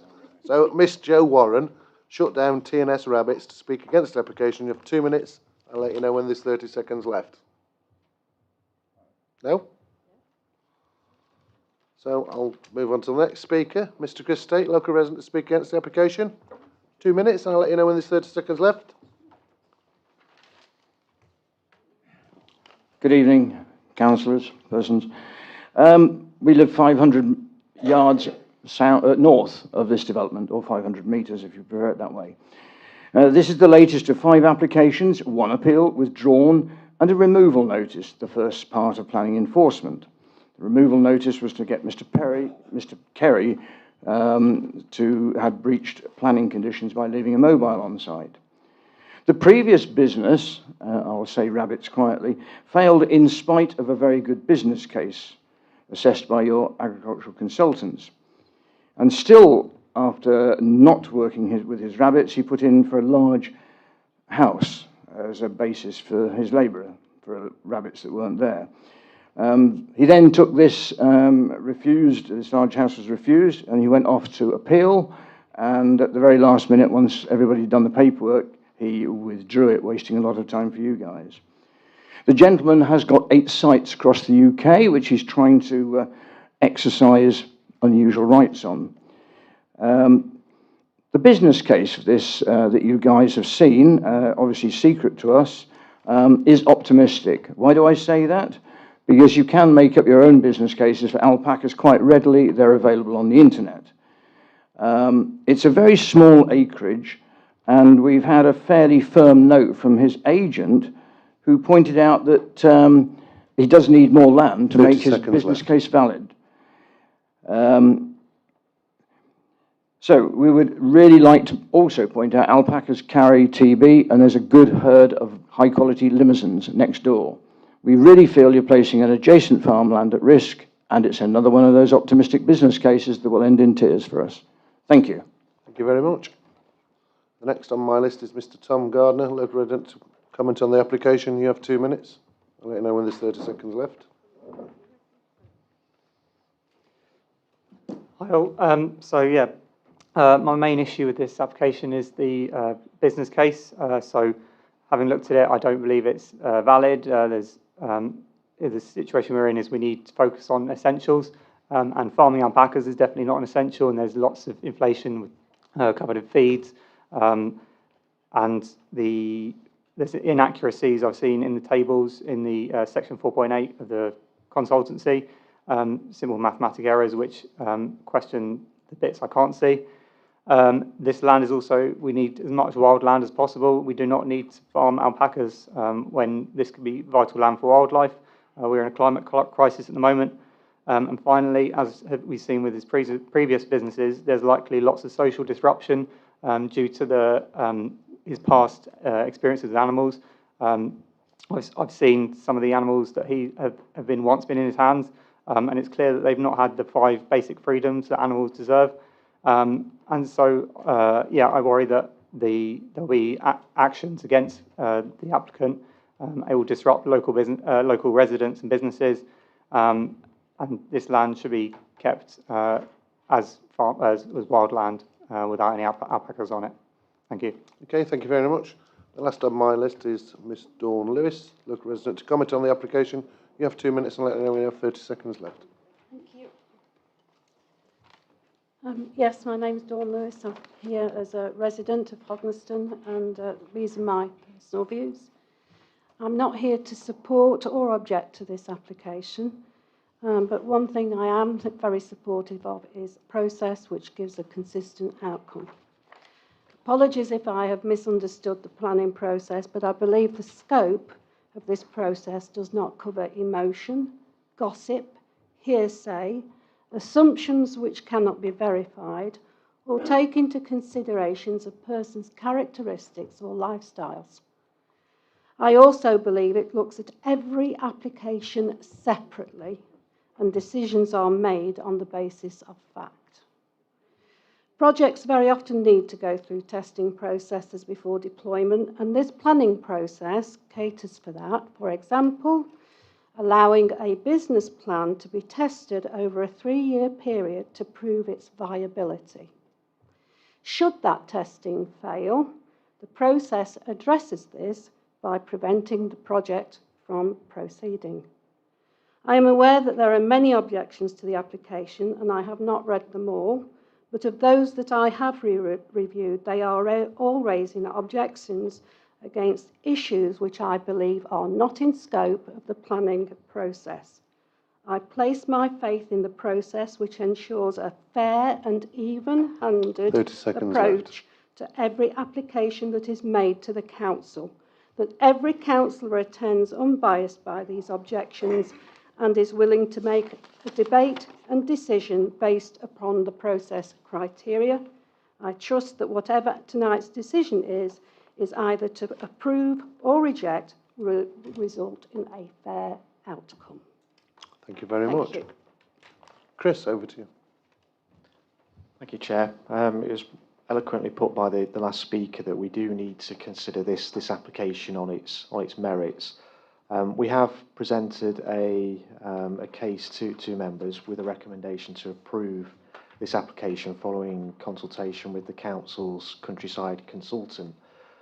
They are satisfied that there is a functional need for a full-time worker to be resident on site, but members will note that that is based on a scale of operation that requires additional land to the land that's available currently, and that's necessary for both the functional need element and also the financial sustainability of the enterprise. So it is slightly an unusual proposal, but we are dealing here with a temporary workers' dwelling, and the case that's been put to us and the proposals or the business case, assuming that additional land is acquired and the enterprise is grown to the extent that's indicated, would, in officer's opinion, following consultation with an expert consultant, is that the balance is in favour of the application in this particular case. Happy to take questions from members. Councillor Rose. I'm sorry, you've partially answered my question, Chris, but my question is, my understanding is that this enterprise requires further land and animals to be sustainable and warrant a full-time worker living on site. The land holding at present only amounts to 2.9 hectares, or in my language, 7.16 acres. It is also contrary to policy HC13, which makes the case not proven. Yes, just addressing those points, Councillor Rosa, you are right in that additional land and livestock numbers are required in order for this business to be financially sustainable in the long term, and also for the functional need to be demonstrated. The key policy here is policy HC13 of the adopted Derbyshire local plan, and what that states is that the council will support the provision of dwellings to meet the needs of agricultural, forestry, or other rural-based workers, where all of the following criteria are met. That includes, amongst other consideration, that needs relate to a full-time worker, or one that is primarily employed in agriculture, and forestry or other rural-based enterprise which needs to be located in the area. So it needs to equate to a full-time worker at this time, and there needs to be a clearly established functional need. Officers have taken a view that this is a proposal for a new enterprise, and there's a period of time within which the applicant could demonstrate that the business meets those tests and would warrant a permanent presence on site. But there's two ways of interpreting that policy. If you felt that all those elements need to be satisfied at this moment in time, I think there is potentially a case that it hasn't been demonstrated there's a clearly established functional need at this time, and that need is for a full-time worker without that land. I suppose it's a matter of judgment again, isn't it, as to where you feel the balance lies with this application. Councillor Berthel. Thank you. I do realise that it's very late, but I think this is a very important decision that we're going to make tonight on this one. I do have some questions. As this is an SSSI risk zone, should we not be requiring a full environmental impact assessment? That's the first question. If it's appropriate to make inquiries about the financial viability of the project, is it appropriate to ask about or to try and find out whether the applicant's got proven expertise in keeping alpacas? How is the waste from the alpacas going to be dealt with? And have we taken advice about the possibility of TB being passed on to other farmed animals and wildlife? And are you okay, Chris? Am I going too fast? I'm struggling on the horizon. Yeah. And can we be clear as to who we've asked for advice? As to, I suspect I know who it is. It's Kern, isn't it? Who have we asked for advice about whether there's a need for an agricultural worker to be on site full time? Okay, there's lots of elements there to cover. Sorry, my mental capacity is waning at this late time. Yes, I think you mentioned environmental impact assessment, didn't you, development? This isn't an intensive form of agriculture that would require screening under the environmental impact assessment regulations based on site area and the nature of development. So it's not environmental impact assessment development. The impact on the SSSI is a material planning consideration in respect of development, but the land is agricultural land, so the land can be grazed by animals without needing planning permission. In terms of waste, waste would be dealt with in usual manner. In terms of keeping livestock, it would be gathered and stored appropriately and perhaps used on the land if it's able to be used on the land or disposed of. That's something that we can regulate and control as part of our environmental health powers if that was result in any form of nuisance. Advice has been obtained from Kernan's Countryside Consultants in this particular case. It's the same consultant that we use for all these types of applications. And no consideration has been given to TB and transfer of that disease to other livestock as part of this application.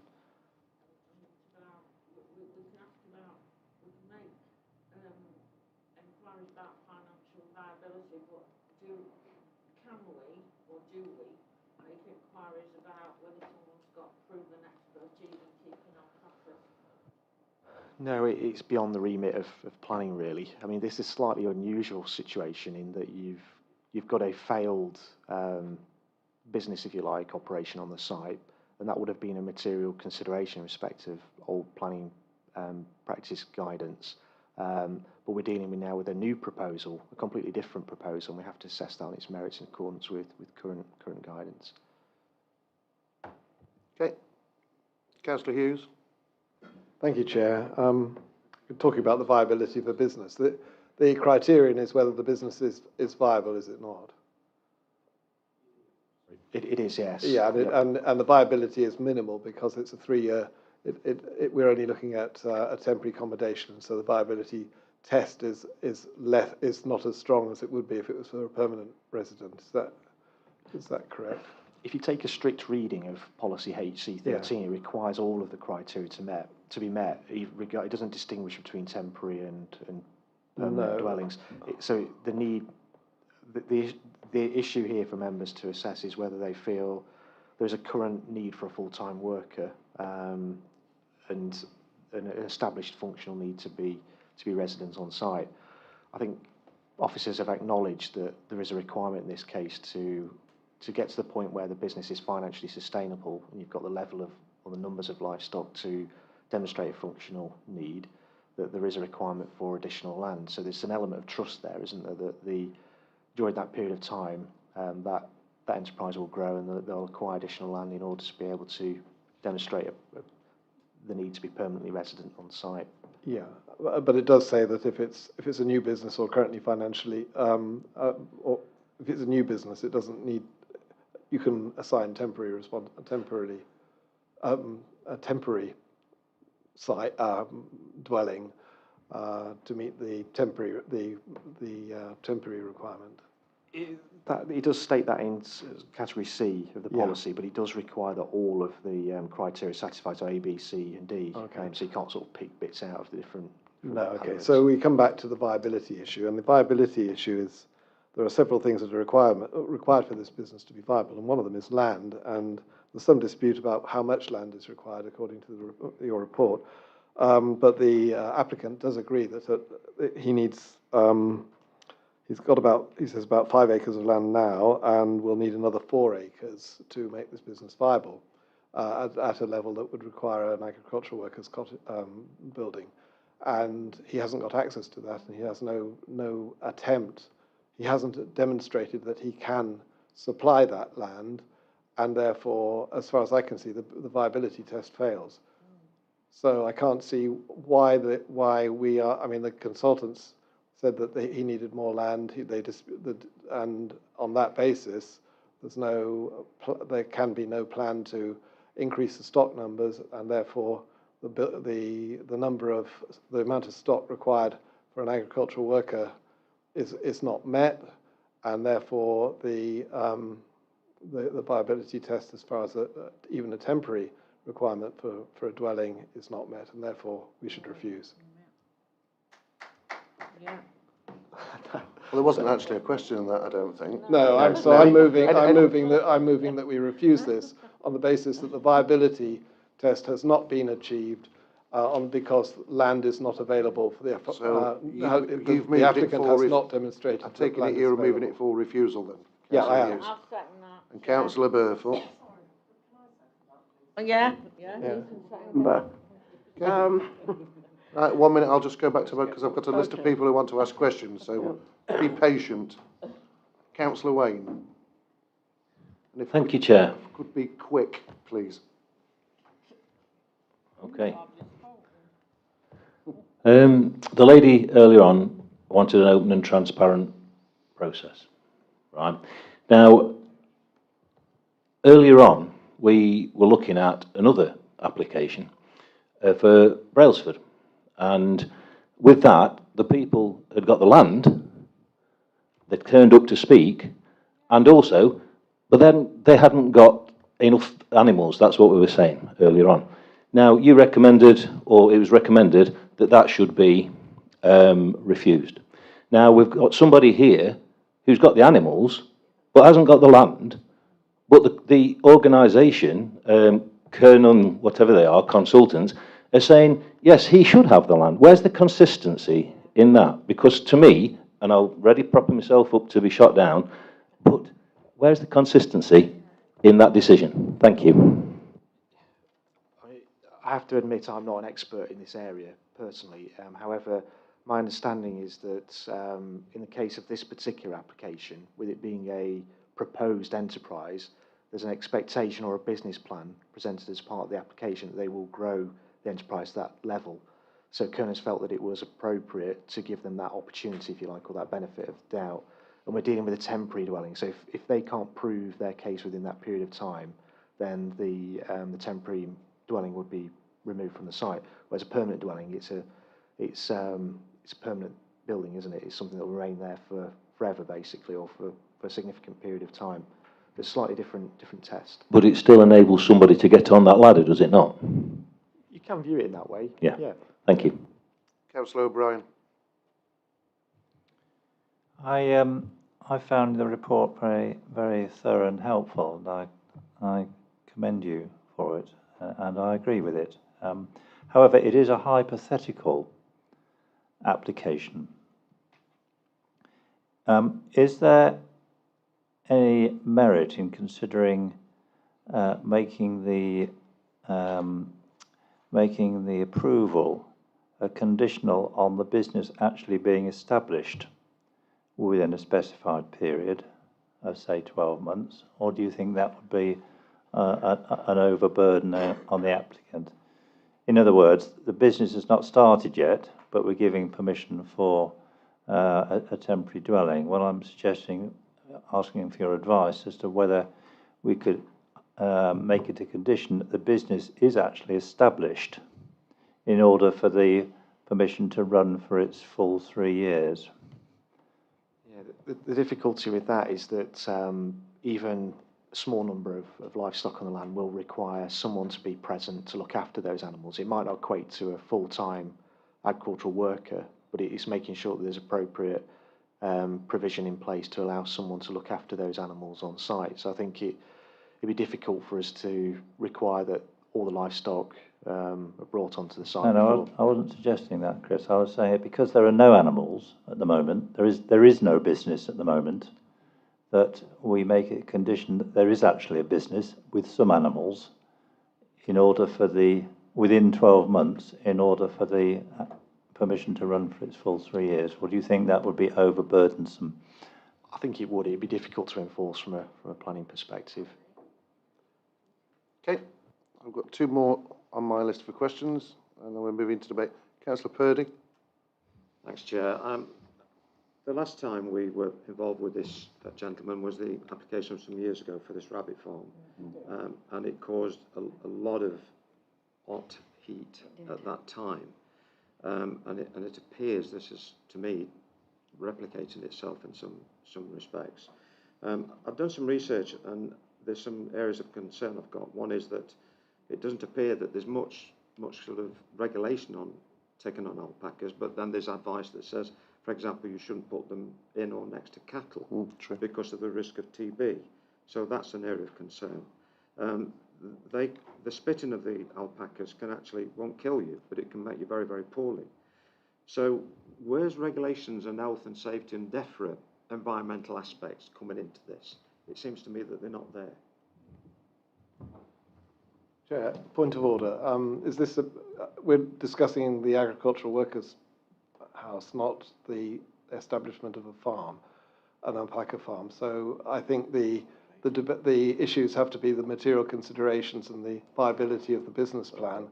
We're in questions at the moment. If you want to elaborate, I'm just suggesting that this is beyond going into the beyond our scope. Beyond our scope. That's the word. Right, Councillor Butler. Yeah, my question actually sort of relates to that because all of these things actually relate to the viability of the business. If there isn't a business, then there isn't a need. The viability of the business is the material planning consideration, isn't it? That's the main consideration in respect of this application. Yes. Councillor Slack, if you could be quick, because I'd like to finish before 11 o'clock, please. Quick. I agree with a lot of the speakers. The business isn't there at the moment.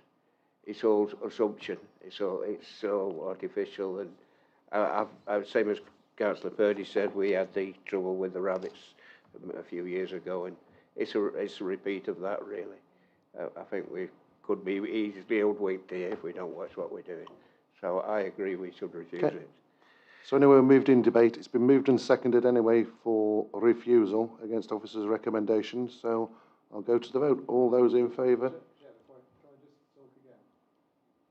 No. No, this is serious because I want to say the reasons why we're refusing, because some of the reasons are not, some of the things that have been said since have brought up previous planning applications. If you can be quick, and then. we can't. I'm conscious of time, and the officers have been here since 9 o'clock this morning. I appreciate that, but what I want to do is make sure that we're doing it for the right reason. And concisely, please. So we are not considering any other planning application except this particular planning application, and the material consideration that we are considering that is most important in this particular planning application is the viability of the business. The viability of the business is reliant on availability of land. The applicant hasn't demonstrated that he has that land available to him in order to carry out that business, and that land may not be contiguous with his present site, so the establishment of agricultural workers' property on that site may not be relevant in any case. So the reason for rejecting this application is because the applicant has not demonstrated the viability of his business case. Thank you. Okay. In which case, then now is it sustainable? I understand the reason. I think just applying, the specific requirements of the policy. So from my understanding, what you're saying is development involves the establishment of a new agricultural enterprise, which requires additional land in order to be able to accommodate the amount of livestock necessary to warrant a full-time agricultural worker and ensure the enterprise will be profitable and capable of sustaining such a person. So they failed to demonstrate basically a temporary dwelling is necessary to meet the needs of agriculture. It's contrary to that policy. Okay. So, as I say, it's been moved and seconded for refusal. All those in favour, please show. All those against? And any abstentions? So it's been refused. Anyway, quickly, 5.12, it's one of our own applications, so I shouldn't think anybody would like to ask questions. Councillor Donnelly, would you like to move it? Chair, I'd be delighted to move. I've been waiting many, many years in Ashbourne for a new bandstand, and I'm delighted to move it. And Councillor Lees? Yes, definitely, Chair. I'll second it. that. Okay. So in which case then I'll go to the vote. All those in favour, please show. Thank you very much. And just the last bit of business is just for noting, which is the appeals, and there's one or two come through, and of course you'll have got those later on, and not in the original modern Gulfer. So move them. Second. All those in favour, please.